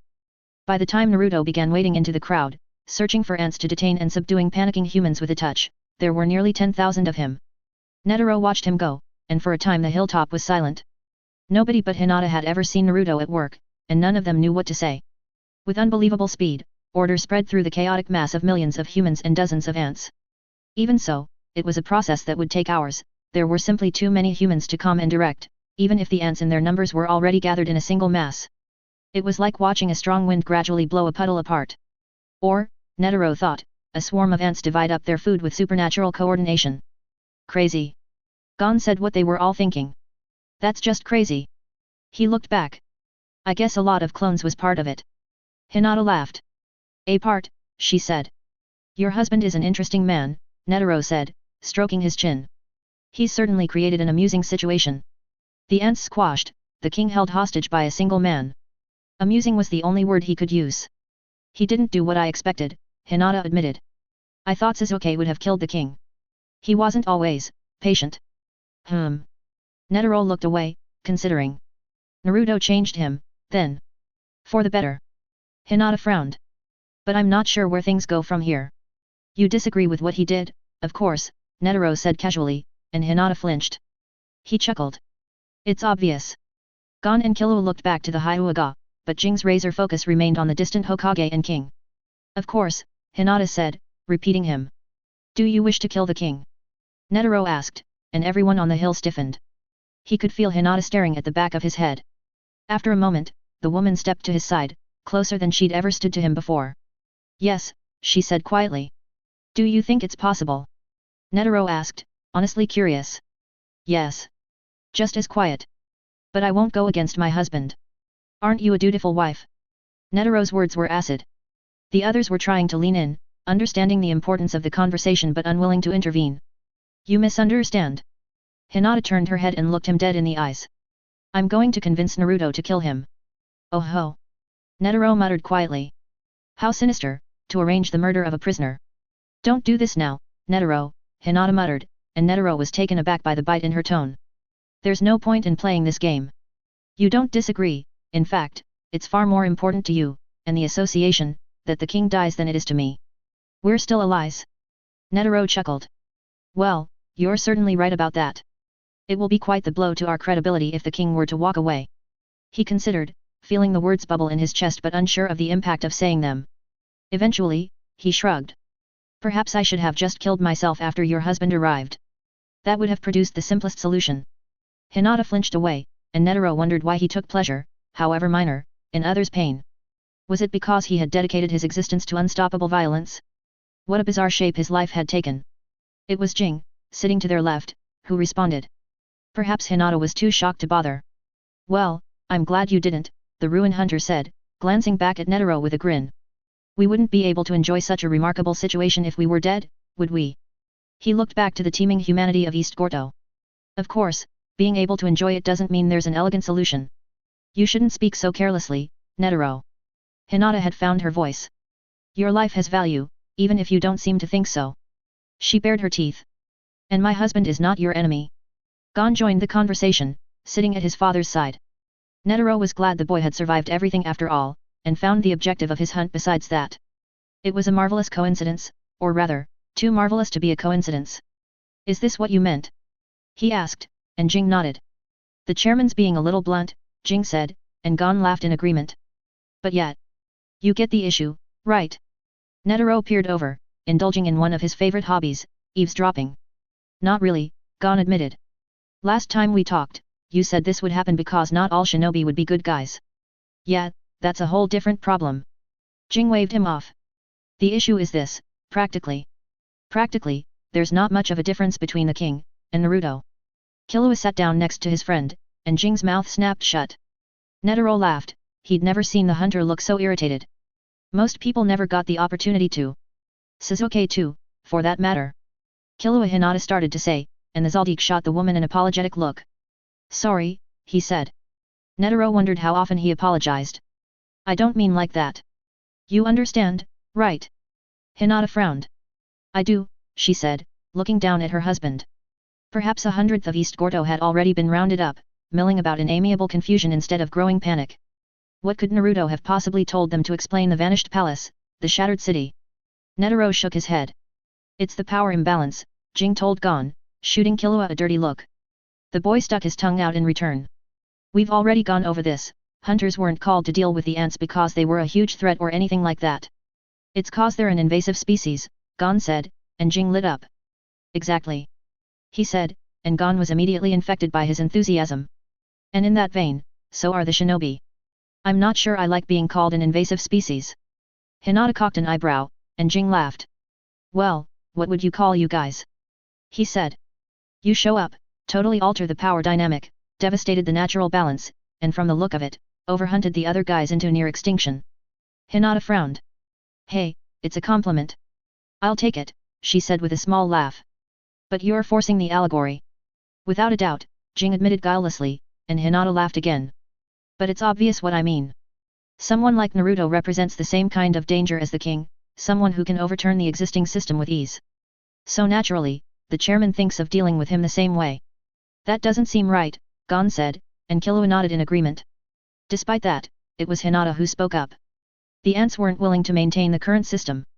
The nations, the governments, even the existence of humans. She sighed, trying to calm herself. Netero was impressed she could have gone from impassioned over the king's fate to defending her husband so rationally with such speed. It's not a good comparison. Not to mention, weapons like that bomb in your chest. She pointed at Netero, and the chairman grinned. Oh? What about it? He asked. His curiosity was blossoming into something more genuine every minute. You told me weapons like the rose were incredibly common. Was that true? Hinata asked, and Netero shrugged. I had no reason to lie, he admitted, and Hinata nodded. In fact, weapons like the poor man's rose are mild and cheap compared to the arsenals some larger nations possess. Hence the name. So, there are thousands of weapons out there. Hundreds of thousands, Jing chimed in, and Hinata shook her head. Okay, hundreds of thousands, she said. Many of which can do more than erase a city, most in the possession of nations but others by unaffiliated militaries or terror groups. Am I right? I see where you're going with this, Killua said. But there's a difference between a nation possessing a weapon of mass destruction, and a person being one, right? You should know better than that, Killua, Hinata said, and to Netero's amusement the boy bristled. You'd only have to look at this country to know that's not the case. Jing said. Well, that's true. Someone like Ming Jolik, who completely controlled his country down to the individual citizens, and who possessed hundreds of weapons like the rose. Would be just the same as my husband, Hinata said with a firm nod. But you wouldn't see it as a hunter's duty to remove him, would you? Because he was part of the existing system. He could have gone mad one day and ordered the launch of all his weapons, and that certainly could have destroyed the world order as it stands today. But because he was using a weapon familiar to you, removing him was out of the question. Hinata grew more and more passionate with every word, and when she finished Jing held up his hands in a mock surrender. All right, so perhaps it's slightly hypocritical. We might have been focusing too much on biology here. Slightly, Hinata huffed, but she smiled at the hunter's admission. But someone like Jolik remained in power because of the cost of removing him, Killua said. Gon was just looking back and forth between whoever was speaking with a faint, confused smile. Netero was sure he'd gotten lost some time ago. Because of those weapons. And the same holds true for Naruto, Netero said, and everyone shifted to stare at him. What? Gon asked. Why'd you talk about blowing him up, then? Because that would have been the only opportunity to remove him, and the king, without an unforgivable cost. Netero shrugged. But I let that moment pass. They all fell into a silence at that, obviously unsure of how to proceed. Netero wondered why he had even spoken the barbed words in the first place. Nothing had changed. Had that gnawing feeling of surrender pricked him that badly? If you could trust this country with such power, allow it to keep existing, then you have nothing to fear from Naruto. Hinata spoke with unbreakable conviction. You're his wife, Jing said with an obvious verbal shrug. Of course you would say that, as his wife. I am, but I'm not saying this as his wife, Hinata said. And anyway, Netero already admitted it. In this situation, all you can do is trust me, and trust him. It won't be misplaced.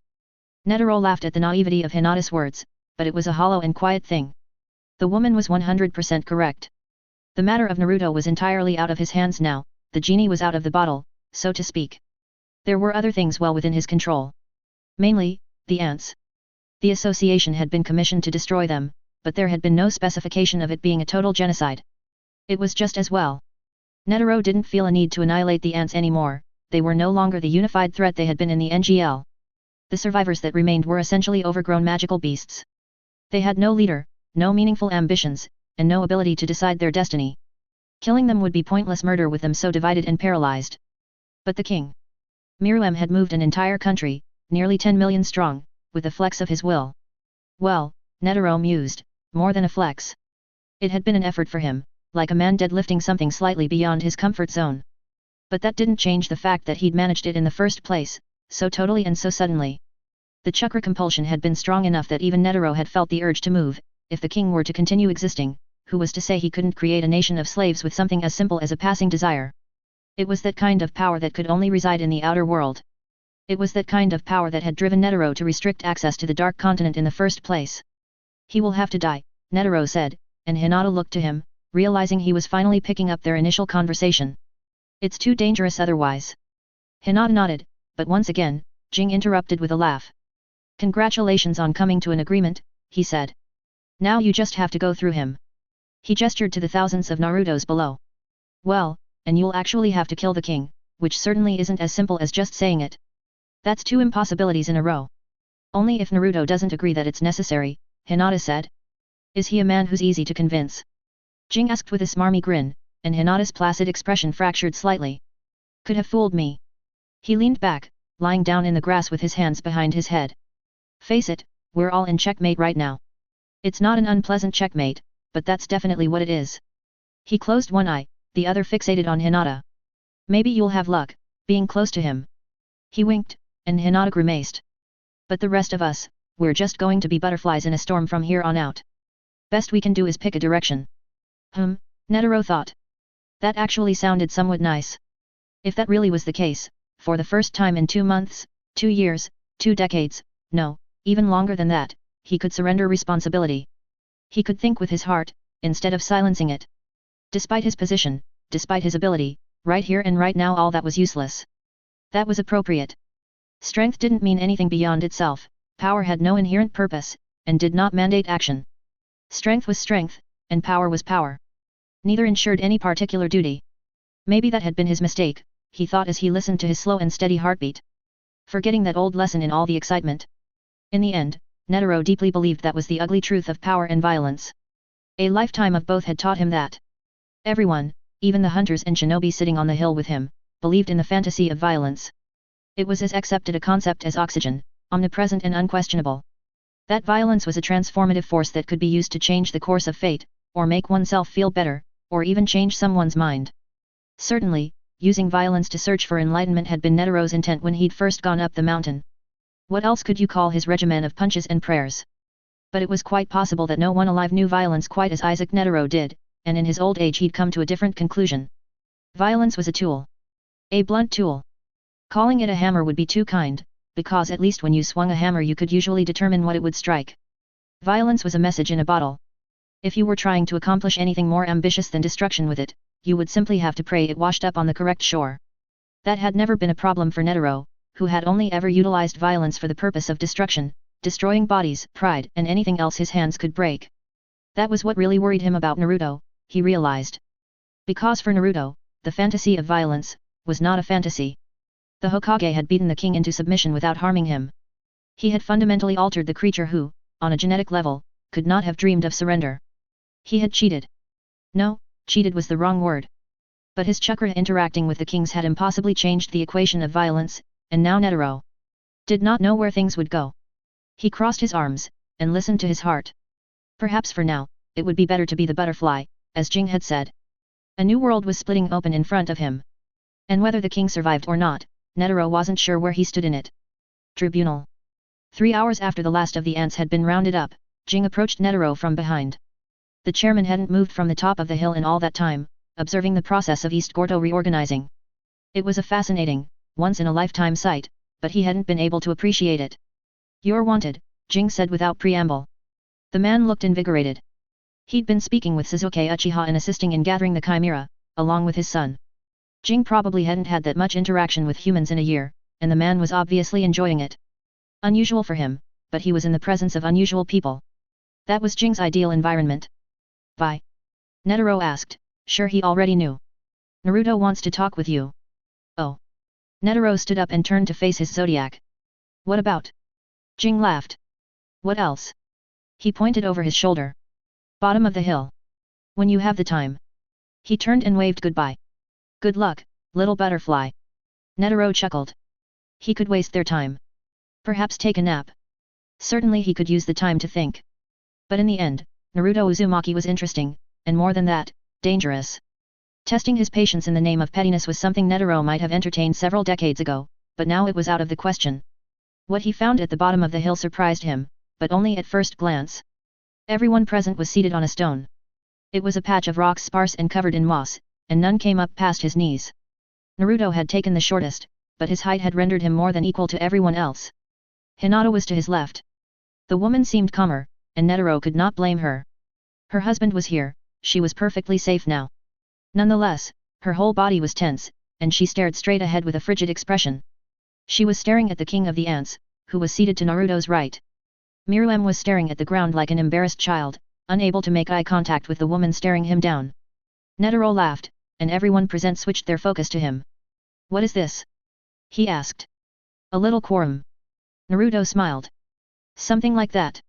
He gestured to a stone across from him. "Would you mind joining us?"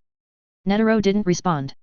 He just took a seat, curling one leg up under himself and propping his face in his hand. He peered at the others with curious eyes. The chairman was already sure he knew what the purpose of the meeting was. But if that was the case, why was the king there? "We're here to decide your fate, hey." The king looked up at him, its expression unreadable. Netero grinned. "Or was the decision made without me?" The king refused to respond. Netero was sure he read a bit of anguish in the thing's eyes. Who could blame it? A creature without peer, designed to rule from birth, and here it was at one man's mercy, waiting for him to decide if he should live or die. It was a little cruel to have him here, seated next to his judge, jury, and executioner, wasn't it? He could stop his heart here, Netero thought, and make that decision for himself. Wouldn't that be interesting? Only if Naruto doesn't agree it's necessary. Netero looked to Hinata, and she glanced at him. Her lips pursed. Well, no reason not to let this play out. The situation was almost ideal. Netero sat back. "No decisions yet," Naruto said. "You're our hunter here, Netero. The chairman, in fact, so I'm going to assume you speak for the rest of them." The man's blue eyes were painfully earnest. "Ha!" Netero chuckled. "That's not how hunters work, but if this mission fails, I'll be the one to take the blame, so here, I can serve." "Your mission," the king said. "To wipe me out." Netero shifted, watching the king's tail flex. They both knew that at this range, Naruto would be able to act before either of them, but that didn't dull their instincts. "Our contract didn't even consider you," Netero said bluntly. "You weren't supposed to exist. As it is now, the other ants could walk away. They're too much like humans now. They took in our flaws." He shrugged. "I have no taste for killing without reason. Our mission was to remove the Chimera ants as a threat to the Mighty Union. At the moment, we've mostly succeeded. Bar me." The king smiled humorlessly. "Bar you," Netero agreed. "You're too dangerous to live." He looked back to Naruto. "Why are we even having this conversation? You fought the king. You should know better than anyone what needs to be done." "He's right, Naruto." Hinata spoke up, her voice quiet but firm. Netero gave an appreciative nod. We should just get this over with, and leave. Her head dropped, her hair hiding her face. I want to go home. I understand that. Naruto sighed, a worried expression dragging his eyes down. Both of you. I understand that. He knocked a fist into his knee. But that's why I have Myrmidon here. If he's got to die, I want him to understand why. The king laughed. What would be the point, if I would be dead?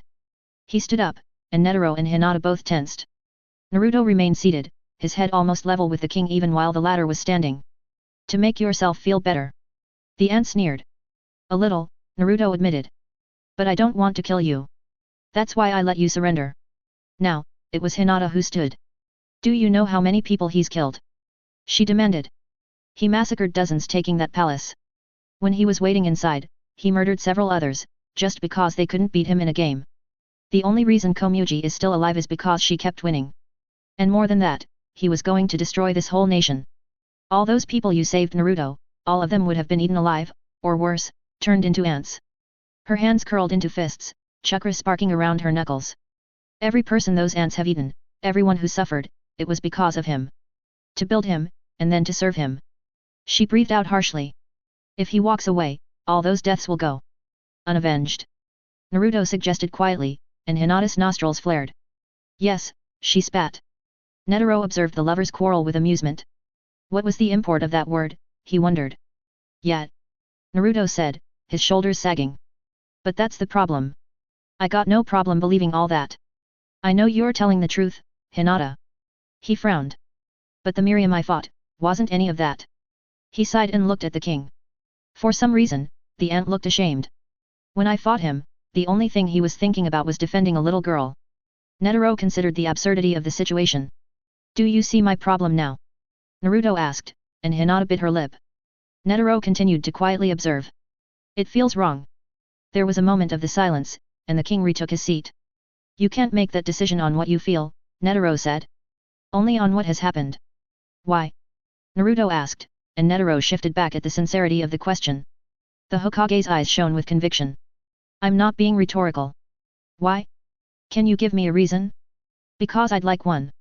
His mind wasn't made up, Netero realized. He'd gravely misread the situation. Naruto wasn't naive, he just had strong principles. The chairman had been approaching this from a completely wrong direction. Dread flashed across his mind, what else had he misinterpreted? He considered approaching more cautiously, but decided against it. Don't be so conceited, he said instead, and was gratified when Naruto leaned in with interest instead of flinching back. That had been a gamble. Even if the king has changed, perhaps for the better, that doesn't change the reality of his past actions. He laughed.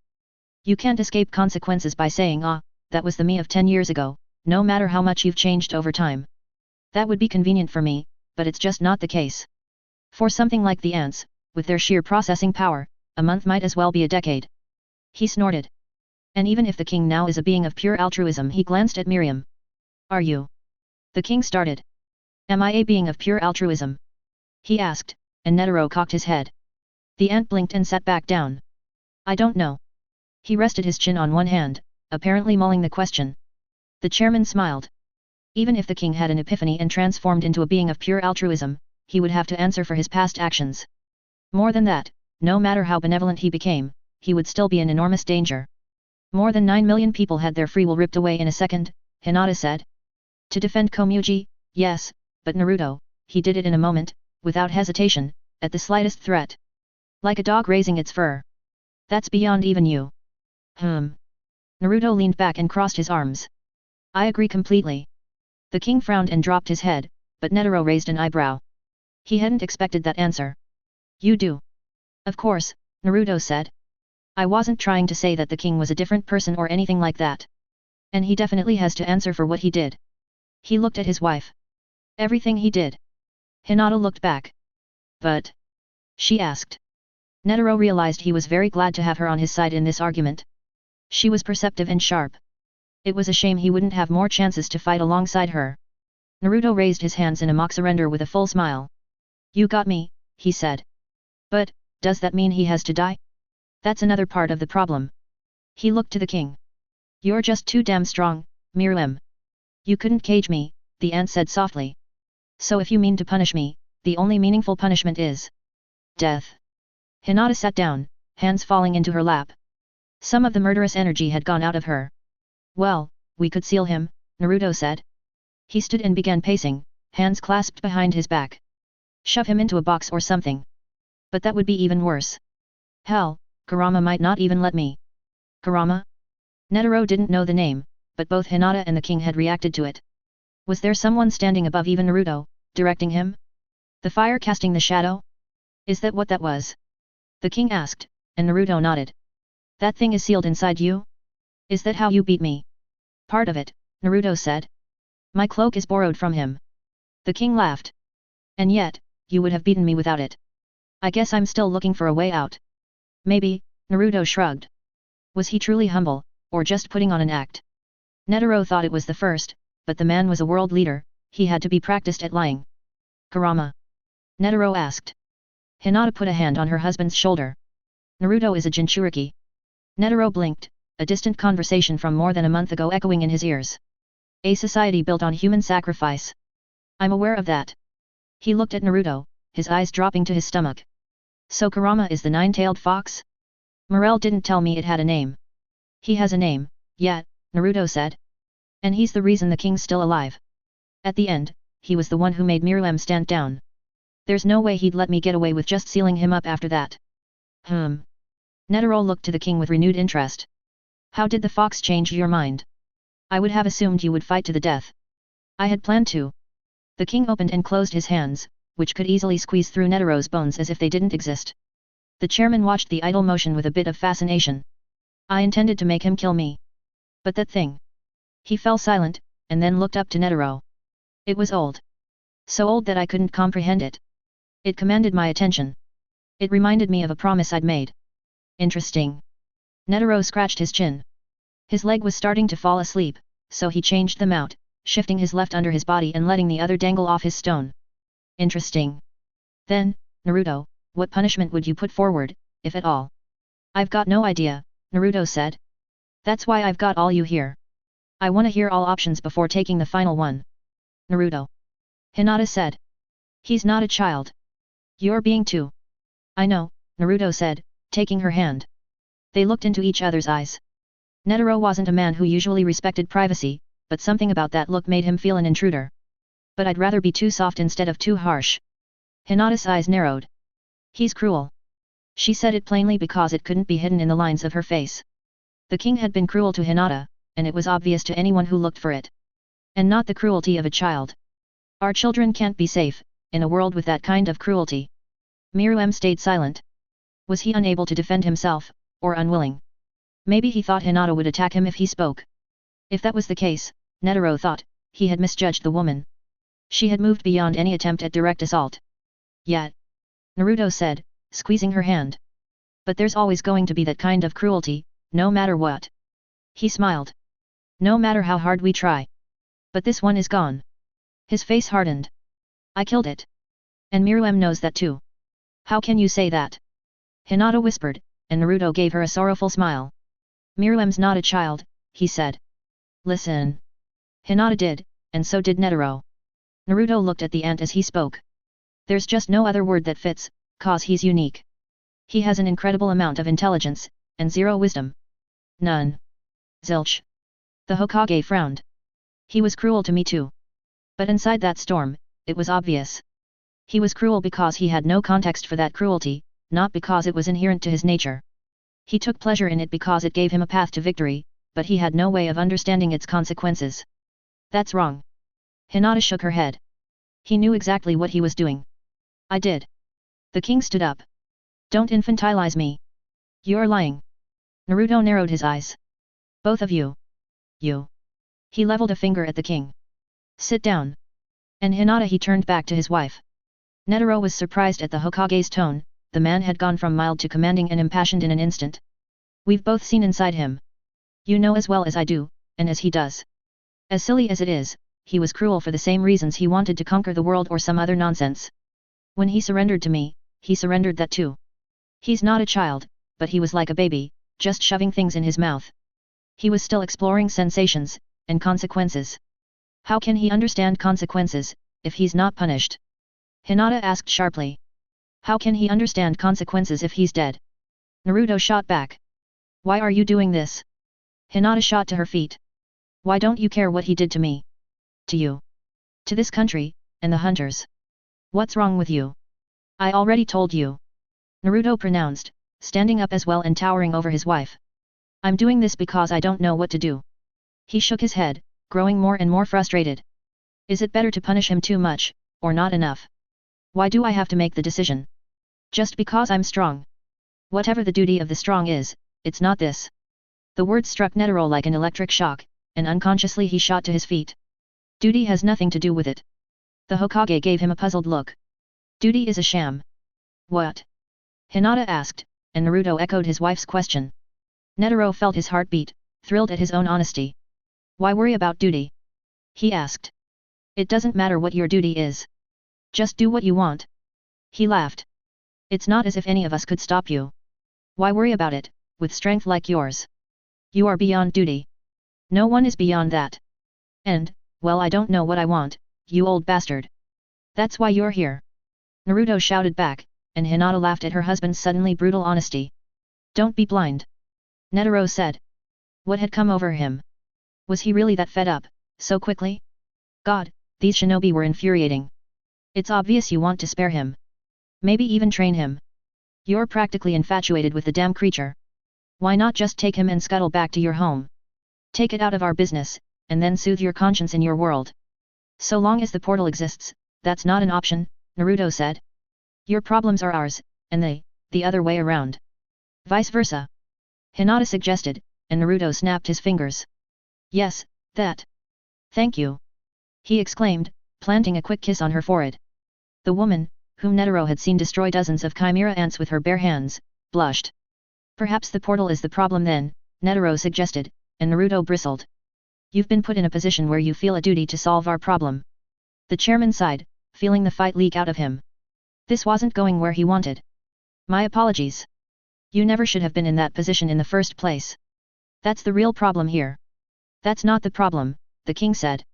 He had his face cupped in both hands now, his tail idly whipping back and forth behind him. Pardon? Netero asked, and the king pinned him with his deep purple eyes. Netero considered them with interest. Naruto was at least partially right. These eyes were nothing like the eyes of the creature who had tried to rip him to pieces in Beijing. There was more to them than hunger and fear. I thought, the king said, that it was my duty to rule. That was just how I was born, he continued. Born with a duty to rule. But now, there's a disagreement over my duty, and my life. He smiled. And it's predicated on duty. I'm starting to get it. The king laughed.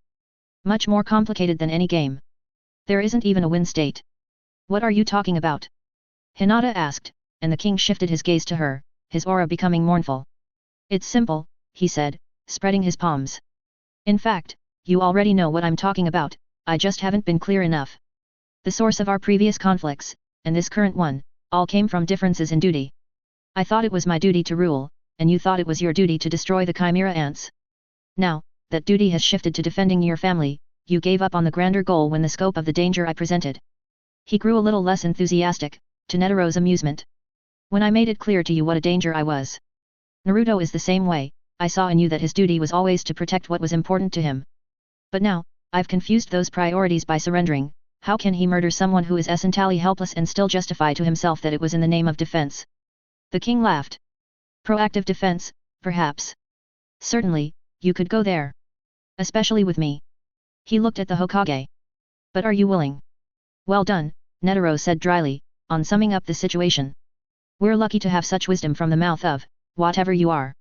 But did you have anything to add? I believe so, Myrmidon said. I don't think any of us are correct here. Perhaps that's juvenile of me, but it's tempting to assume a middle ground. He pointed at himself. Total control, without reservation. Even switching my duty to defending Komugi maintained that at the core. Then at Naruto. Defense of the self, and what makes the self? The twine, right Naruto? The Hokage crossed his arms and nodded, listening with interest. Netero didn't understand the reference. Then, the king looked at Netero. And you were telling the truth, he said, tilting his head. You don't believe in duty at all. To you, it's just being strong, right? Fielding questions from an overgrown cockroach wasn't exactly Netero's favorite activity, but he felt no compunction in answering. That's all there is to it, he said, and the king smiled. I don't think any of those are right, he said. They've all failed us. They're too absolute. If you stick to one strategy no matter what, you develop blind spots. I took my absolute leadership as absolute strength, and look where it led me. He chuckled. I brought the very man who'd defeat me to me. And now, he can't even make the simple decision to kill me. He looked at Naruto. That's funny, right? Naruto shrugged. I dunno, maybe a little. It helps if you think your life is funny. It is, maybe, a little absurd. The king looked down at his hand, opening and closing it and watching the pull of his tendons, tougher than diamonds. And short. That's part of the absurdity. If it ends here, all the more so. He looked up at Netero. I'm curious. If strength is all there is, and I'm stronger than you, why did you oppose me at all? Why come here, why take the contract for the ants at all? Why? Netero wondered himself. Why had he done anything, become the chairman of the Hunters Association even? In pursuit of further strength? No, that wasn't it. Because I wanted to lose. Netero was surprised at the clarity of his thoughts, but he was sure they were correct. It's been so long since I lost. I wanted to remember the feeling. What better than you, an opponent who would never consider me a possible threat unless I proved it. Even though you weren't supposed to be born. The realization was gradual in how it slowly came together in his consciousness, but like most things in Netero's life the actual moment of understanding was sudden and violent.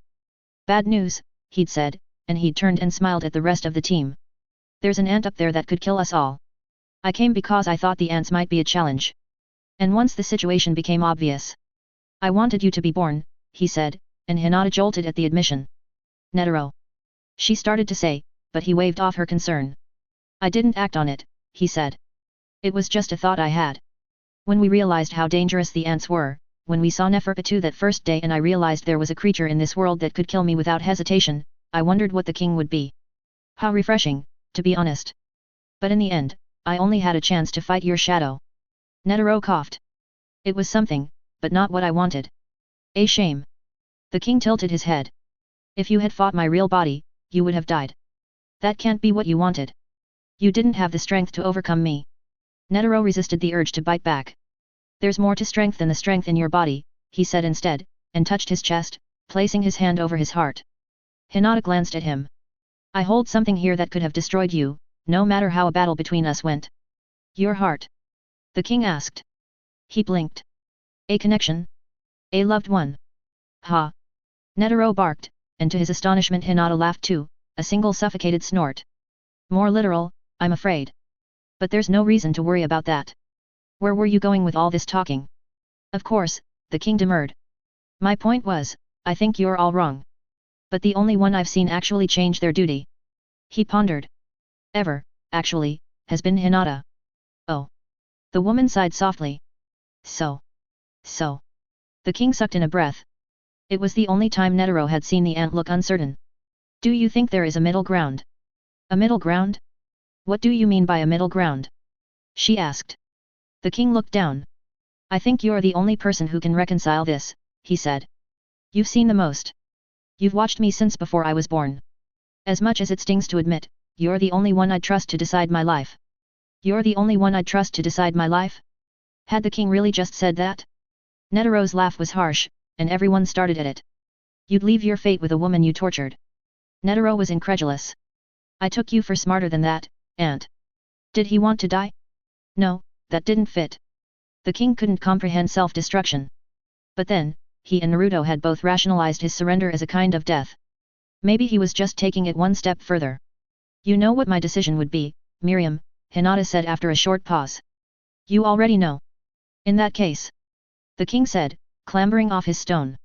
He knelt slowly, as if he were wearing something heavy, and presented his neck. I would accept it. Netero froze, and so did Hinata.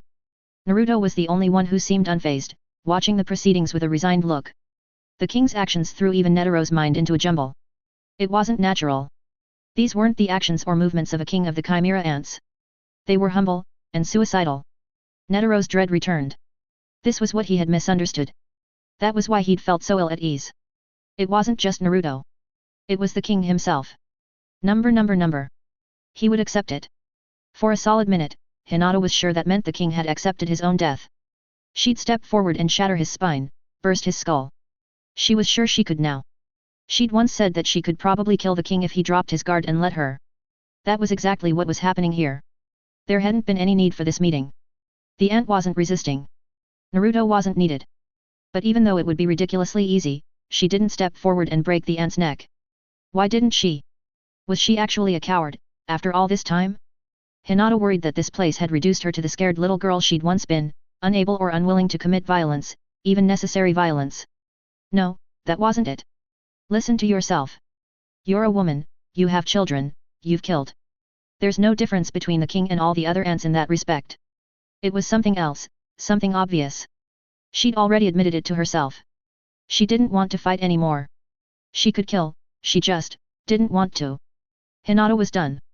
She looked down, regarding the king. He remained as still as a statue, his entire body relaxed and his gaze stuck to the floor. He really was ready, she marveled. He'd given up his life that casually. The king never would have bowed to someone, or surrendered his life. The only person he had ever surrendered to before her husband was Komuji. But that had been in games, not life. By surrendering in a battle, forfeiting his life. Naruto was right, she thought. As usual. That was a little infuriating to be honest. Why was her husband so damn perceptive? It really was that simple. He'd killed the king. He and Kurama had, by forcing Myrmidon to surrender. What remained looked just like the creature that had tortured her, but that king was gone. The king that had threatened her children had been slain by her husband. What was she doing, staring at this thing's neck now? What would she gain from killing him? Peace? She doubted it. Hinata had never felt peace from killing. Even when she'd almost killed Nefertiti, she'd felt relief at best. But now, like this, killing someone as they knelt in front of her, exposing their neck, not resisting? That wasn't who Hinata Uzumaki was. Maybe if she had relied more on her ancestors' chakra, she'd be ruthless enough to be the executioner Myrmidon was asking for. But for better or worse, Hinata wasn't Hamura, and she didn't intend ever to be. Myrmidon was still dangerous, even if the king was dead. Unbelievably dangerous, she thought. Miriam had sent millions of people to protect the life of a single girl without any consideration for their will. He'd hollowed out an entire country in a moment. But that was a different kind of danger from the dead thing that had fed her phantom children to her. Hinata took a deep breath. She remembered the blood-stained nest, and the collected misery of every human whose lives the ants had stolen months ago. She remembered the king's tombstone teeth, bared in a hateful grimace as he threatened her family. Don't forget. Can't forget. But what was the point of driving it so deeply into her heart that she saw it every time she closed her eyes, when all it would bring her was more pain? She closed her eyes, unable and unwilling to forget everything she had seen, and released everything with her next breath. She felt lighter. There was a weight on her mind, a migraine in waiting, that had just vanished. Hinata opened her eyes and looked at her husband. He was watching her with obvious concern. It almost made her laugh. He was strong enough to solve all of this in an instant, she thought, but life had taught both of them there was more to solving things than strength alone. He was looking to her for guidance, just as the king was. Right now, she held more power than either of them. But it wasn't just power. It was a partnership. Even with the king, in a strange way. A partnership changes both sides, Hinata thought. Naruto had changed her for the better, and the king for the worse. Which would she rather keep? She sighed, and with her husband's strength she discarded her hate. In a case like this, she started to say. Her voice was soft and quiet, and she saw both Naruto and Netero strain to hear. Someone who's too strong to punish can only be taught. The king looked up at her, a confused look in his eyes. He really thought he was about to die. That's what he thought of me. That's what he made me. She locked her eyes on his, searching for any sign of deception. But there wasn't even a sliver of it. His body, his chakra, his eyes, everything bled sincerity. The king's aura hadn't been screaming since his fight with Naruto, but his intent still leaked from it without regard for subtlety. Hinata had no choice but to accept it. If they can't learn, they die, she declared, still looking the king dead in the eyes. The ant hesitated, and then nodded. There's no more room for compromise than that. The king dropped his head again and spoke. Thank you. There wasn't anything more than that. Ha! Netero chuckled. The chairman crossed his arms. I misread you, Hinata. I thought you would kill him immediately. I would have, Hinata said honestly. She looked from the king to her husband. If I hadn't had time to think about it. Naruto laughed, much more honestly than Netero, and reached out to grab her hand. Now what, then? He asked. There was something in his eyes that Hinata hadn't seen in a long time, relief. Now? Hinata said, and she found that she couldn't help but laugh. Now, I guess we have to figure out the rest. Loose end. Myrmidon stared at the rushing water of the river below. He and Naruto had been walking, it had only been 2 hours, but it seemed much longer. Since they'd left the stones, leaving behind Hinata and Netero, they had been talking. They hadn't been discussing his life, or how it had been returned to him. Instead, they had spoken about whatever came to mind. The king had tried to explain Gunji to Naruto after he'd used one too many game metaphors. He found it amusing that despite the Hokage's enormous strength, he obviously wasn't much for board games. It was the same lesson Komugi had taught him. Different people had different strengths. Where Komugi outstripped him in Gunji, Naruto had surpassed him in battle. And in something else, something Myrmidon couldn't explicate. Leadership? Charisma? Something he hadn't understood. When they'd been fighting, he'd resolved it as Naruto having more reliable servants, more trustworthy than his worthless royal guard, but that obviously wasn't the case. Naruto didn't even perceive them as servants, or treat them as such. It would be foolish to go against the man's own feelings. Naruto felt the king's confusion through their mingled chakra, and laughed. Maybe it's hard for you to understand cause you didn't have any equals, he suggested. Pardon. When you were born. Naruto kicked a stone and it skipped from one side of the river to the other. You were the king. You didn't have any peers. You weren't supposed to have any peers, right? Of course. But what does that have to do with it? Myrmidon asked. That thing you can't understand, that's partnership. It's the reason you're still alive. It's what you have with Komugi. Naruto smiled. I need to meet her. She must be pretty amazing, if she managed to get through to you. The king pondered that. Hinata said something like that. Or thought something like that. He paused. I need to apologize to her. I offered my life, but that's not the same, is it? She'd appreciate it, Naruto said. I'll accept it for now though. She needs time. Myrmidon frowned. Would I have gone on like this forever, destroying without regard, if you hadn't shown up? Maybe, Naruto shrugs. Who knows? There's no point in worrying about what might have been. Just consider the now. What were you saying? Partnership, Myrmidon said after a pause. How many humans had he destroyed? He'd thought they'd have nothing to teach him, nothing of worth to him or the world, but now he'd been proven wrong twice over. How many other times had he been wrong without knowing it? How much potential had he wiped from the world without understanding the true destructive impact of his actions? How many Komugis had he accidentally killed? And if not his, others? The notion made him feel sick. Hinata believed that a partnership changes both sides. That it's an equal relationship. Myrmidon shifted, squatting down and staring into the river. He could catch glimpses of his reflection in the rushing water. You said the same thing about me and Komugi. But I don't see how it applies. Again, you're looking at it from the wrong angle. Naruto sat down beside him, one leg stretched out and the other tucked under his body. Any real partnership is two people, or more, changing one another for the better. Or not. I guess just changing works, though that obviously would suck. He plucked a piece of grass from the ground and twiddled it between his fingers. You provided Komugi with a worthy opponent. They both watched hundreds of games of Gunji dance across the water, pieces forming in whirls of white currents in the shadows cast by nearby trees. You gave her a chance to improve the only thing she considered important, the core of herself. And in return, she helped you understand that you weren't alone. Myrmidon shifted, looking at the Hokage. The man wasn't saying anything profound, but hearing it out loud helped him more clearly conceptualize it. Hadn't he himself said that to Komugi? You've bettered me. He'd thought she was teaching him to accept defeat, but it was much more than that. Naruto was right, the Gunji player had been the only one to show him that he wasn't alone. That he wasn't already the pinnacle of creation. And she'd taught him that humans were more than meat. Myrmidon realized he missed her. It had been a whole day. Where had she gone? Surely someone had kept her safe. He'd thrown them away, but his guard, had his royal guard realized what he'd meant when he lashed out at them? Had they protected Komugi, even before he'd sent out his chakra and forced the duty on the entire country? He had no way of knowing. Myrmidon realized he'd never communicated with his royal guard at all. Only commanded and dismissed them. If they had helped keep Komugi safe, it would have been entirely on their own initiative. That feeling of sudden helplessness and regret was the first real sorrow Myrmidon had ever felt, and the sensation fell over Naruto like a cold breeze. The Hokage glanced at him. She's fine, he said, and Myrmidon let out a rough breath. He hadn't realized he was holding it. I don't know where she is right now, but she's fine. He stood back up. Come in, he said. Let's keep going. Number. When Neferpitou regained consciousness, she lay very still for a long time.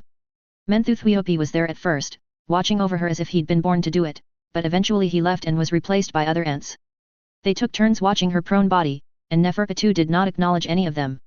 She didn't know where or when she was. Outside, in a field somewhere.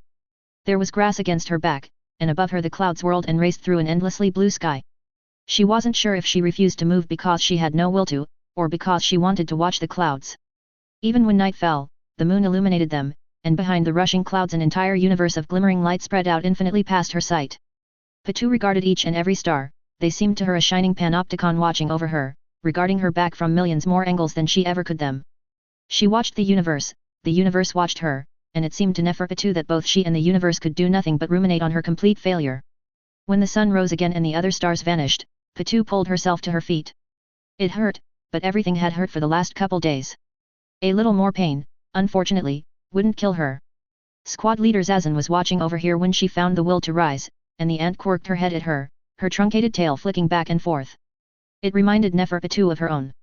"You're up," the ant stated, and Pitou nodded. She started walking, and Zazan followed. "Have something in mind?" "No," Neferpitou said, staring straight ahead. She didn't know why she was walking. She was just tired of lying on her back. "The humans have corralled us," Zazan told her.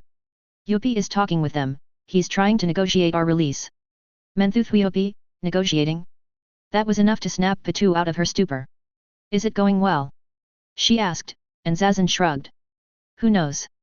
They'll probably just kill us all anyway," she said with a laugh. "There's not much we can do. They told us if we leave we get blown up." Pitou looked around. So far as she could see, she and the other ants weren't stuck in a pen or anything of that nature. The empty fields that had surrounded the palace stretched for as far as the eye could see. Every couple yards, she could pick out a piece of rubble from the former capital. It had been torn apart and flung to every corner of the map in the course of the fight. "Leave where?" "Wherever we are." Zazan was starting to look a little annoyed. "They have the Watcher, and other sensors, they're keeping track of us." "Look, are you going to keep going?"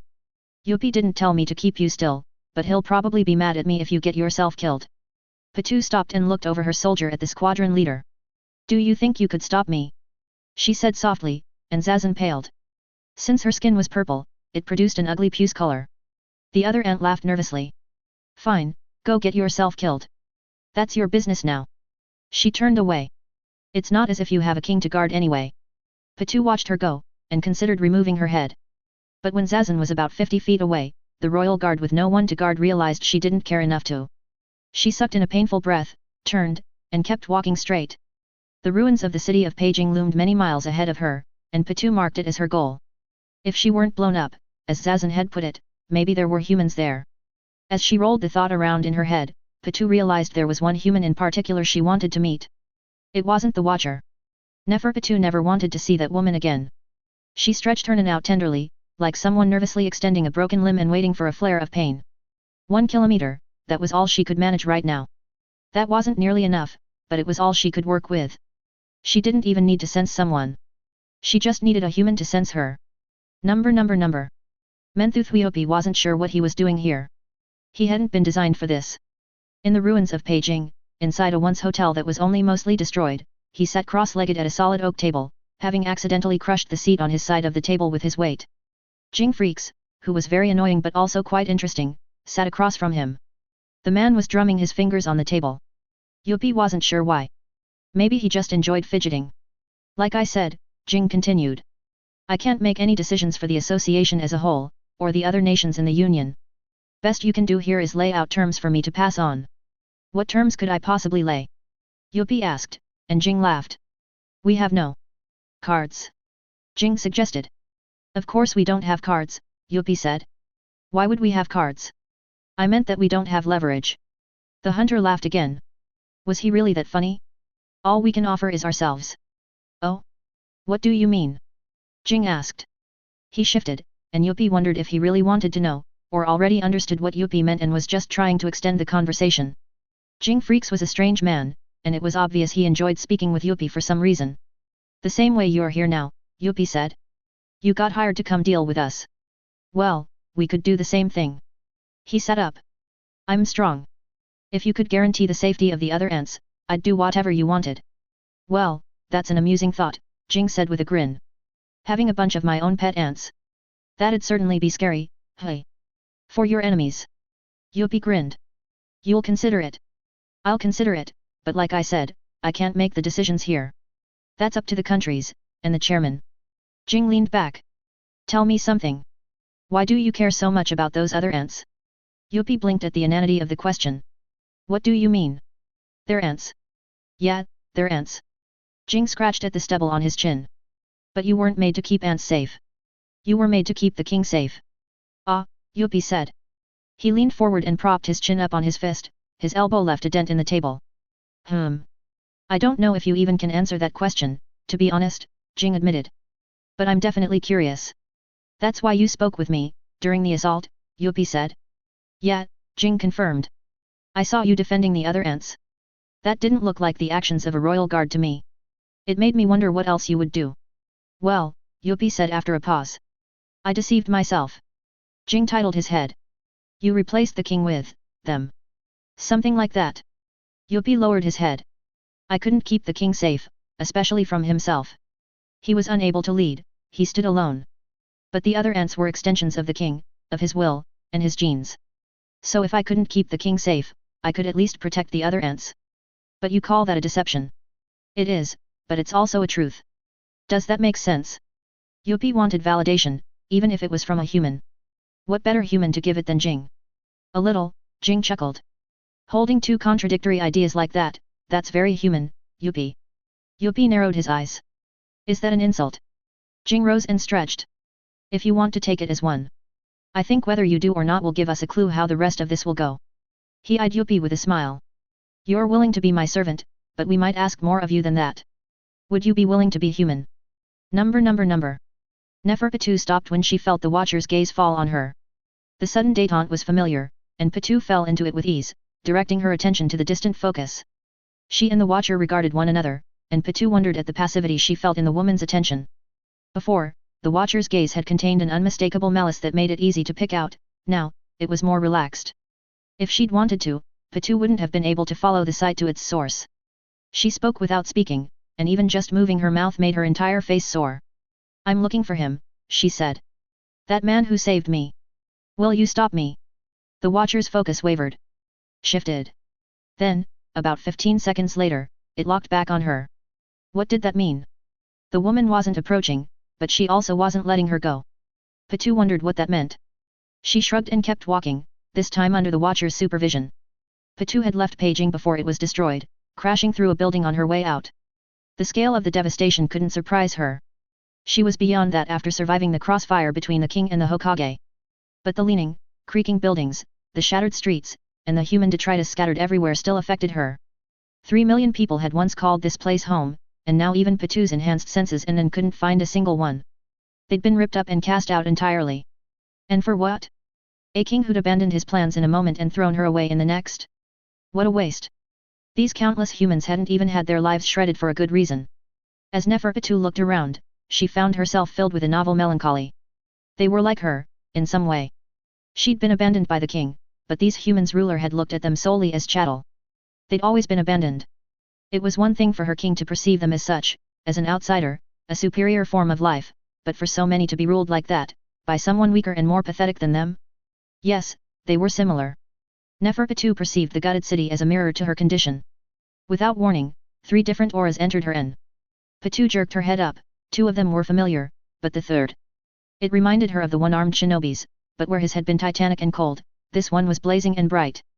It was like one of the stars she'd watched the night before had descended on top of her.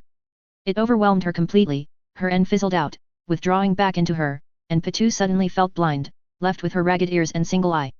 She looked about, watching where the aura signal had originated. Just a moment later, movement on the skyline caught her eye. 3 figures atop a crumbling apartment block. A tall man with blonde hair, the Hokage, or one of his clones. The other 2 were more familiar to Neferpitou. The 2 young hunters that she'd scared off the day she was born. They jumped down, leaving behind the Hokage. Pitou watched them come, they both looked as resigned as she felt. She remembered what the watcher had said when they landed. That man was their king. Both the hunters approached her, separating and coming at her from different angles. She kept her eye on the one who'd punched her missing eye out. She was forced to feel the other, the boy who could electrify himself. Gone, that was the name of the hunter who'd taken her eye. That's what Hinata had called him. Gon, and the electric one was Killua. Gon stopped about 20 feet from her, far enough to let him react to her leap, and Killua stopped with him. They were practiced partners. Maybe that's why Patu hadn't been able to defend the king, not even from himself. She'd always stood alone. If you can understand that, maybe you'll understand this. Where are you going? Gon asked, and Patu stood up straight, her arm rigid at her side. The hole in her side ached, and so did her missing arm. Nowhere, she said, and the hunter cocked an eyebrow. I'm not going anywhere. Everyone's going somewhere, Gon said. Killua was circling around behind her, Patu realized. They were ready for a fight. Was that what she wanted? Was that why she'd come here? She truly didn't know. I don't have anywhere to be, Patu said. She sat down, crossing her legs under her, and Gon blinked. Hernan receded further, leaving her defenseless. She couldn't even sense Killua behind her now. Gon was a fighter, but Killua was an assassin. If he decided to kill her now, she wouldn't be able to stop him. The thought brought Patu some peace. That's it then, she thought. It didn't matter where she went or what she thought, she still wanted to die. But 5 seconds passed, and Killua didn't drive his hand through the back of her head. Gon was just watching her. Patu sighed. Don't you want to kill me? She said, and the hunter's lips twisted. I killed your king, didn't I? She continued, closing her eye. I saw it, last time we met. You almost sacrificed your life to end mine. You would have succeeded if it weren't for Melioron. When she opened her eye, Patu still wasn't dead. Gon sat down as well, one leg stretched out before him. They regarded each other, Patu with dull anticipation, and Gon with an emotion Patu hadn't experienced before. Pity. So you want to die? He asked, and Patu narrowed her eye. I tore his arm off first, she said. He didn't scream. I didn't realize at the time how admirable that was for a human. Kite knew the risks, Gon said, not rising to the bait. We all did, when we got that close to the nest. So, you're just going to let him rot in vain? Patu asked, and the hunter shook his head. What had happened? What had changed in him, in just a few days? Why wouldn't he kill her? He's dead. Would killing you bring him back? No. Patu smiled. But I'm sure it would bring you some satisfaction. The hunter frowned. No. You were right, though. A couple days ago, I would have killed myself to kill you, Gon said. Patu couldn't help but marvel at his calm. I almost did. But now, you want to die, hey? He got back to his feet. No way in hell am I giving you what you want. Patu should have attacked then. If she's attacked right then, Gon would have had to defend himself. He would have killed her. It would have been clean and easy. But she found she couldn't. Just like before, just as it had for the last day, her body refused to die. She was paralyzed in place. All she could do was watch. Come in, Killua. Gon turned and began walking away. Killua walked past Patu, passing not 4 feet from her. Either of them could have reached out and ended the other's life, but neither did. Let's get out of here. The hunters walked away, and unable to get off the ground or even beg, Patu watched them go. Even after Gon and Killua passed out of sight, Patu remained rooted to the ground. She'd never felt so pathetic in her life. Somehow, it felt even worse than when the king had discarded her. It was one thing to want to die, it was another entirely to have someone look you in the eyes and deny you even that. She didn't stir when the Hokage approached her. Even in a state of near-zetsu, his aura nearly burned her. His passive energy felt like blunt knives running across her skin. You really want to die? He asked. Patu looked up, the man was quite tall. It fit his aura. He knelt down, almost face to face with her. Sasuke dragged you out of there, right? He said, and Neferpitou felt something stir in her gut. Anything other than turgid death was welcome. Sasuke. So that was the name of the shinobi who had torn her and the other guards apart in 2 or 3 seconds, and then rescued her afterwards. The man who'd saved her because she'd been too weak to refuse. Where is he? Patu suddenly asked, and the Hokage rocked back in surprise at the fervor in her voice. Where is Sasuke? Not a clue, the Hokage said, scratching the back of his head. Why? Patu pushed herself to her feet, her whole body aching. She pushed a surge of nen through it, forcing it to forget its injuries for a moment. I want to see him. For the first time since the king had thrown her away, she wanted something. She would be an idiot not to follow that feeling. Can you take me to him? The Hokage blinked. Sure, he said, standing up as well. Sure. Let's go find Sasuke. Number. In the deep tunnels that ran across East Gorto, miles from Beijing, Shiapoof scuttled through absolute darkness. The tunnels were old, and hadn't been lit in decades. This was a place where no humans and no light had come in a very long time. It felt appropriate to Shiapuf. It was a competition, he thought, between the inky blackness around him and the darkness consuming his soul. All Shiapuf could feel was hatred and shame. He had enough hatred for everything in the world. He hated the humans that had opposed the king and put him in this position. He hated the other royal guards for being weak enough to not see the king's true designs. He hated them for being strong enough to oppose them. He hated himself for losing to Neferpitou, pitiful little Neferpitou with one arm and no will to live. He'd lost to her and the Watcher, somehow at the same time. Shiapuf is the only one I can rely on now. He gagged, hundreds of him choking on an inimical reality. Foolish little Shiapuf. Did you think this would be a story with a happy ending for you, simply because the king was relying on you? The more responsibility you're given, the more tragic the consequences. That's all there was to it. Shiapuf wept. The king had triumphed, he was sure. He'd killed the fire shadow, the one-armed man, the Watcher, everyone. Myrmidon had to have destroyed everything that had opposed him because that was what Myrmidon was. Unstoppable, invincible, unquestionable. But how could he return to him now, a complete failure? He was no longer someone the king could rely on. He was a coward, a worm squirming through the earth of a dead country. If he were the king, he would kill the Shiapuf that Poof was now without a second thought. He wasn't even worth being eaten. Even maggots would find him disgusting as he was. As Shiapuf pondered the best and most efficient way to cease to exist, while still being unable to conceive of simply dying, he came to a crossroad. The tunnel split into two paths, both equally dark. He stopped, hundreds of pairs of eyes looking from one to the other. What was the difference, he thought. They both led to hell. Why even bother making a decision? Why not just stop here, and slowly wither away in the darkness? Then, Shiapuf perceived a light at the end of one of the tunnels. A light? Down here, where no human had walked in decades. Where no electricity flowed, where no fire could start. He drifted down the right tunnel, entranced by the dim light. Was that his salvation? Was it as simple as a light at the end of the tunnel? Like a moth drawn to a flame, Shiapuf fluttered towards the distant, flickering light. He drew closer and closer. Even with his enhanced senses, it was difficult to tell how far away the light was. Was it a fire, or electrical? As he drifted, Poof became certain it was a fire. A small one, like that given off by a lighter. He caught a glimpse of gleaming metal, a tube behind the flame. A tube? At that, he paused. Why was there a floating tube, along with the floating flame? His addled mind ground to a stop. That didn't make any sense. None of this made any sense. What was he approaching? Just as Shiapuf began to realize something was wrong, a blast door, over a meter of solid titanium, slammed shut behind his swarm. He turned in shock at the sudden deafening noise. The tunnel behind him was suddenly totally cut off. He probed at the door, with the mass he had left, he could beat his way through it, but it would take several minutes. The only way he could go was forward. He turned back. The light had danced from the edge of the tunnel to the center. And now, it wasn't waiting for him. It was approaching. Trapped between the door and the tiny light, Shiapuf felt a primal fear. This wasn't the fear he'd felt when Neferpitou had nearly destroyed him, or even when he'd realized he'd completely failed the king. This was, simply put, a fear of the dark. Who's there? He screeched, reforming his body and pulling himself up as tall as he could. He spread his wings wide, an instinctual attempt to look as large and intimidating as possible, and glittering scales blew off of him and down the tunnel, lighting it up in a dim rainbow medley. The sparkling scales revealed more and more of the tunnel, and eventually reached the light.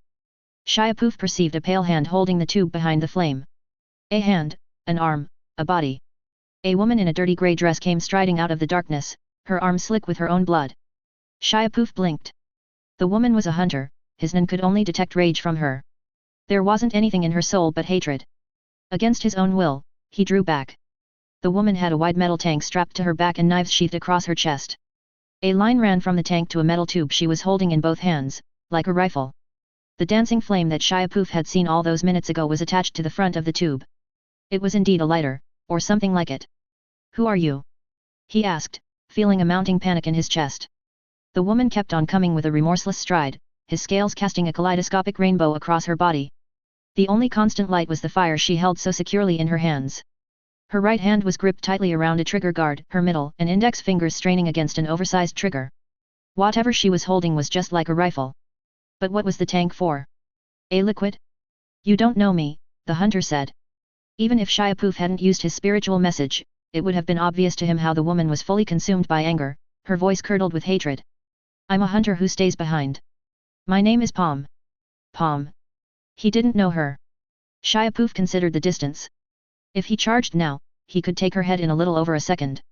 But she was a hunter. Even if she was one who stayed behind, she'd surely be able to react in time.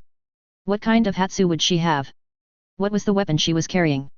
There were too many unknowns. Foolish Poof. Fritter your life away, or act. Shiapoof screamed and charged. Palm depressed the trigger. The tube in her hand bucked and belched out a stream of thick, semi-liquid fire. The blast took Shiapoof full in the face.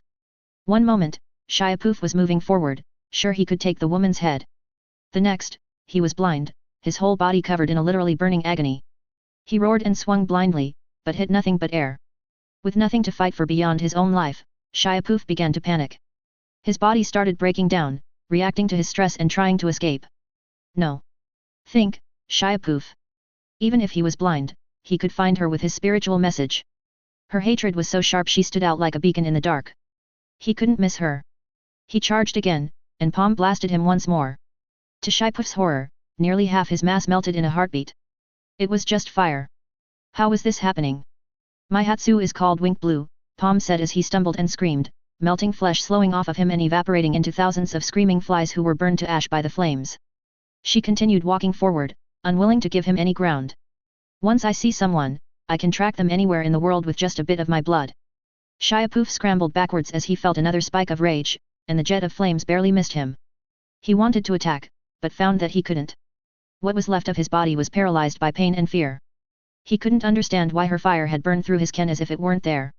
Surely he wasn't that weak? I saw you, Shiapoof, while you were trying to kill my master. Poof couldn't see, but he knew Palm's face was twisted up in a rictus of hatred. I saw you because I was watching him. He made it all the way to the stairs before you found him. Or did you just let him go that far? More and more of Poof's mass was sloughing off. It felt like his consciousness was going with it. He couldn't breathe anymore, only scrambled backwards. Palm let out another jet of fire, and Poof screamed in fear, scuttling away like a cockroach. I mixed my blood with the napalm, Palm said calmly. That's why it's destroying your cells so completely, and how it broke your ken. I knew I would need that after watching you survive Nove's hatsu. She blasted him again, melting his legs off, and Poof was left dragging himself backwards with both arms as the flames licked at his torso. The fire pouring from her weapon was literally filled with the hunter's pure hatred. It was devouring him alive. His back hit the blast door, and a high, keening whine emerged from Shiapoof's chest as he realized he had nowhere left to run. The tunnel was so hot. Smoke was rising from his body, his wings crumbled away, their fragile structure destroyed by the heat.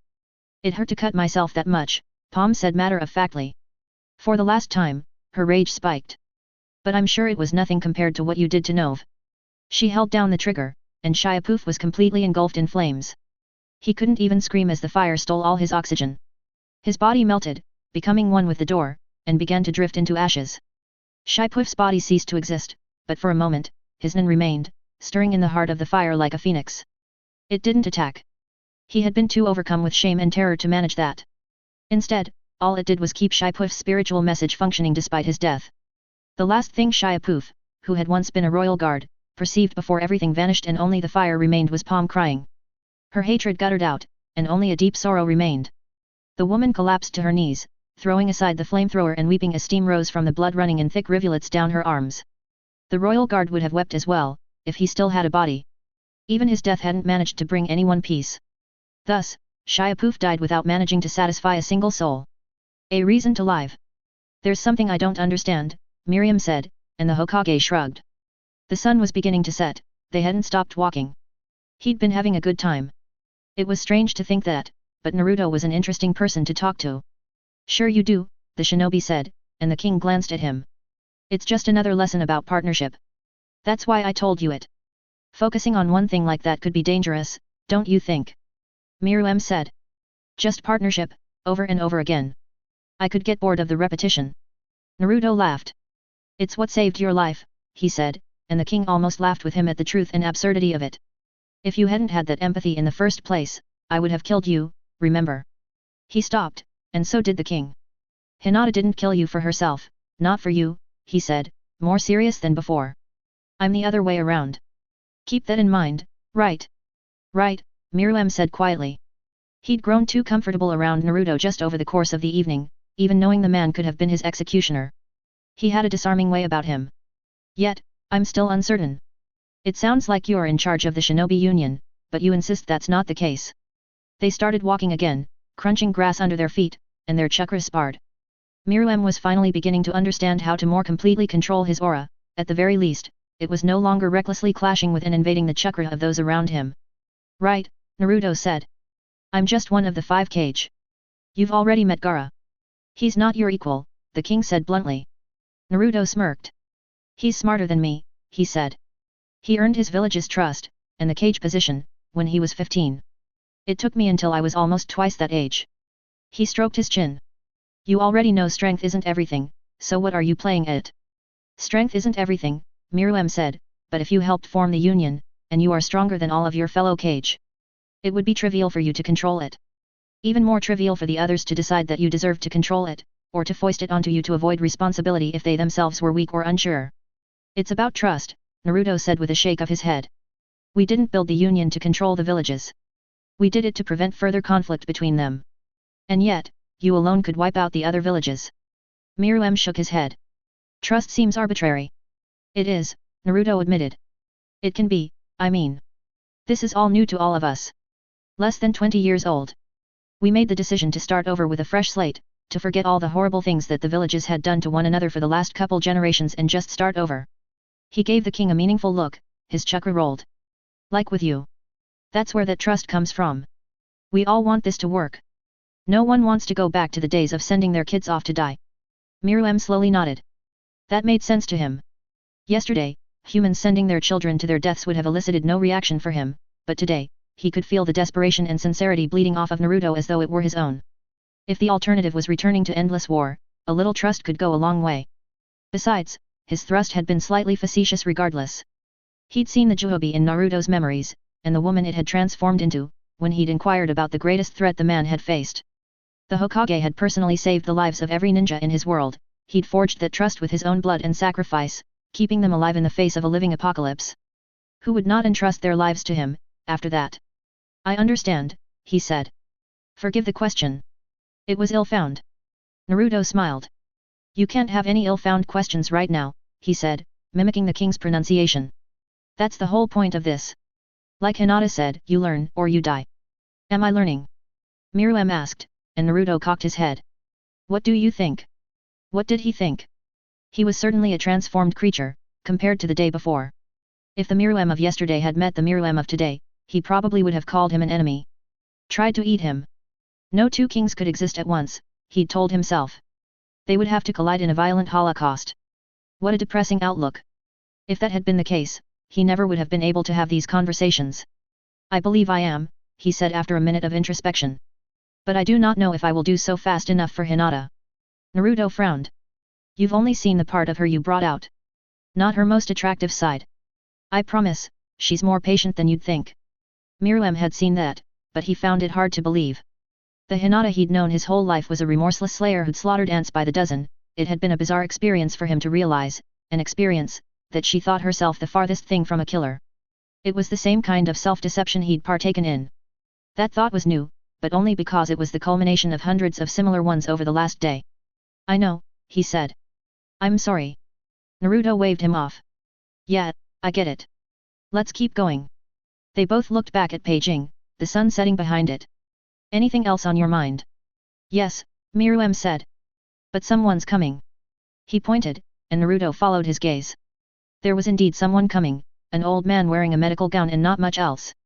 The chest was stained with red, and Myrmidon frowned. Despite the obvious blood, the man was coming towards them with definite purpose. Several miles behind him, high in the sky, a blimp floated, directionless. Naruto changed directions, walking towards the man, and Myrmidon followed him. What could Isaac Netero want? Myrmidon wondered. He'd happily gone along with Hinata's decision to spare Myrmidon, it was obvious that he respected her immensely. This was the hunter who had destroyed his clone in Beijing, and brought such ruin to the city. Why was he here, wearing a hospital gown stained in blood, and looking at Naruto with such a determined, single-minded look? It would be insanity to attack the Hokage for countless reasons, but what could be worth coming out here like that to talk about? Myrmidon, Naruto said, his voice low, when they were only 100 feet from the hunter, who kept coming. Back up, would you? Myrmidon complied, and Naruto raised his voice. Netero. He called. Are you all right? Wonderful, Hokage. The man called. He was exuberant. Myrmidon had never heard the hunters so happy. He stopped, and so did Naruto, only 50 feet apart. I won't accept your surrender, Naruto, Netero said, and prayed. Myrmidon started. Was he insane? Was this hunter insane? What could he possibly be thinking? Netero's rose behind him, roaring with gratitude and fury, and blew all the grass flat for nearly a mile around with the force of its aura.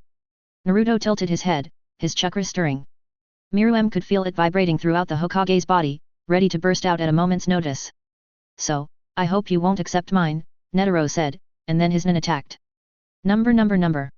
2 hours after Hinata spared the king's life, Netero found himself standing at the foot of Nove's bed. He'd made his way back to West Gorto, where both of his injured subordinates had been taken after they were wounded. They were both ensconced in the most advanced and prestigious hospital in the entire Union, as befitted hunters who had almost given all they could. There was no indication when Nove would wake up. His leg had been severed, and all of his remaining limbs had been broken, along with his ribs, pelvis, collarbone, and a dozen other bones. His face had been smashed in, and his skull cracked. If Nove had been a normal human, he would have been dead 20 times over. But Nin was a spectacular gift, and so long as Nove retained the will to live, he would eventually recover. But for now, he was just a rattling body wheezing through a ventilator, small and frail in his bed. Netero looked down at the body of his subordinate, and didn't feel much. Nove had almost died, but the almost was all that mattered there. Why, he thought to himself, am I this man's superior? I don't even feel guilty. He left the room and paced the halls. Morel's room was on a separate floor, for less critical cases, and as Netero walked, he pondered his doubt. He was Nove and Morel's superior because he was chairman of the Hunters Association, obviously. Netero began climbing the stairs, staring out the wall-length windows at the sun-soaked city of Seoul. But why had he taken up that position? Some days, he could barely remember. He'd become a hunter searching for more strength, and he'd hunted anything that could challenge him in his youth. Well, in his 70s, but that had been over 50 years ago now. Netero often found himself thinking of what most people would consider advanced age as his youth. It was an amusing consequence of such a long life. He'd built his reputation as the world's strongest man, and in the association as the most powerful and adept alive. He'd returned from not one but 2 expeditions to the Dark Continent that had killed men and women who were smarter, braver, and more noble than him by dint of that strength. When the 11th chairman had resigned, he'd used that strength to ensure his victory in the vote, challenging his competitors to personal duels until they'd all withdrawn. Why had he done that? What had driven him all those decades ago to seize the position of chairman, when all he'd sought was strength? Netero reached the top of the stairs, and turned left. An orderly in the hall saw him and flattened themselves against the wall until he passed. He must have been scowling, the chairman realized. What a lapse in self-control. He'd wanted to be stronger, of course. He wanted more power, more influence. He wanted more people to know and fear his name. He wanted to be able to direct hunters, as much as one could direct an organization as fiercely independent and jealous of their privacy as the association. Netero had wanted the people who he'd defeated to stare up at him in envy, his strength over them apparent and indisputable. But, having watched the most remarkable duel of his long life just the day before, Netero realized as he reached out for Morel's door that he'd never really been interested in the actual duties of the Hunters' chairman. He opened the door, and Morel jerked up in his bed in surprise. "Chairman," he said as Netero entered, looking around. "I wasn't expecting you." He put a book down. Netero did not bother to read the title. "You seem to be recovering well, Morel," Netero said, and the big man shrugged. "I won't be walking for a while," he said with a light wheeze in his voice. "But it could have been much worse." "Without a doubt," Netero said, walking past Morel and looking out his window. The man stared at him, and Netero didn't bother answering his unspoken question. He'd never been interested in being chairman, only the prestige and power of the position. As the strongest man in the world, he'd had to content himself with amusements and perversions in the position. He had shackled himself, watching as the world moved on, looking for a worthy opponent and unable to find one. Netero found himself looking back at his tenure as one of stasis. He'd tried to keep things the same. To keep himself on top, even though that had not been his desire. He'd used his power to forbid further expeditions to the Dark Continent because it had been antithetical to his vision of strength. He'd expanded the Hunter Association, welcoming in any creature in human skin that was strong enough to claim themselves as a hunter. He had perched at the top of the world, undisputed and too powerful to be openly questioned, and slowly withered. In that comfortable existence, Netero had forgotten the sound of his own heartbeat, the thrill of adrenaline pulsing through his veins. He hated it. Looking out the window, Netero hated himself. "Chairman." Morel hesitated. "Netero." Netaro glanced at him, and something in his gaze made the man stiffen. I don't think, Netaro said, his tone low and deliberate, that I have any further interest in this. Morel blinked. Excuse me. Netaro sat down on the windowsill, crossing his arms. This business with the ants, he said. I'm done. Chairman. Morel said. I don't know if you can do that. Why not? Netaro asked. Would you stop me? He grinned, and Morel flinched. Do you have the strength? I don't. This is not out of malice, Netaro said calmly. Hinata decided to spare the king's life. Morel nodded slowly, obviously not fully understanding. We had a little tribunal, her husband, and myself, and decided that the king could be rehabilitated, given his previous behavior. He stared back out the window, watching the population below. Tiny people, going about insignificant lives. Like ants. I don't disagree with the result, but I realized something during the discussion, he said. Netaro had always been an entirely self-sufficient man. He had even survived off nothing but his own nen for over 2 years, drawing sustenance from his impossibly independent spirit. He did not know why he was telling Morel this. Most likely, he just wanted someone else to understand, or to not understand. Either would bring him some measure of happiness. The Hokage said that since he was strong, he had a duty to find a solution to the existence of the king, Netaro continued. And that made me furious. How, Chairman? Morel asked. If that's what he believes. I have no problem with him believing that, Netaro said, tapping his chin. But he helped me realize that's not what I believe. With strength like yours, you are beyond duty. So, what do you intend, then? Morel asked. Netaro shrugged. This is a complicated situation, he said, and truly, at my age I have no taste for complications. I'm going to resign. Morel sat back in shock. But, if you do that. Oh, calm down, Netaro scoffed. I understand it might be shocking, I've been chairman since before you were born. But it's the simplest solution to this situation. I will take the blame for the association's failure to adequately suppress the ants, the honor of hunters will remain intact. You and Jing can clean up here. I'm sure you're adequate to meet the challenge. Morel's eyes narrowed. You're sacrificing yourself for the rest of us. No, Netaro shook his head and smirked. That's a coincidence. I'm simply sick of this nonsense. He turned to leave. Call Jing, and the union leadership. You can think of yourself as my hand until I officially resign, if that helps you wrap your head around it. Tell them the situation. I leave the rest to you. Where are you going? Morel asked. What are you going to do? Netaro stopped, turning back. His nen burned along his body, pricking Morel with hundreds of invisible needles. I've spent the last half-century distracting myself with garbage, paperwork, and leadership. He spat out the last word as though it were a curse. I'm going to make up for lost time. Number. Netaro woke up 5 hours later, shifting his arms and legs as consciousness gradually returned to him. He looked around. He'd been laid down in a bed inside a recovery room wearing only a hospital gown that gave him a measure of dignity and nothing else. He sat up, and his chest flared. He didn't grimace, he'd felt pain far worse than this, and couldn't regard it with any respect. His arms and legs shook, and he stilled them. Then began flowing throughout his body once more, his will driving it once more, and he went from feeling his age to weightless and stable once again. Netaro rolled out of bed and made his way to the door, bare feet padding silently on the hospital floor. Just before he reached the door, someone opened it, nearly bumping into him. Ah! The man exclaimed, stumbling backwards as Netaro almost ran him over. He had dark skin and wore thick glasses, his name was Maz, and he had been one of the surgeons Netaro had hired over a week ago to implant the poor man's rose in his chest. Now, he had been just as instrumental in its removal. Chairman! You're already up. Yes, Netaro said, gesturing with one finger, flicking to the side. Move. Chairman, Maz said, looking Netaro up and down with obvious alarm in his eyes. I understand you may be impatient, but we just opened your chest up, yes? Even you will need a day to recover. Not necessary, Netaro said, pushing past him and through the door. The doctor paled. You've already ripped a stitch. He exclaimed, and Netaro lazily looked down. The man was right, there was a dribble of blood making its way down the inside of his gown, starting just above his solar plexus. He hadn't noticed it, he must have torn the stitching when he'd rolled out of bed. Netaro shrugged. I'm not willing to waste any time, he called back, as Maz scrambled after him down the corridor. I have an appointment to make. Chairman, I insist.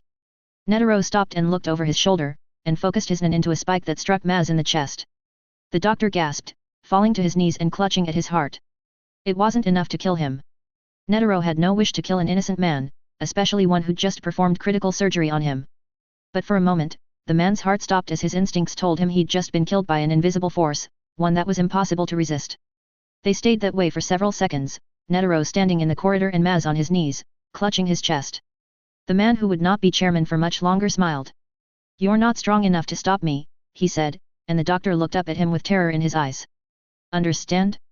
If you're not strong enough to stop me, I can do whatever I wish. That's how the world works." He turned away, making for the stairwell. "Follow me, if you wish to accomplish nothing." Maz didn't, and Netero left him behind. He climbed the stairs, heading for the hospital's roof. It hurt a little to move, but it was an ignorable discomfort. His gown grew more stained with his own blood, but Netero knew it wasn't enough to be worried over.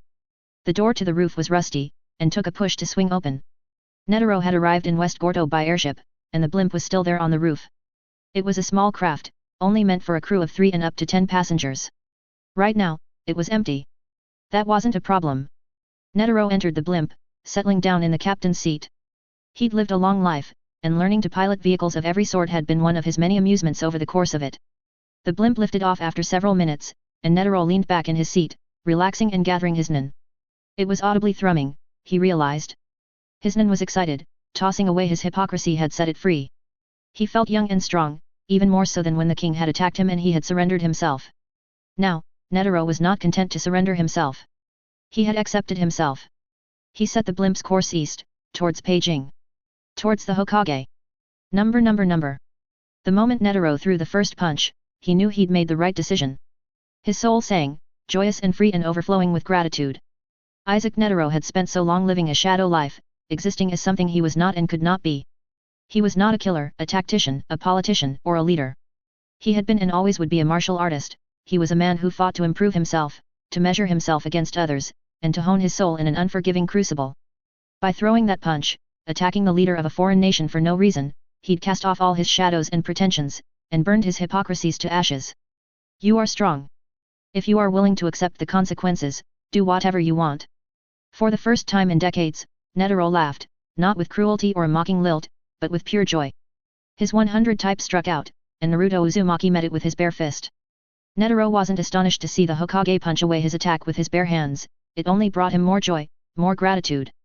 It had been staring him in the face the whole time, this was the opponent he'd been waiting to meet, all those years. He'd been too preoccupied watching his own world to look beyond it. Strike! Netero threw 30 blows with his nen in a single second, and the Hokage stood his ground, his fists burning with their own golden energy. His aura surged out as he realized Netero was serious. If the Hokage didn't defend himself, Netero would knock him down. Naruto struck back, punching and kicking Netero's attacks away, and the martial artist only laughed and threw more. His soul was burning with satisfaction, less than 2 seconds into the fight. Arms constructed by chakra grew from Naruto's back, and they clashed fists with the 100 type dozens of times, an enormous and deafening exchange of violence and excitement. A hurricane of energy was forming around them. Netero saw the king take another step back as every blade of grass for an additional mile was flattened by the force of the exchange. In this kind of fight, there was no time to exchange words. Netero prayed and his nen roared and surged faster than even he or the Hokage could consciously track. They exchanged over 100 blows in less than 3 seconds, neither willing to back down from their starting position. There was no time to exchange words and yet, as their matching golden auras slammed into one another with the force of shifting tectonic plates, shattering the earth and driving away every cloud in the sky, Netero was sure he heard Naruto's voice, saw the words in the Hokage's eyes. "All right," Naruto Uzumaki said, his chakra exploding violently out in every direction. "If this is what you want." He understood. Netero's lips spread in an uncontrollable smile. He understood. Netero did not surrender himself to the gratitude that boiled up inside him at the Hokage's acknowledgement. He accepted it, took it into his soul and then as fuel, and used it to launch another 100 attacks. This was a fight determined purely by instinct. 1,000 times, Netero's nen and Naruto's chakra clashed, each meeting of their fists more violent than the last. On the 1001, Naruto began advancing. Unable to conceive of backing down from the challenge, Netero stepped forward as well. The 100 type went with him. It was growing larger and larger, fueled by his martial spirit, driven to the absolute limit of what nen was capable of by Netero's fervor in the face of an unstoppable opponent. "I know you can do better than that." That was the mutual statement of their advancing upon one another. "Man! Stop messing around. Show me your limit." Netero's whole body was glowing with nen, and Naruto's with chakra. They were transforming into binary stars, slamming countless attacks into one another, so many the naked eye could not possibly track them all. In the 17th second of their duel, an eternity in a clash like this, Netero roared, and one of the 100 type's impossibly numerous and fast attacks struck the Hokage in the side. The Hokage went flying, carried away by the force of it, but before Netero could change his attack pattern and follow up the blow, the Hokage landed faultlessly on his feet and began running. He was no longer content to simply advance upon Netero in a straight line, two titans determined to meet at a terminus point of mutual destruction.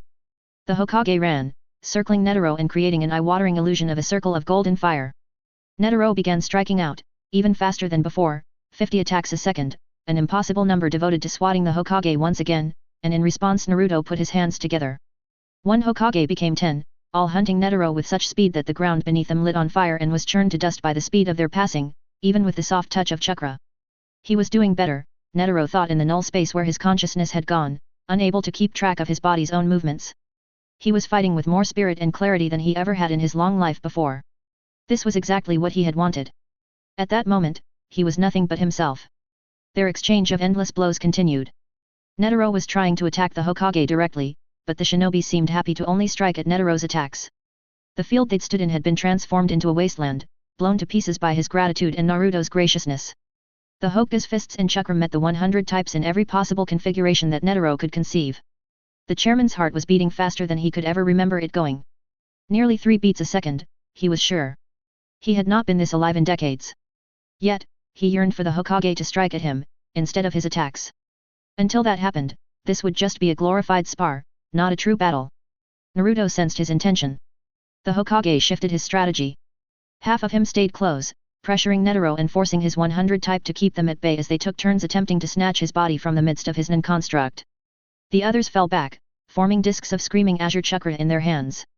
Projectiles. Wonderful. Naruto began bombarding him with both ranged and physical attacks, driving Netero's instincts to the limit as he dodged and slapped both projectiles and clones out of existence without a thought of mercy. The discs were fast, even faster than the Hokage himself. When he struck them from the air, they left deep gouges in his Nen's hands, like a laceration from a knife too sharp to hold. Netero perceived them as blue lines instantly drawn through space, each containing enough energy to kill him in a single hit. And they would kill him. The Hokage had understood him, as only two warriors could. He had taken Netero's message to heart, he wasn't holding back.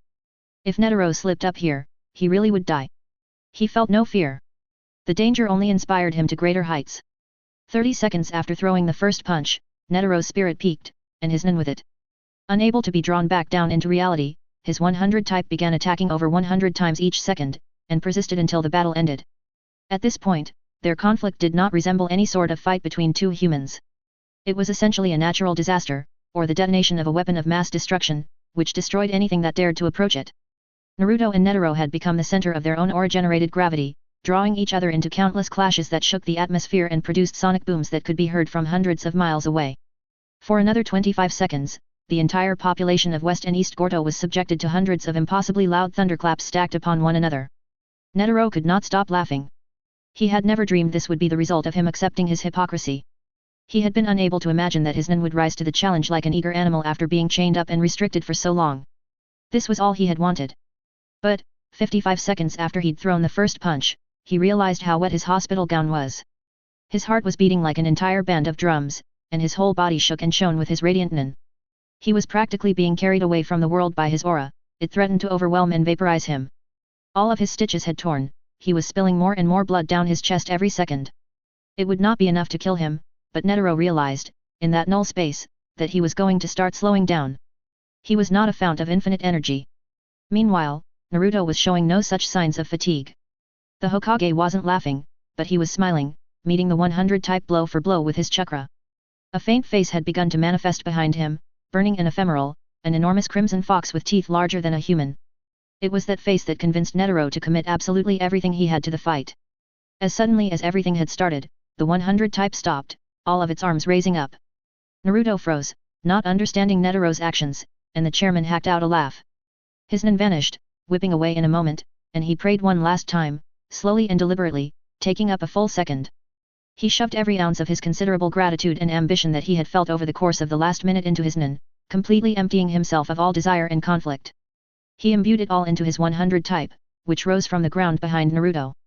The Hokage turned to look at it with obvious shock, and gently, slowly, gratefully, Netero's soul swept down and encompassed the Hokage in his infinite grace and gratitude. Thank you, Netero thought, and the 100 type opened its mouth so wide that its face vanished. Deep inside it, a cosmos of Netero's desires shone, brighter than any star. It slowly grew, ready to burst from the construct's mouth. You completed me. And yet, just 1/100th of a second before his zero hand would have unleashed all his nin, his entire soul, onto the Hokage with a single, merciless scream. The 100 type's hands shattered. Netero caught a glimpse of teeth, of red. That was it. Before he could even blink, or settle his prayer, Naruto was standing in front of him, less than an arm's length away. Hey, the Hokage said, reaching out. He placed his glowing golden hand on Netero's blood-soaked chest, and Netero felt his heart pound against it. He was suddenly aware of his body, of his heart, the pain in his chest, how all his limbs ached. He was shuddering, every breath an ordeal that he might not be able to repeat. Don't throw your life away like that. Naruto smiled. You still have plenty to give. Netero stared at the man and marveled at his arrogance. That wasn't his to decide. He could do whatever he wished with his life. But, he thought, Naruto had a point. This did not need to be his last fight. Even if he never surpassed it again. Netero did not want his existence to end less than a day after he'd rediscovered it. He nodded, and the 100 type collapsed to dust behind the Hokage, drifting away in the wind, and Netero was left an old, exhausted, heavily bleeding man in the middle of a wasteland of his own making. He'd lost. He wouldn't have had it any other way. Number. Several hours before Naruto and Netero met in the field, one of Naruto's clones whipped away in a flurry of golden smoke, leaving Neferpitou alone. The ant who had once been a royal guard watched him go with a sigh, before turning around. The Hokage's clone had been talkative, and Pitou had possessed zero, perhaps negative, interest in speaking with him. That hadn't stopped the man from chattering, asking her all sorts of questions, none of which Pitou had answered. Why she would care about speaking to one human and not another was somewhat of a mystery to Pitou. In a sane world, they would have been equally pointless to her. But she had been thrown away. This was no longer a world she could understand. Because of that inherent insanity, Pitou trudged up the hill behind her. The man she was looking for wasn't at the top, he was sitting halfway up it, both his eyes closed and his hand resting on one of his knees. Pitou came to his side, watching him. The shinobi gave no indication of acknowledging her existence. Suzuki Uchiha, she said. The man didn't move, but she sensed his chakras shift slightly at the words. His aura was so heavy that even a minute adjustment like that was as obvious to her as the wind changing directions. Kill me. The shinobi opened his eyes, regarding Pitou with his curious mismatched stare. He didn't say anything, and Neferpitou felt frustration boiling in her stomach. She took a step forward, raising her remaining arm. She couldn't threaten him, but she could make a show of it. You made a mistake, saving my life, she said, her hand trembling. Her lips almost stumbled over the unfamiliar words. Please correct it. Suzuki watched her coldly. Then, after a moment of consideration, he stood up, pushing himself to his feet with his sole arm and towering over her. She glared up at him. Why come here? Suzuki asked, his body language completely neutral. Pitou frowned. The others refused to kill me, she said, and the shinobi narrowed his eyes. You are the one who made the mistake. It is your responsibility to fix it. You are not my responsibility, Suzuki told her, his voice harsh. I removed you from danger for the same reason I did not kill you when I was going to speak to the king, it was unnecessary for you to die. If you had killed me and the others, it would have been for the better, Pitou said, and the shinobi cocked his head. The king threw us away for our failure. We are all less than nothing now. Suzuki shrugged. That's unfortunate, he said, and Pitou ground her teeth. But I'm not going to kill you. He turned to leave. If you want to die, kill yourself. Don't try to throw that responsibility onto others. Kill herself? Sasuke's words threw Pitou's consciousness into a hole. Kill herself. Why hadn't she just killed herself? She'd been pondering it for the last day, but hadn't found herself able to act on it. Why could that be? It would be easy. Her hand wandered upwards, coming to rest against her chin, and she considered the simplicity of pushing hard enough to pop her head clean off. It would take only a modicum of effort. You're not like us. She stayed like that, trying to push and finding herself unable to. How much of this was her, and how much of it was the gene programming from the queen? What use would a suicidal royal guard be, after all? Even when she'd been thrown away, all she could be was a servant of the king. Neferpitou, struggling to end her own life, tried to shake the words from the past from her mind. Suzuki paused, looking back at her. Perhaps he was waiting to see if she'd take his advice. You have the right to ask if he's worth serving. If you were going to do it, Sasuke said, and Patu choked. You would have long before coming to find me. Neferpitou dropped her hand, staring into the man's peculiar purple eye. She felt like he was looking through her skin, right into her battered heart. I don't deserve to live, she said, and the shinobi frowned. But I don't want to die.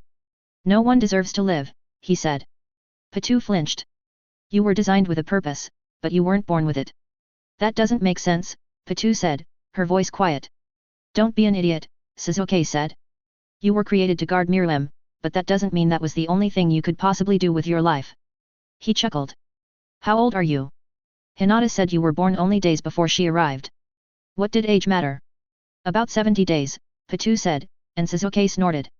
Consider, perhaps, the slight possibility that with less than 100 days of being alive, you are not exactly in a position to know if you deserve to live or not. What would you know? Patu suddenly screamed, her frustration boiling over, and Sasuke raised a single eyebrow. She stepped forward, Hernan shrieking. If I want to die, who are you to question that? At least grant me one thing. Repay me for what you took. Like I said, if you want to die, do it yourself. Don't push your burden onto someone else. You have that freedom now. The shinobi's glare alone drove her back. That was all I did back there. I gave you the freedom to decide if you wanted to live or not. Patu screamed and charged, trying to scythe the man down, and Sasuke stepped past her, not even bothering to counterattack. This may surprise you, he said as Neferpitou shrieked and spun, trying to cut him in half, but you remind me of myself. We are nothing alike, Patu hissed, trying to figure out how to force the human to strike her down. Unless you cannot see past a missing arm. I wanted to die, once, Sasuke said, and Patu stopped, her strategizing thrown completely off track by the admission. The man was being honest, she did not have Shipuff's ability to read emotions, but it was obvious in his stance, his aura, and his tone. Like you, I demanded someone take that responsibility from me. He pinned her with his whirling red eye. Like you, I was an idiot, and young. I didn't understand I was making a mistake because I didn't have the necessary context for my actions. Are you trying to teach me a lesson? Patu spat, and the shinobi shook his head. That's not my place. As I said, all I did was give you the opportunity to decide if you wanted to live. Then why tell me this? Patu asked. She began pacing, trying to understand what was happening. To see if you would listen, Sasuke responded. He didn't smile, but his aura grew a little warmer. And you did. Patu stopped, and Sasuke turned to face her. You obviously want to live, he said. You want to learn. You're trying to understand why you're alive, but at the same time you're overwhelmed by your pain, and trying to escape it. I understand all that. He raised one hand. So throw away the king, like he threw you away. Impossible. Patu shook her head. That's impossible, you. Naruto already killed him, Sasuke said, and Patu's heart froze. Not literally, but the king you knew is dead. He died the moment Naruto forced him to surrender. The Uchiha shrugged. He threw you away and died for his hubris. I can't do that, Patu said, her voice growing faint. I can't. Then live the rest of your life in agony, Sasuke said with a shrug. That would be your choice. At any rate, stop bothering me about it. I've got to focus. That's why I came up here for the quiet. He turned and began walking away again. For good this time, Patu was sure. He wasn't willing to entertain her any longer. She didn't want to be left alone. She didn't want to be left alone. Patu started hyperventilating. She didn't know what to do. She didn't want to die, but she didn't know why to live, only that she wanted to. What was the point of living without a purpose, not even an infinitesimally small understanding of why she'd been born? How could anyone manage that? You're all a blank slate. You don't have a legacy. Wait. Wait, Patu said. Sasuke didn't stop, and she yelled it again, unwilling to let him go. Wait. I said. Forget that. Neferpitou yelled. Forget that. You said you were like me. Did you mean that? The shinobi paused, not looking back at her. Of course, he said. That would be a cruel lie. What did you do? Neferpitou asked. How did you go from that to this? To here. The shinobi looked over his shoulder at her. It wasn't a look of judgment, or arrogance, he simply regarded her honestly. I wandered, he said. Patu listened intently, Hernan vibrating with her focus. I traveled. I met strangers. I solved problems. I made myself stronger. I atoned. He walked away, calling back. There's no easy answer, Aunt. But maybe if you search, you can find yourself a reason to live, instead of having it handed to you. Then, he was gone. Neferpitou fell to her knees, the force of Sasuke's departure kicking up dirt and blowing back her dirty pale hair. That wasn't the answer she'd been hoping for. She'd wanted a revelation, like the one the king's birth had given her. Right now, Neferpitou desired nothing more than for her world to be righted, as it had been then. For Sasuke Uchiha, who had saved her life, to say something as simple as very well, die, or perhaps then serve me instead. Instead, he'd left her alone on a hill with nothing but useless advice. Grow stronger? Atone? Pitou had no understanding of what any of that meant. What good would wandering do her? She started. Though, hadn't wandering brought her here? Pitou stopped, and considered the situation. When she'd started walking that morning, she'd had no consideration for where she was going. She only possessed a vague aspiration to be somewhere else, where perhaps she would hurt less, or could die and escape herself altogether. But by wandering, she'd come here. Sasuke hadn't turned her world on its head as the king had, but he'd made her consider his words. She'd found those words by wandering. What else could she find, if she wandered further? The king may have been gone, but that didn't mean it was impossible there wasn't someone or something else out there that could make her pause and consider, as Sasuke had. He was right. She'd existed for less than 100 days. Pitou, in a moment of terrifying clarity, realized that she was tiny, that she knew nothing, and that she wanted to destroy herself simply because she did not know what to do next. She remembered the infinite universe that she had perceived in the midst of the night, unable to sleep and drowning in recrimination, and to her horror realized that the stars, the cosmos, had not been ruminating on her failure. In fact, it held no regard for her whatsoever. That had only been her. If the universe did not care whether she existed or not, and if she was willing to accept the consequences, what would the harm be of living for however many days it took, in search of the same kind of purpose that had driven her through her first 70? If she did wander, making herself stronger, looking for an answer after having been thrown away, wouldn't the only person who would have to live with that be herself? Pitou stood on the hill as still as a statue for a long time, immersed in thought. The only thing that stirred her to move was the sudden onset of a monstrous thunder. By the time she found the energy to look for the source, the furious sound was gone, and Pitou fell back into thought. We still have time to say. 7 days after the king had chased them out of Beijing, Gon and Killua were having lunch in Seoul at a restaurant with cheap food and cheaper seats. Killua was focused on his food, but Gon was watching the television mounted high on the wall behind his friend. 67 years after the armistice, a woman with a too glossy face and a fake smile was saying, the nations of West and East Gordo will finally reconnect. Many thought this peace would never come, but today, the prospect of a united Gordo is moving closer and closer to reality. Earlier this morning, the Chief Secretary of Foreign Affairs, Sun Hanya, said in a press conference. Pretty weird, huh? Killua asked, still picking at his food, and Gon looked down at him as the picture on the TV switched over to a tall man with a shiny bald head standing in front of a legion of microphones and cameras. What do you mean? Gon asked, popping a French fry about twice the size of his thumb into his mouth. He normally didn't like super salty food, but there was something appealing about the food in West Gordo, even if it wasn't good. There was probably some extra stuff in it that he hadn't had growing up. All this happened cause I knocked you out and ran, Killua said. He sounded a little strange, Gon thought. He was looking in instead of out, which Gon hadn't seen often. Killua had always been someone who looked forward, it was what had brought them together so quickly. I ran away with you, and Hinata saw us, and that started this whole thing that led to the king getting defeated, and now this. He gestured back at the TV and the proceedings as the bald man who reminded Gon of a turtle, answered question after question with a stiff, confident energy. It's strange to think about it. I guess. Gon finished chewing his fry. Why were you thinking about that? Killua frowned, picking at his food. Because of Hinata, I found out about Illumi's needle. Okay. Gon was just getting more confused. Killua had been getting moodier and moodier since Hinata's husband had taken down the king. That wasn't bad, Killua was just moody sometimes. But this was something different. What's wrong, Killua? His friend sighed. Gon, I didn't tell you because of everything else we have to worry about, but I remembered something when I took out that needle. Remembered something? Gon asked, taking another fry. Like something you were supposed to forget. Made to forget, Killua said with a frown. A killer frown. Whatever it was really pissing him off. I have a little sister. What?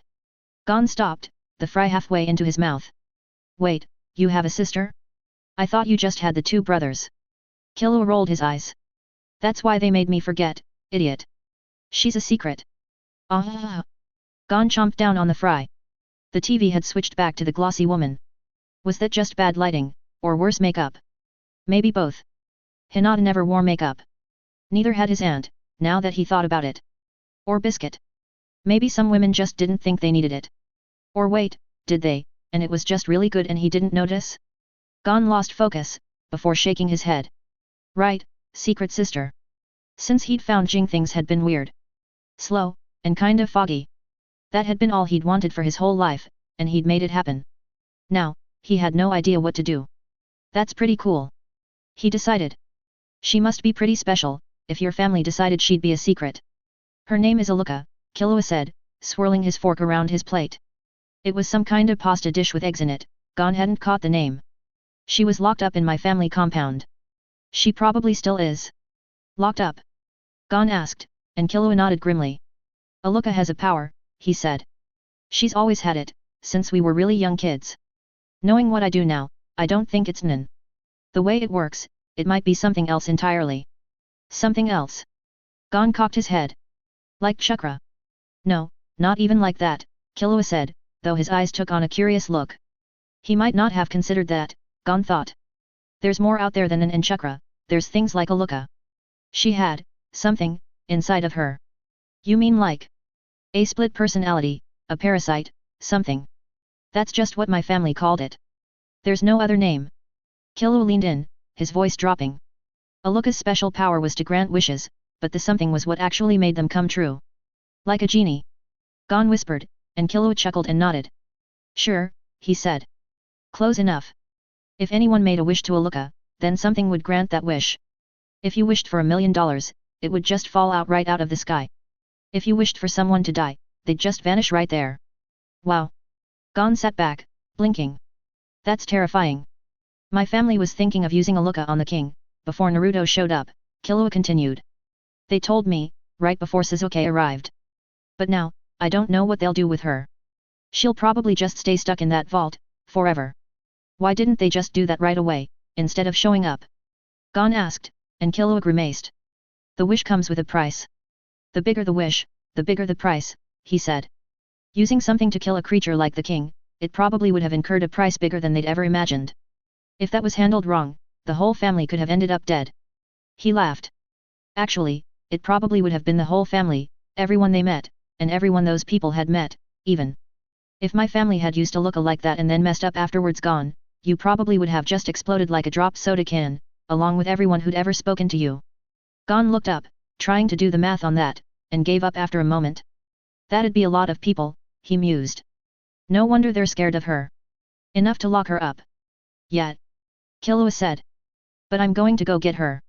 Yet. Gon asked. I thought you hated your family though. Yeah, they're a bunch of bastards, Killua shrugged. But Aluka, she was always kind. She was just a kid. She doesn't deserve to be locked up like that. They're just. His lips curled up in a snarl and his hand clenched, totally crushing his fork's handle. Gon was surprised, Killua had seemed perfectly composed until the last second. He was even emitting a little hostile nin.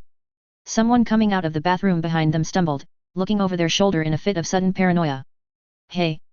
Gon reached across the table and slapped Killua's hand, and his friend jerked, eyes going wide for a second. Sorry, he breathed out, and then ceased. Everyone in the restaurant breathed out the breath they didn't remember taking. Sorry. They're just using her. He took another deep breath, blowing it out through his nose. For some reason, I didn't mind when they did that with me, he said with a laugh. But for her. I get it, Gon said with a grin. So, when are we gonna go get her? Killua's face dropped a little. What? Gon asked, and Killua sighed, his features hardening. I don't want you to come, Gon, he said. Gon didn't know what to say. What?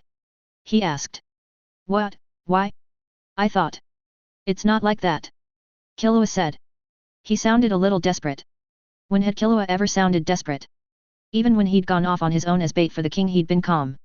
That desperation worried Gon more than anything he'd seen from the Chimera ants. Look, it's... You don't think I can handle it? Gon asked. I got in the last time, and that was before we even did Nin training. No. Killua snapped. I don't want you to die. I'm not going to die. Gon shot back, and Killua slammed his fist down on the table in frustration. People were staring, neither of them cared. You could, Killua said, his face twisting. The Zaldiks have a rule, no killing family in any circumstance. Even if it came to a fight, killing another Zaldik is totally forbidden. It's the one rule they'll all follow no matter what. He was trying to control himself, but his fist was shaking. If I try to break Aluka out and fail, they'll punish me, but they won't kill me. But if you come along, they will kill you. Aluka is too important to them for them to do anything else. So? Gon demanded. We just won't fail then. That's not an option. Killua was actually getting angry at him. You know that now. Look at what happened to Kite. Sometimes, we just fail. He leaned forward even farther, almost in Gon's face. You're my only friend. I can't let you die. That was true, but Gon wasn't willing to back down. So tell a bunch of people then. He said. Take Hinata, or her husband. What could your family do? That's none of their business. Killua insisted. And I don't want anyone else knowing about Aluka's power, even if we trust Hinata. What if someone learned about Aluka from her? With the kind of power my sister has, everyone will always be after her. That's just going to be her life. She's too important to let go. Even if I break her out, the Zaldiks will be chasing her forever.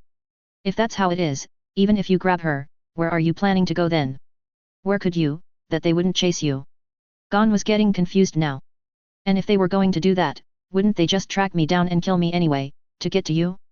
Illumi knows we're friends, so does your dad. You're not. Something clicked in his head as Killua shifted back, and he blinked, a smile spreading across his face. Ah! That's smart, Killua. That's really clever actually. What? Killua grumbled. Don't make that kind of face, you're not smart enough for it. Gon stuck his tongue out at him. Smart enough to figure out your escape plan, dummy. You're gonna go through the portal, right? Killua glanced away, and Gon knew he'd gotten a hole-in-one. He'd never played golf before, but he thought the term was pretty neat. It's the safest place to take her. Since the shinobi keep such close watch over it. They couldn't chase you without someone knowing, Gon finished with a wide grin. That's awesome. He frowned. But then why can't I come with you? You can. In fact. Killua looked awkward.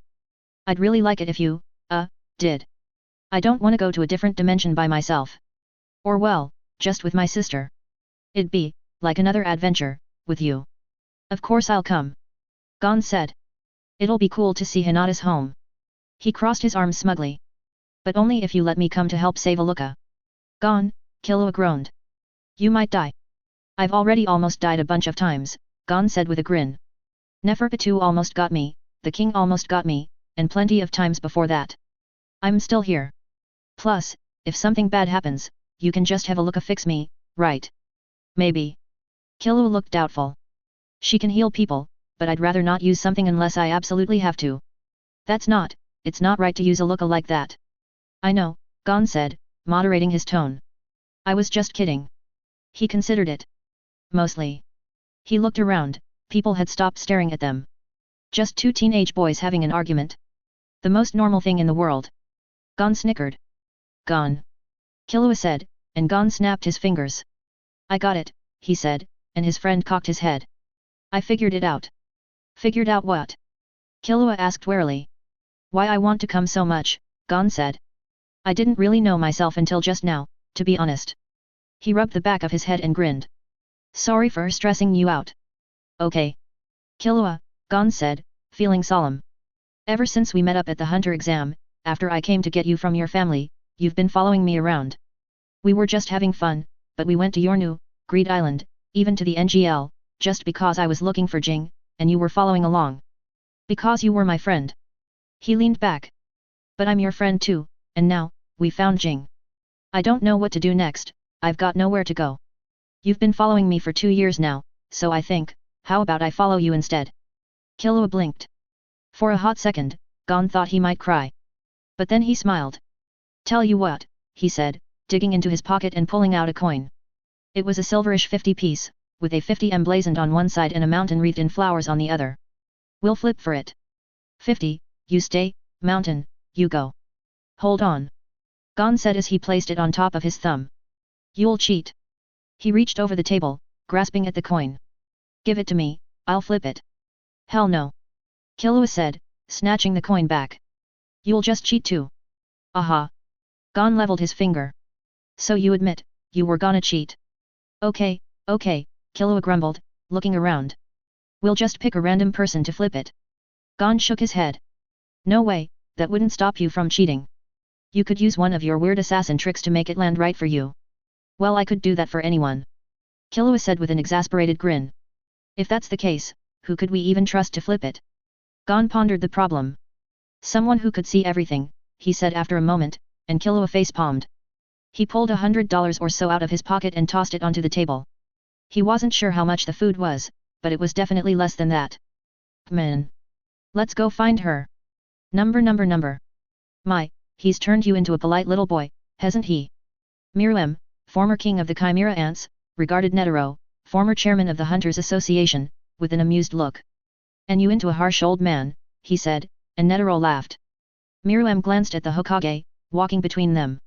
He really is a destructive force, isn't he? Hey, that's rude, Naruto said with a grin. You wouldn't say that to a real force for destruction, would you?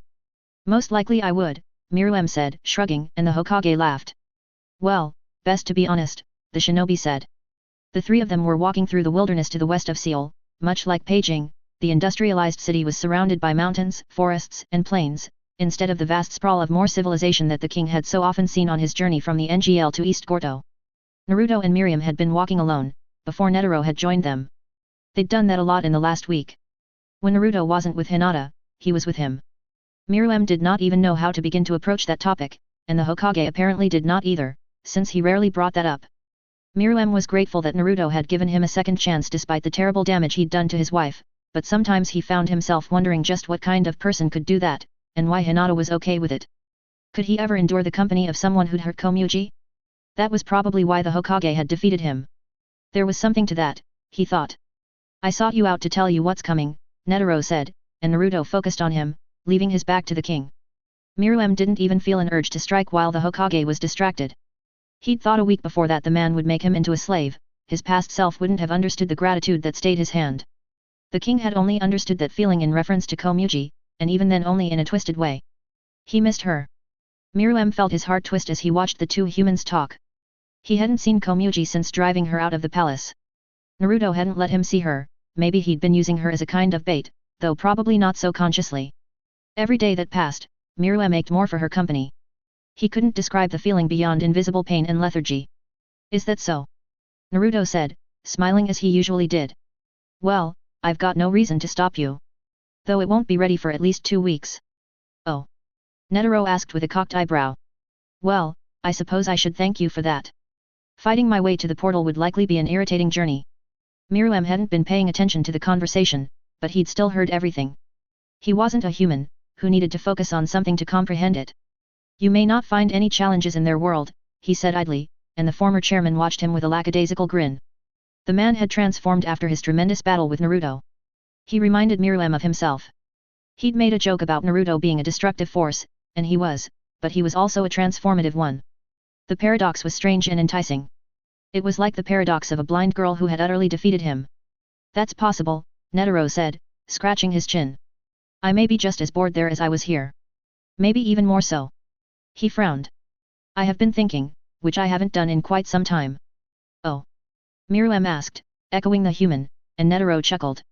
Violence is a transformative force, he said, and Miriam's paradox was instantly resolved. The ant blinked at the simplicity with which his conundrum had been cut down. But it's one that often has no reason attached to it. Violence turned me into the man I am today. He gestured around. It formed this whole country, and every other country in the world, and now, it's bringing it back together, but that was all a happy accident. He grinned. That was why I was so alarmed at the conclusion to your fight, he said, speaking to both Miriam and Naruto. That was why I tried to convince Hinata to end your life, before I realized the alternative would be more interesting. Chakra allowed you two to come to an understanding through violence, which I perceived as impossible. You can't improve something with destruction, I'd thought. You can only build something on its ashes. I'm familiar, Naruto said, a little glumly, and Netero chuckled again. But that's what's made me think, he said. If you could bring over such an impossibility, embody the fantasy of violence, perhaps I can find something worth my interest in your world, Hokage. He looked off into the distance. I was unhappy, longer than either of you two have been alive, so perhaps I simply need to try something new. He stuck his tongue out mockingly. With the added benefit of age and tremendous strength, so you have no choice but to listen to me ramble as you would any other old man. The Hokage laughed. You shouldn't joke about that, he said. You're worth listening to. Where I'm from, people rarely made it past 60. Hinata told me you're more than twice that. You must have seen a lot. Netaro said. Maybe. He looked past Naruto to Myrmidon. Though some things were still beyond my expectations. You expected me to die? Myrmidon asked, and the man nodded. You were a creature of hatred, he said. Now I don't know what you are. Myrmidon didn't know either, so he couldn't take issue with that. You and all of the other ants. What will happen to the other ants? Naruto asked, and Myrmidon realized he held a distant, academic interest as well. He'd completely severed himself from the creatures he'd been meant to rule, their fate and his no longer intersected. Bah! Netaro made a disgusted face. I have no interest in that. But I do, Naruto said mildly, and the older man grimaced. I've left them to Jing and Morel, he said. My last act as chairman. One of the guards, Neferpitu, has vanished. Suzuki Uchiha was the last one to see her. Yuppie remains. He swore himself to Jing's service. Fascinating, Myrmidon thought. He'd sensed that Yuppie was developing a personality after the failed assault on Beijing, but to think that one of his former royal guard would grow independent enough to actually put a human into authority above them? He really had been an idiot, to not see all that potential. He hadn't looked inward or outward as the king, Myrmidon thought with a tinge of disgust. What a waste of time his life had been. The only worthwhile thing to come out of it had been meeting Komugi. The rest had been, as Netaro had put it, a happy accident. Do you trust Jing with a royal guard? Naruto asked, sounding amused, and Netaro shrugged. Jing has always been his own man, he said. Unpredictable. But he has no desire to rule or to conquer. Only to explore. Of all the men who could gain the loyalty of a chimera ant, he is perhaps the most fitting. They fell into silence for a moment after that, considering Netaro's words, before the man spoke up again. He has been guarding your Gunji player, he said, watching Myrmidon carefully. Myrmidon didn't attempt to hide his reaction, he twitched, pinning the hunter with wide eyes. He told Jing it was your final order.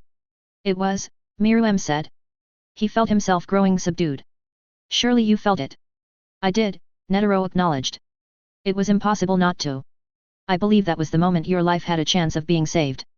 You forced Hinata to acknowledge there was more than cruelty to you. Too little, too late, Myrmidon said. He wasn't sure what he was feeling. Bitterness, sorrow, regret. All familiar emotions, but mixed in a new and agonizing way. And rightfully so. Naruto didn't say anything, just watching him with a pained expression. Was that pity? Myrmidon couldn't stand the notion. May I see her? He asked suddenly. Komugi. May I see Komugi? The Hokage crossed his arms, they'd come to a stop. I'm not the person to ask. Of course you are, Myrmidon said. You're my warden. And Menthuthweopi is hers, Naruto said, he looked irritatingly coy. He's the one to ask, not me. Was this a test? Was the Hokage trying to see how he'd deal with his former subordinates? Myrmidon had enjoyed their time together, but every second of every day he was fully aware of what this was, remembering Hinata's final words to him. Her husband was both his teacher and his executioner. If they can't learn, they die. Where is he, then? Myrmidon asked, directing the question at Netaro, and the man rolled his eyes. So single-minded. He paused. Well, I suppose I'm not one to talk. He made a vague motion towards the city. Jing has purchased an island that he's setting aside as a reserve for the ants that aren't interested in living amongst humans, or who fail their psychological evaluations. He sneered. Silly things, but that's what I get for giving the responsibility to Morel. He's an infuriatingly practical man. So Yuppie is already there? Myrmidon demanded, and the man clicked his tongue. No, he said. He and Jing are still in Seoul. Though I do not know or care where. Can we seek them out? Myrmidon asked Naruto, and the Hokage shrugged. You seek, if you'd like. He put his hands together and 2 clones popped into existence. I'll follow. He smiled. Now, if you'll both excuse me, I've got a date. He disappeared, leaping away so fast that not even Myrmidon could perceive his sudden movement. All that happened was that the Hokage was suddenly absent. Netaro looked back towards the city and made a disgruntled noise. I'm not a babysitter, he grumbled, eyeing Myrmidon. What an infuriating man. You don't have to stay, Myrmidon suggested. He wasn't sure if he wanted the man to leave or not. The former chairman was a fascinating human, the only hunter who'd managed to defeat him even in part. What else is there to do? Netaro said bitterly. I'm in no mood to meditate. He perked up a little. And, tell me. The gentle fist, Hinata's martial art, you managed to harm my 100 type with it. Her husband did something similar. What is the method behind that? As they made their way towards Seoul with Naruto's clones in tow, Myrmidon told Netaro the secrets of the gentle fist. Number. Hinata was waiting in their hotel room when Naruto found her. Sorry I'm late, was the first thing he said when he stepped through the door, and Hinata smiled. Since he'd become Hokage, it seemed that was Naruto's verbal tic. It's no problem, she said gently, and Naruto slipped down beside her on the couch, wrapping one arm around her. The Hunter Association had been generous enough to rent them out one of the suites in a top-end hotel in Seoul, and everything in the room was extremely modern. Not to an uncomfortable degree, Hinata thought, it was a good blend of sensible and stylish. What did you get? He asked, and Hinata lifted the covering off the plate in front of her. Steak. I wanted something hearty. He grinned at her, and even after more than a decade of marriage, Hinata felt her heart jump a little. Good choice. They ate their lunch in silence. Naruto knew what she was thinking, Hinata was sure, but he didn't seem to want to broach the topic. It was nice to have meals together like this, that had become less and less common as his duties as Cage had expanded. In a way, this was a vacation for her husband, the kind she hadn't gotten. How's he doing? She finally asked, and Naruto looked at her with a bit of surprise. You sure? He asked. I mean, Naruto, she said patiently. I want to know how he's doing. She'd sacrificed parts of herself, here in the Mighty Union, in this world beyond her own. She was still putting the pieces back together. Hinata wanted to know it had been worth it. It's going well, Naruto admitted. He's a quick learner. He is, Hinata said, trying not to think about how she knew that. And one who's eager to. Yet. Really, he's the ideal student. Naruto scratched his chin, looking out the window. Maybe too ideal. He's not tricking me, but, it's only been a week, and he's already made so much progress. Hinata frowned. Back when we connected, she said. When I realized what Komugi meant to him, I thought the king had enormous potential. For good and for evil. I thought he was doomed to follow his current path. She sighed. That's what helped me make my decision. It's interesting, Naruto said. I don't know what we'll do, when it's time to leave him alone. Sasuke volunteered to keep watch over him, but I don't want to put more on him. Hinata let out a little laugh. Maybe he's not thinking of it like that. I'm sure he sees something familiar in the king. Maybe, Naruto chuckled. Maybe he's thinking he can train him. I didn't ask. But you trust him. That's what matters. Yet. Naruto shrugged. Yet. I'll guess we'll see. He finally asked to see Komugi. She's an interesting girl, Hinata said. She'll notice the change in him, I'm sure. What happens from there should determine what you do. You think so? Naruto asked, and Hinata firmly nodded. All right. I'll pay extra attention. He grinned, leaning over, and kissed her gently on the forehead. Thanks for staying safe, he said, his voice soft, and Hinata leaned into him. Of course, she murmured, pressing herself into his shoulder. I couldn't dream of not coming home. They stayed like that for several seconds. When Naruto dipped his head towards hers, there was a knock at the door. Her husband's face scrunched up in frustration, and Hinata laughed. I'll get it, she said, sliding off the couch and leaving Naruto behind. He watched her go with an amused expression. Feeling as put together as she ever had for the last several weeks, Hinata opened the door. Hey! Gon chirped, and she looked down at him, suffering a severe bout of déjà vu. Killua was standing beside him, different room, same scenario. He looked past her to Naruto on the couch, and gave her husband a casual wave. Naruto waved back with a small grin. Do you mind if we come in? Of course. Hinata smiled at him, it was impossible not to. Gon exuded nothing but energy and happiness. He wasn't someone who let things weigh him down, now that the danger of the ants had passed, he was doubtlessly just looking forward to another adventure. It was a light existence, and Hinata was surprised to find she envied it in some small way. Gon and Killua trooped into the room. She couldn't help but notice that they kept a respectable distance from Naruto. They put on a brave front, but they were still both experienced hunters. Her husband was an enormously powerful man, even if he was on their side. They would be stupid not to treat him with respect. What's this about? She asked, closing the door behind them and moving back into the room. To her surprise, Killua shuffled his feet. She'd never seen the uncertain motion from the boy, it was endearing. We need your help with something, he admitted, and Naruto leaned forward with interest. From Hinata? He asked, and Killua gave him a very formal nod. Hinata almost laughed. She'd seen how enamored Killua had been with the fight between the king and her husband, it wasn't any wonder he was acting so stiff. Gon and I are trying to decide something, and I need to ask you something else, he said. Well, what's the first thing? Hinata asked, and Gon produced a coin. It was one of West Gorto's, tin stamped with a number and a mountain. She gave it an inquisitive look. Normal coin, right? Gon asked, tapping his temple, and Hinata understood the motion, activating her Byakugan and looking over the coin for any imperfections. Yes, she said. A normal coin. Should it not be? No, that's perfect, Killua said. It's not weighted towards any particular side. No more than any coin is, Hinata said, not admitting that the mountain side was perhaps 1/10 of a centimeter or so thicker and so probably weighed infinitesimally more. She wanted to figure out what this was about. That's good enough, I guess, Gon said, glancing at Killua. His friend nodded, and Gon grinned. All right. He said, thrusting the coin out towards Hinata. I call tails. We need you to flip it, Killua supplied in response to Hinata's amused glance. Naruto chuckled, leaning back and watching the proceedings with a grin. Flip it? Hinata asked, and Killua's face froze for a second. They flip coins where you're from, right? He asked, and Hinata laughed. Yes, of course, she said. All right, I'll flip it. She plucked the coin from Gon's hand. But only if you tell me why. I can't trust Killua not to cheat. Gon declared, and Killua stuck his tongue out at his friend. Same goes for you. He grumbled. You can't trust hunters with anything. They're all a bunch of cheaters. Well. I guess that's not wrong, Naruto said, scratching his chin. What are you flipping for? That's private, Killua said after a moment. Hinata was surprised he hadn't answered the question. Gon elbowed him, frowning. Hey, he said. You can't say that and also planning to be. Killua grunted, lowering his head. Gon watched him carefully, and Hinata did the same. She wasn't sure what was going on, but whatever it was had Killua moody. There's something I need to take care of, he said after a moment, and for some reason the words made Naruto narrow his eyes and cross his arms, watching the boy closely. We're flipping to decide if Gon gets to come with me. What? Hinata asked. Why wouldn't he come with you? He's your friend. I know that. Killua said, bristling. Hinata wasn't impressed, crossing her arms. But what I've got to do, it's really dangerous.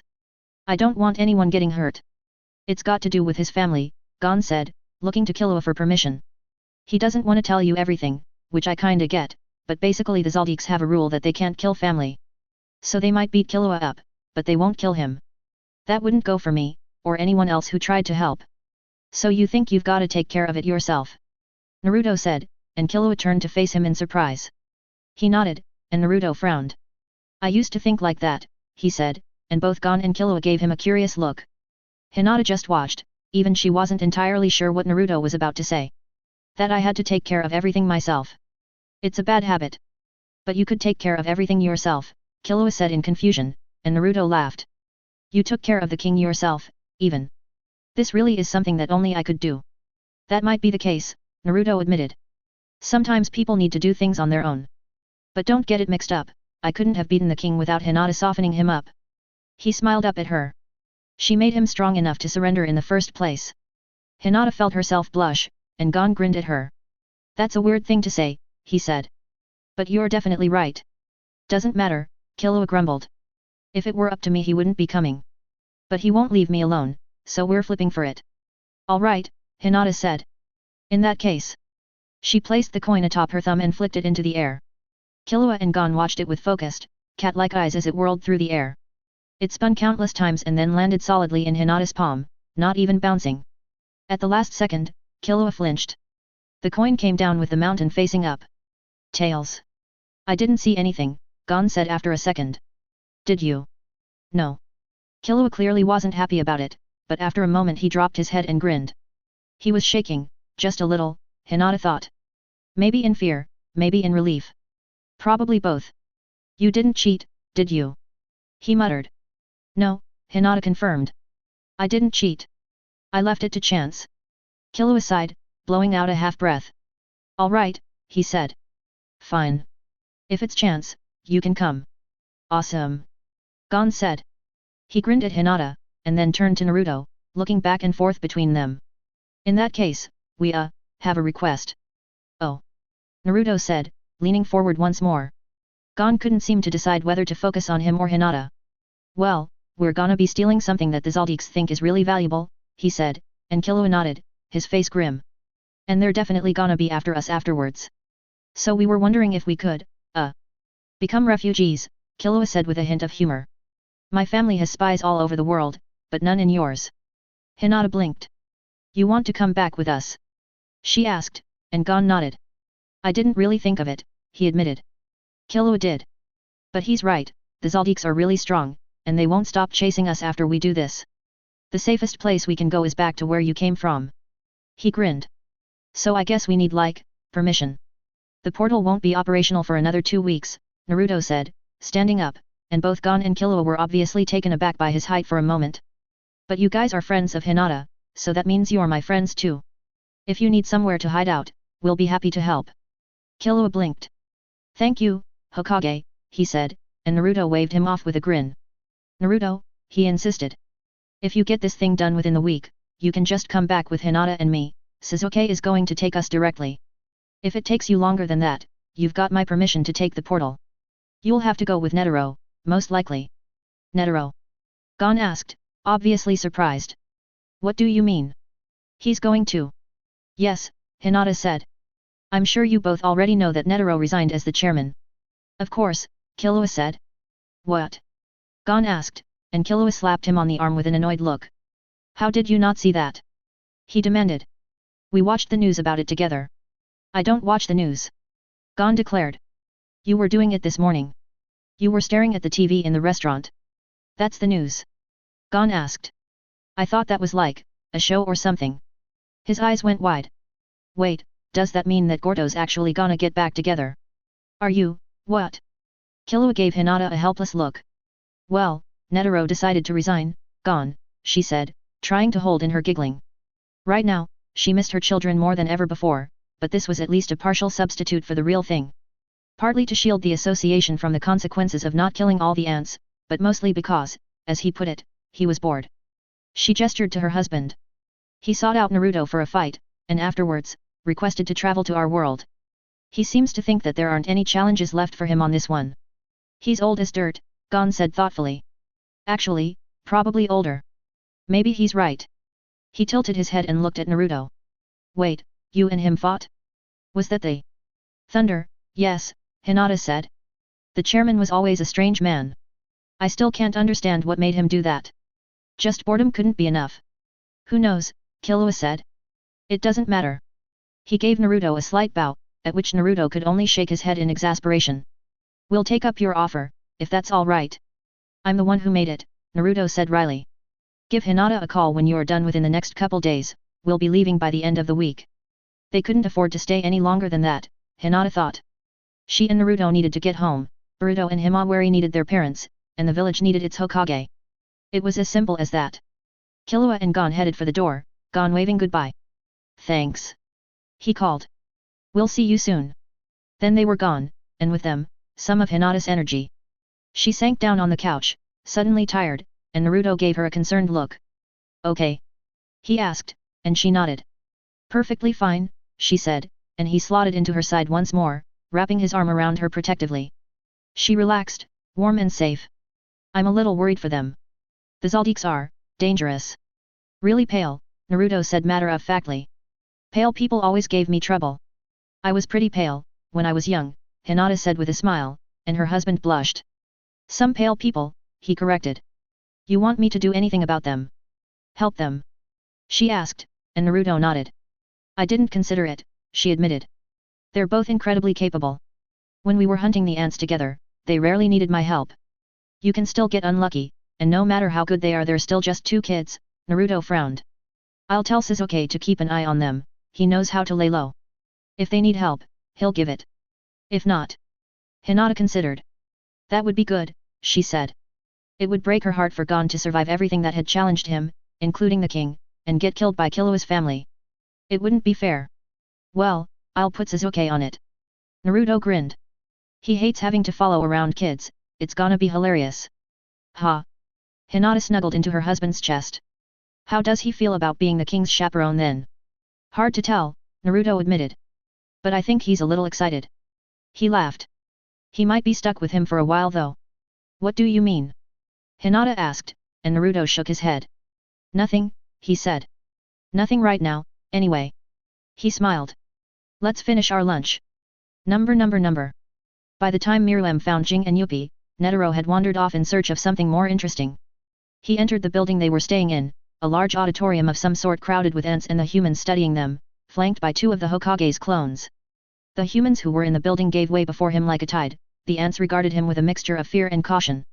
It was disgusting, Myrmidon thought, that the creatures that should have been his subjects could only look at him like that. He really had been an utter failure. Anything but a leader. At best, a figurehead. The thought brought him shame. Well.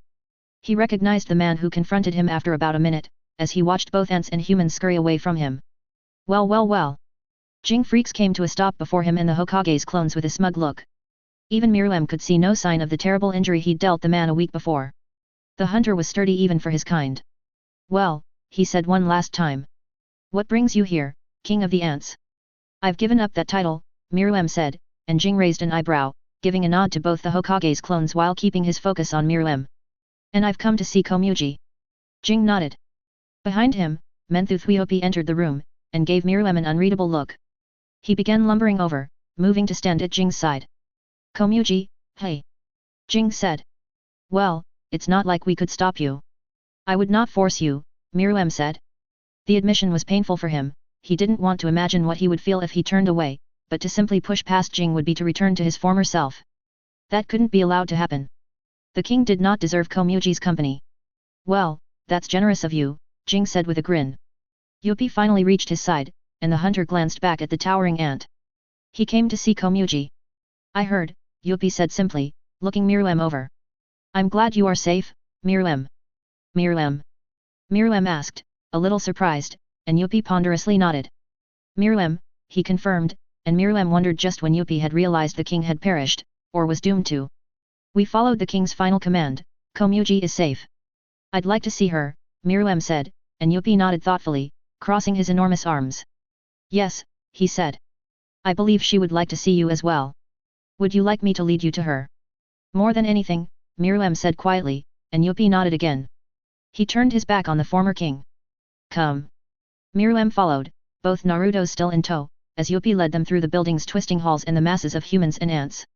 The huge former royal guard effortlessly created a wide path to follow. We've decided to become human, Yuppie said after some time, and Myrmidon looked at the ant's back, wondering what he meant. That was Jing's condition. I didn't leave you much choice, Myrmidon said. I imagine it was that, or die. Yes, Yuppie said. Myrmidon marveled that they had all ended up in the same situation, soldiers, commanders, guards, and former kings alike. But it is not a difficult task. An eye grew on Yuppie's back, regarding the king placidly. Many of the ants remember their past lives. As humans. For them, it is simply a rediscovery. Past lives? One of Naruto's clones asked. What do ya mean? The humans that were consumed to create the chimera ants live on within them, Yuppie said. For some, it is more apparent. As a royal guard, I was created to be as pure as possible. But that is not the case for the rest. That's pretty incredible. They can remember who they were. Naruto asked, and Yuppie nodded. Then the ones who died were denied that chance, Myrmidon said. The clone glanced at him. Yeah, Naruto said. I guess so. Myrmidon's gut twisted. As often happened lately, he didn't recognize the feeling, this was a new and painful one, similar to guilt but more acidic. He filed it away. Here. Yuppie stopped, gesturing to a closed double door. She was given a room to herself, she did not enjoy company. Myrmidon glanced back at the cones. Do you mind if I go in alone? He asked. One of them shrugged. No problem, he said. Take your time.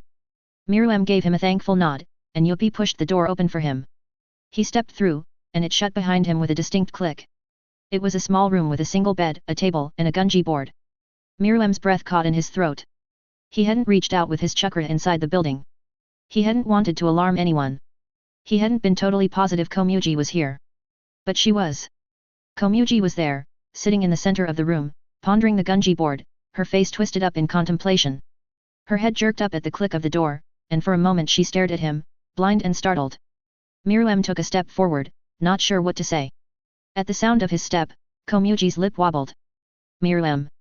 She asked, her voice barely audible, and Myrmidon felt his heart sink at her tone. Yes, he said, just as quiet, and Komuji sniffled. You're still alive, she said. Mr. Yuppie told me that, but I wasn't. I'm alive, Myrmidon confirmed, still slowly approaching. He didn't know what to do. He didn't know how to handle this. It was one thing to apologize to the Hokage for trying to eat him. It was another entirely to show Komuji the regret that was tearing him apart. Did you win? She asked, and Myrmidon laughed, a short and pained bark. No, he said, and Komuji sniffled, on the verge of tears. You were right. I lost. It wasn't even close. You're stupid, Komuji muttered, her voice hitching. I told you. You're so stupid. You lied to me. Myrmidon resisted the urge to lie down and die right there. I did. I was. He got within 5 feet of her and sank down to his knees, trembling. I broke my promise. I almost wanted you to die, Komuji said, hardly able to get the words out. You promised, and then you broke it. You can't break a promise like that. I just wanted you to. She sobbed, shuddering and leaning forward over the board. Komuji, Myrmidon said. I've done many things that can't be forgiven. He dropped his head, closed his eyes. I'm sorry. I shouldn't have. His voice froze up. Tiny words couldn't possibly convey what he was feeling. It was completely impossible, but with her, it was all he had to work with. I'm so sorry, he said, his whole body shuddering. I betrayed your trust. Komuji was actually crying now, barely able to speak through her weeping. Why didn't you? She struggled to get the words out. Why didn't you trust me? I was a fool, Myrmidon declared, feeling his own poisonous words work their way down to his heart and settle there, heavy and painful. I thought I knew best. It's as I said. I was stupid. Komuji just sat and quietly wept, and once more Myrmidon was left with no idea what to do. After 20 seconds or so, he gingerly reached out, ready to be slapped away. His hand settled on Komuji's arm, and her whole face scrunched up. She curled up, wrapping her body around his arm. I thought you were gone. She cried, squeezing his arm harder. I hated you, but I didn't know what to do. I'm sorry, Myrmidon said. Why couldn't he say anything but that? He really was an idiot. His mind was whirling, but no matter how much he thought he couldn't see a way out of the situation, find a solution that would make Komuji happy. He was trapped in a sorrow of his own making. If you'd like, I can leave. No. Komuji jerked up to face him, her blind eyes frantic. No. You can't leave. Then I'll stay, Myrmidon said. I don't know what to do. Just stay, Komuji said, closing her eyes. Please, just stay for a while, Myrmidon. So, unable to refuse anything Komuji asked of him, Myrmidon did. He sat there with her clinging to his arm for nearly 10 minutes as the girl loudly wept, feeling a loathing for himself grow stronger and stronger with every second that passed. Eventually, he could no longer bear it. Komuji, he started to say, and then the girl jerked his arm. Let's play a game, she said, her voice thick. Please. Let's just play Gunji. All right, Myrmidon said. If that's what you want. She shuffled over to the board and Myrmidon followed her, placing himself on the other side of the board. This felt natural, it was a rehearsal of refreshing normalcy. This was how he and Komuji had created their relationship from the beginning, opposing one another over the false battlefield of the Gunji board. It was a safe place for the both of them. He set the board, and gave her the first move. She destroyed him in less than 20. You got worse, Komuji said, sounding a little mad at the ease of her victory, and Myrmidon couldn't help but smile. I'm out of practice, he said, though that wasn't physically possible for him. Komuji gave him a determined nod and Myrmidon reset the board. This time, she beat him in 22, which was slightly less humiliating. What happened, after you made me leave? Komuji eventually asked, several seconds after Myrmidon reset the board for the second time. Myrmidon regarded her cautiously, unsure of what she was looking for. My enemy arrived, Myrmidon said. A man named Naruto, he was Hinata's husband. The assassin? Komuji asked, and Myrmidon made an affirmative noise. Was he one as well? No, Myrmidon said, mulling over the question. If anything, he was the opposite. He called out his moves as he spoke, the Gunji board constantly shifting like the tide. We fought, and he defeated me without much effort. He asked me to surrender, so he wouldn't have to kill me. And you did. Clack, clack, clack. Myrmidon was coming closer and closer to defeat once more. It was difficult for him to focus on the game, and he was sure Komuji could tell. It didn't lend her moves any mercy. I did. I thought. He hesitated, wondering if he would name himself a hypocrite. No, it was too late to worry about that. I told you we would finish our last game. I didn't want to break 2 promises in a row. Komuji froze mid-move. He'd never seen that before. I didn't. Myrmidon wasn't sure how to finish that sentence, but something compelled him to spit it out. I had lost everything else. I didn't want to lose you. Slowly, Komuji finished her move, placing him in check. Silently, Myrmidon conceded and cleared the board, resetting it once more. They played most of the next game in silence but for Myrmidon calling out his moves, until Komuji spoke once more. Everyone around you thought you were cruel, she said, her voice quiet. Your guards, and Hinata, they all believed you were a monster. Clack, clack, clack. But I never felt that in our games. You never treated me cruelly. When I told you that I staked my life on every game, you didn't laugh, or try harder than ever to beat me. You just accepted it. There was nothing to laugh at, Myrmidon said. It was your life. Komuji sniffed, and Myrmidon flinched, wondering if she was going to cry again. No one else ever did that. They all told me I was a fool, or tried to beat me so I'd kill myself. Most of them told me that. They wanted me to die, because I was a dumb little blind girl, and I'd beaten them. She moved a general up, pincering his pieces. But you just wanted to play. Maybe I'm stupid, but because of that I could never see you as cruel. I was cruel, Myrmidon said after a moment. But I couldn't be to you. I saw you as an equal. I was cruel to those who I thought were less than me. Which was everyone. And now? Komuji whispered. Myrmidon frowned. Like I said, I was a fool, he said. You overcame me. Naruto overcame me. He killed my cruelty, the creature that was the king. I'm glad, Komuji said, before blushing. Oh, that sounds terrible. I didn't. Go on, Myrmidon said, making what he was sure would be his third to last move of the game. Komuji confirmed his suspicions by destroying his hidden shinobi the next turn. I'm glad that happened, Komuji said, sounding horrified at admitting it. Because maybe that means, that other people will be able to see the Myrmidon I saw. The one who's not cruel. I was cruel to you too. I controlled you, I broke my promise, Myrmidon said, pushing back slightly, and Komuji huffed angrily. Yes, she said. But you were trying to keep me safe. You were just an idiot, so you did it in a stupid way. She closed her eyes, putting him in checkmate. I forgive you. You shouldn't. Komuji's eyes snapped open, and Myrmidon saw in them something he'd never seen manifested in the young girl before, fury. You can't tell me that, she said, her voice clipped and harsh, totally unlike her normal timidness but just as frank as always. It's my forgiveness, I'll do whatever I want with it. Myrmidon stared at her for a moment, shocked at her assertiveness. You're right, he eventually admitted. My apologies. Good, Komuji declared, obviously irritated, and Myrmidon almost laughed at the look on her face. She was pouting, but it definitely wouldn't be appropriate to laugh. They played another game, and Myrmidon lost once more, this time in 40 turns. Without talking to focus on, he performed slightly better. I'm frustrated, he admitted as he cleared the board, and Komuji made a curious noise. Because you lost? She asked. No, loss is a chance for improvement. Myrmidon decided to go for a more aggressive strategy, bringing up far more pieces than was necessary. That was the first thing you taught me. Then what is it? Komuji asked, responding with just as much aggression. The board quickly transformed into a pitched battle, dozens of pieces lost on either side. I feel like, Myrmidon said slowly, trying to articulate the feeling as best he could, that I cannot fully communicate with you. I can tell you I'm sorry, as any human could, but I don't think that's sufficient for the harm I've done. He moved a soldier back, conceding the battle but not the board. I've felt that way about everyone. Everyone I've hurt, I mean. That no matter how I apologize, how much, how fervently, I couldn't possibly make them feel the truth of it. Komuji nodded, putting him in check. Everyone feels that way, she said, and the thought brought Myrmidon a deep sorrow. If you hurt someone, it's impossible to truly get rid of that hurt no matter how much you apologize. She frowned. Some of the people I beat couldn't handle it.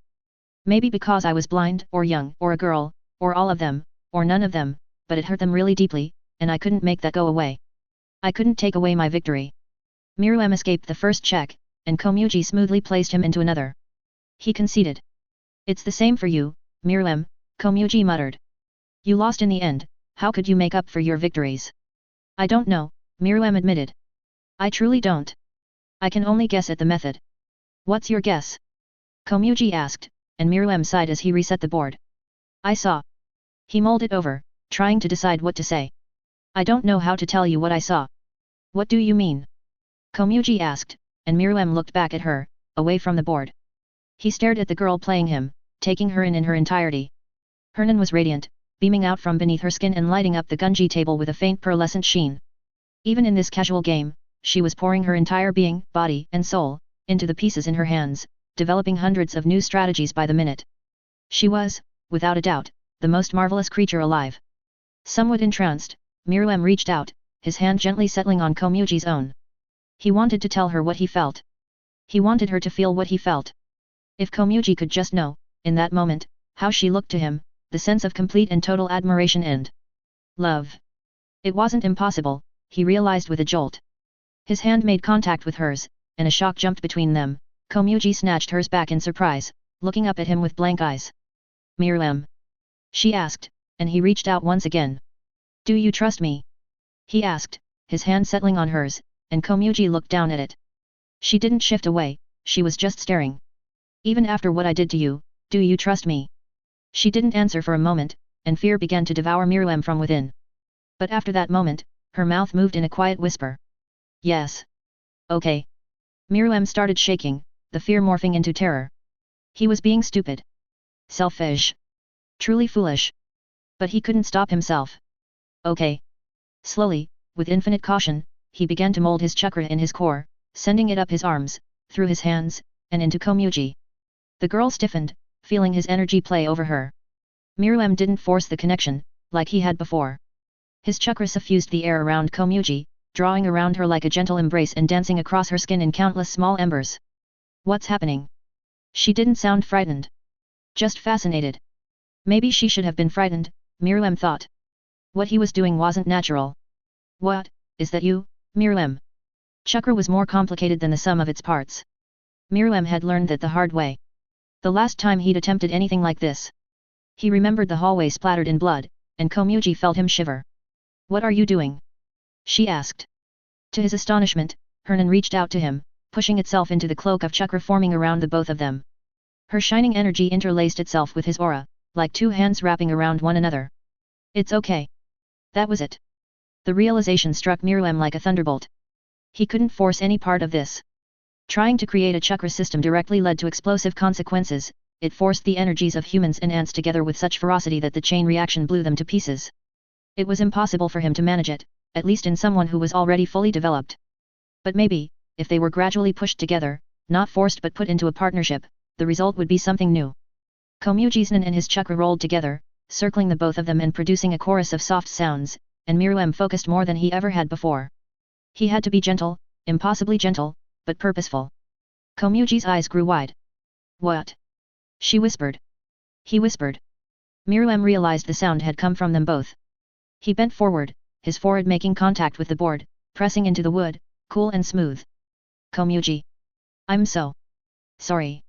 Everything Myrmidon had felt, all of the impossible feelings and words he hadn't been able to force out, slipped through with the thought, dissolving and mixing in with the expanding current of chakra and Nen. His gratitude, sorrow, regret, fear, horror, shame, doubt, it all poured out in a medley of sorry. Komuji stiffened, feeling the apology run over her, almost a physical sensation. I'm so sorry. Komuji reached out, one hand slipping under Myrmidon's head, and gently raised him to face her. She was crying, her tears slipping down her cheeks and whipping away in the current, swirling around the both of them, dozens and hundreds of tiny glittering pearls. Myrmidon began crying too, her sorrow and forgiveness striking him like a punch to the gut. It's okay. Komuji smiled, still weeping, her whole body shaking with joy and uncertainty and fear and forgiveness. It's okay. I understand. I see you. She could. Komuji was still blind, would always be blind, but here, now, she could see him. You're weird looking. They both laughed, swept up in the feeling, the electric connection drawing their souls closer and closer together. Myrmidon tried to stay focused, to keep his mind on the way their chakra and Nen danced together, modulating the link, but it was growing more and more difficult. So are you. I guess that's true. His chakra wasn't overcoming her aura. They were just growing more intertwined. Let me show you what I couldn't tell you. The sun and the rope. The raised Nan, hands cupping one another. The demon leering from behind the Hokage. Surrender. Trust, terror. There's no reason to be scared, Myrmidon. I accept you. You're not going to blow me up. Cheeto's phantom blood splattered the both of them, and Komuji smiled. You could never hurt me. But I don't know what I'd do if I lost you. Everyone dies. Myrmidon's weeping intensified, but to his shock, Komuji reached down and picked up a gunji piece, restarting their game. He fumbled, the connection still imperfect and raw, and tried to begin anew as well. I bet my life on this game knowing that truth. The only thing every human will definitely do is die. Some of us aren't even born before that. It's too terrible to comprehend. Myrmidon shook his head. The only reason I'm alive is because of you, and I don't even deserve you. No one deserves anything. Was that him or her? Naruto had told him something like that. Their aura was growing near inseparable. I don't believe that. I think that's naive. Maybe humans can think that, since they all disappear, but I was created to never go out. I'm more than a star. With all that time, I must be worthy of something. I must make myself worthy of you. There was nothing but Gunji. Their words shifted back and forth on the board, capturing one another and discarding others. Myrmidon felt as though he were drifting away. Ah, Komuji thought, the soft realization echoing through his head. It's like a liberty. You surround, bind, and transform it. It's that simple. Suddenly, as though gravity had reversed, Komuji's nen flipped, swirled into itself, a million black holes all around them swallowing up the glittering light of their auras. Myrmidon blinked, blinded for a moment, as blind as Komuji, trapped in the utter darkness that was her sight since the day she was born, and when he opened his eyes. That's impossible. That's not possible. It's simple though. You couldn't do it. I saw it in you. The nen embracing the both of them had transformed into something just like chakra. It wasn't the same. A human like Komuji was physically incapable of producing chakra. But the transformed nen linked together with Myrmidon's chakra perfectly, drawing them both closer together. His liberties, her liberties, the difference became academic. The game continued, black and white standing together and falling apart in a million different patterns. I don't want you to leave, Komuji thought. I wish we could just keep playing this game forever. I've never been this happy. It was the same for both of them. I've never been this loved. I was so stupid. The world, Gunji, it's just because I wanted this. That's all anyone wants, surely, this feeling I've never. I know. But I have to let you go. I need to live without you. Even though that's the most painful thing in the world. It would be selfish to hold on to you forever, to never let go. It would be selfish to never let you, to hold on to you forever. Sometimes apart, but forever together. This isn't a normal bond. This connection we've made, it's bound us up, like a rope that will never come apart. Even if one of us dies, we'll always be there for the other. That's what a partnership is. And you'll always be my partner. In Gunji, in life, in everything. We'll always make the other stronger, kinder, fuller. Right, Myrmidon? Right, Komuji? I don't deserve you, and I don't deserve you. But you need to feel that you do. I understand that. Even if I don't think that, it's important that you do. We're not the same person, you've always been like that, caring about what you think of yourself. If you need to make yourself something that can be with me without reservation, that's what you need to do. I can't hold on to you forever. I wish I were simpler. I wish I could accept myself, like you. More and more liberties were vanishing, white coming to dominate the board. The game was coming to an end, and the connection was ebbing as well. I wish I'd always been like that. Maybe I wouldn't have hurt so many people. That king is dead. Myrmidon only ever hurt me, and I've forgiven him. Let it go. That's what a partnership is. Improving one another. The last cluster of black pieces were surrounded. Oh. I lost. That's the first time I've ever lost. You didn't lose. Myrmidon swept the board. I was black. You were white. That's how it always was. Komuji smiled. I couldn't tell the difference. For a second, there. I thought you really had beaten me. But it didn't feel so bad. You have to go. Eventually. I have to go make amends. I don't know how, but I do know I have to stay by Naruto's will. He's making me someone worthy of you. I won't dare follow him home, I couldn't do that to Hinata. I'll have to find someone else with his will. Sasuke? What a funny name. Sasuke, indeed. But until then, we can play another game. Will you play another game with me, Komuji? Even if I need to leave eventually, it's all I want. You are the most spectacular and valuable thing in the world, and you saved it and me from something horrible. It's presumptuous, but can we play another game? Of course. Komuji was crying again. Until the stars go out. So long, farewell, goodbye for now. Right now, the journey is concluding.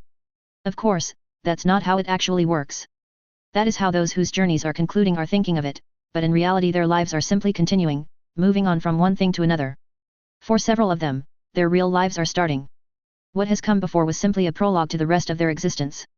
Right now, 2 royal guard, who no longer have a king to guard, are completing their transformation into independent creatures. As ever, they are doing it in completely different ways. Yuppie discovered himself through others, and he is continuing on that path with no idea of where it will take him. He is the only one that the surviving ants completely trust, because he is the only one who stood by them when the world shattered around them. Yuppie cares about the 72 Chimera ants who survived the Hunter Association's ambition and teammates' compassion, and they care just as much about him. Though none of them are slaves to what the Queen programmed into them anymore, they all see Yuppie as their new king, even if Yuppie himself is completely oblivious to this reality. Whether he knows it or not, Yuppie is the king who is going to take them to the land that Jing the Hunter has promised them. Several of those ants have no wish to follow him. Colt is one of them, a squadron leader who held back for the last 3 months, always at the back of the pack, never putting himself at risk, treason nibbling at his mind the whole time. He made no impact on the past, and will make little on the future. His only goal is finding Reina, even if he has no idea who that is, even if he's painfully ignorant of the reality that Reina has been at his side this whole time.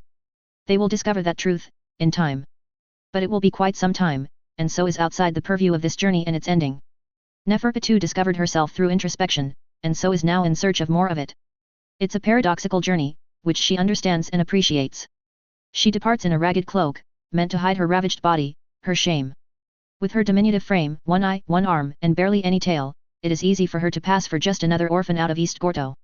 She does not know where she is going at first, and perhaps that is the point, but once she has left the country aboard a small ferry, a destination resolves itself in her mind. Meloreon, who first made her question herself. Whose arm she took, like Poof did hers. There's no guarantee that he'll have anything new for her. Finding a literal chameleon who could transcend even her senses will likely be impossible. But Pitou has nothing else to do. She is alone in a universe that is vast and uncaring, and it is up to her to determine why she exists. Going on an impossible quest is just as worth her time as anything else. And so, Neferpitou wanders. She makes herself stronger.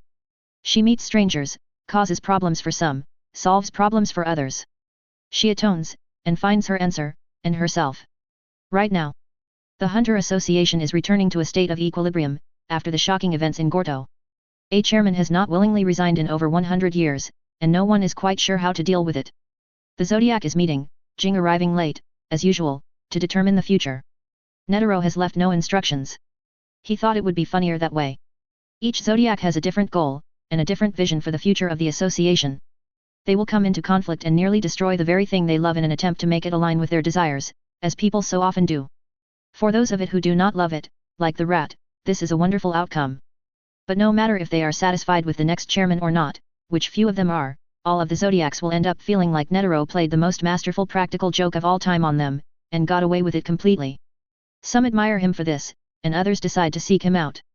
Hunters are all megalomaniacs, after all, and some of them have no choice but to concede to that desire.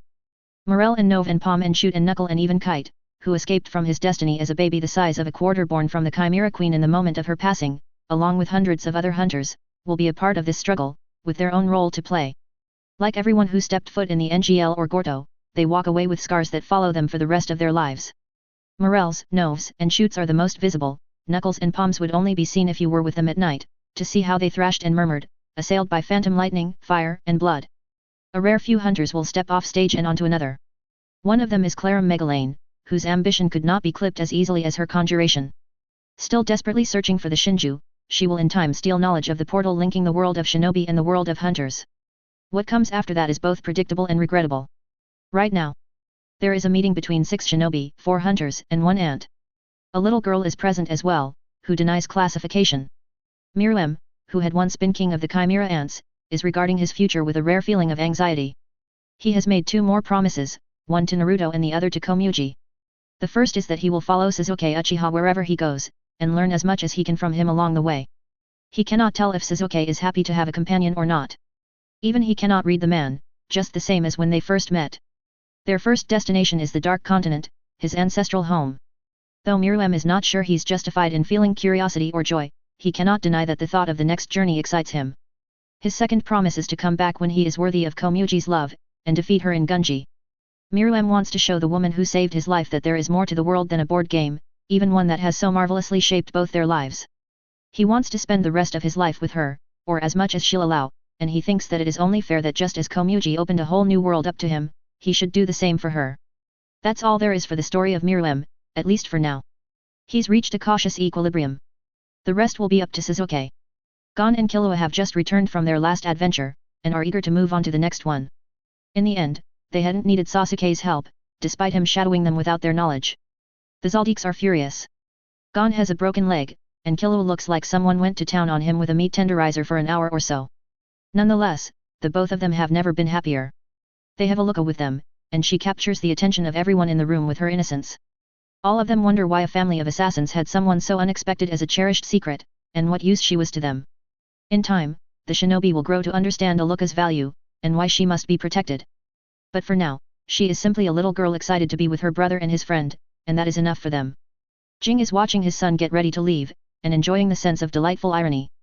Despite the complexity of his thoughts, he's a simple man at heart, and takes that moment simply to take in Gon's presence.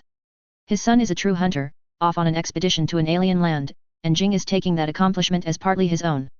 He has never been prouder of Gon, or of himself. Isaac Netero is the same, looking to the future. He does not know what he will find in the world beyond his own, but at the very least it will be different. And perhaps he will be able to squirm another fight out of the Hokage. Right now, that's more than enough for him. Netero has rediscovered the patience that a long life of boredom stole from him, and he is eager to exercise it. Naruto and Hinata Uzumaki, Gaara of the Desert, Shino Aberame, Kaiba Inuzuka, Akamaru, and Sasuke Uchiha are waiting. Sasuke has his eyes closed, he is focused on a path only he can see. When he opens his eyes, a tear in the world opens up as well, a bottomless black hole that leads to near infinite possibilities. He turns, and gestures. It's time. Right now, Gon and Killua are the first to step through, taking Aluka with them as Killua reassures her that everything will be alright. As ever, they jump headfirst into their new adventure without hesitation or regret. Right now, Netero is following after them, his steps soft and sure. He vanishes without a sound, and scares the hell out of a shinobi on the other side of the portal purely for his own amusement. Right now, Kaiba, Akamaru, and Shino all limp through, eager to return to their families, students, and village. They think they accomplished something pretty incredible here, but they never want to do it again. Right now, Naruto is smiling at his wife. It all turned out okay, didn't it? He says it with uncertainty that's unbecoming of a Hokage, and Hinata smiles and squeezes his hand. It did, she says. But I might need a real vacation after this one. Her husband laughs and smiles and they step forward. Right now, Hinata Uzumaki is going home.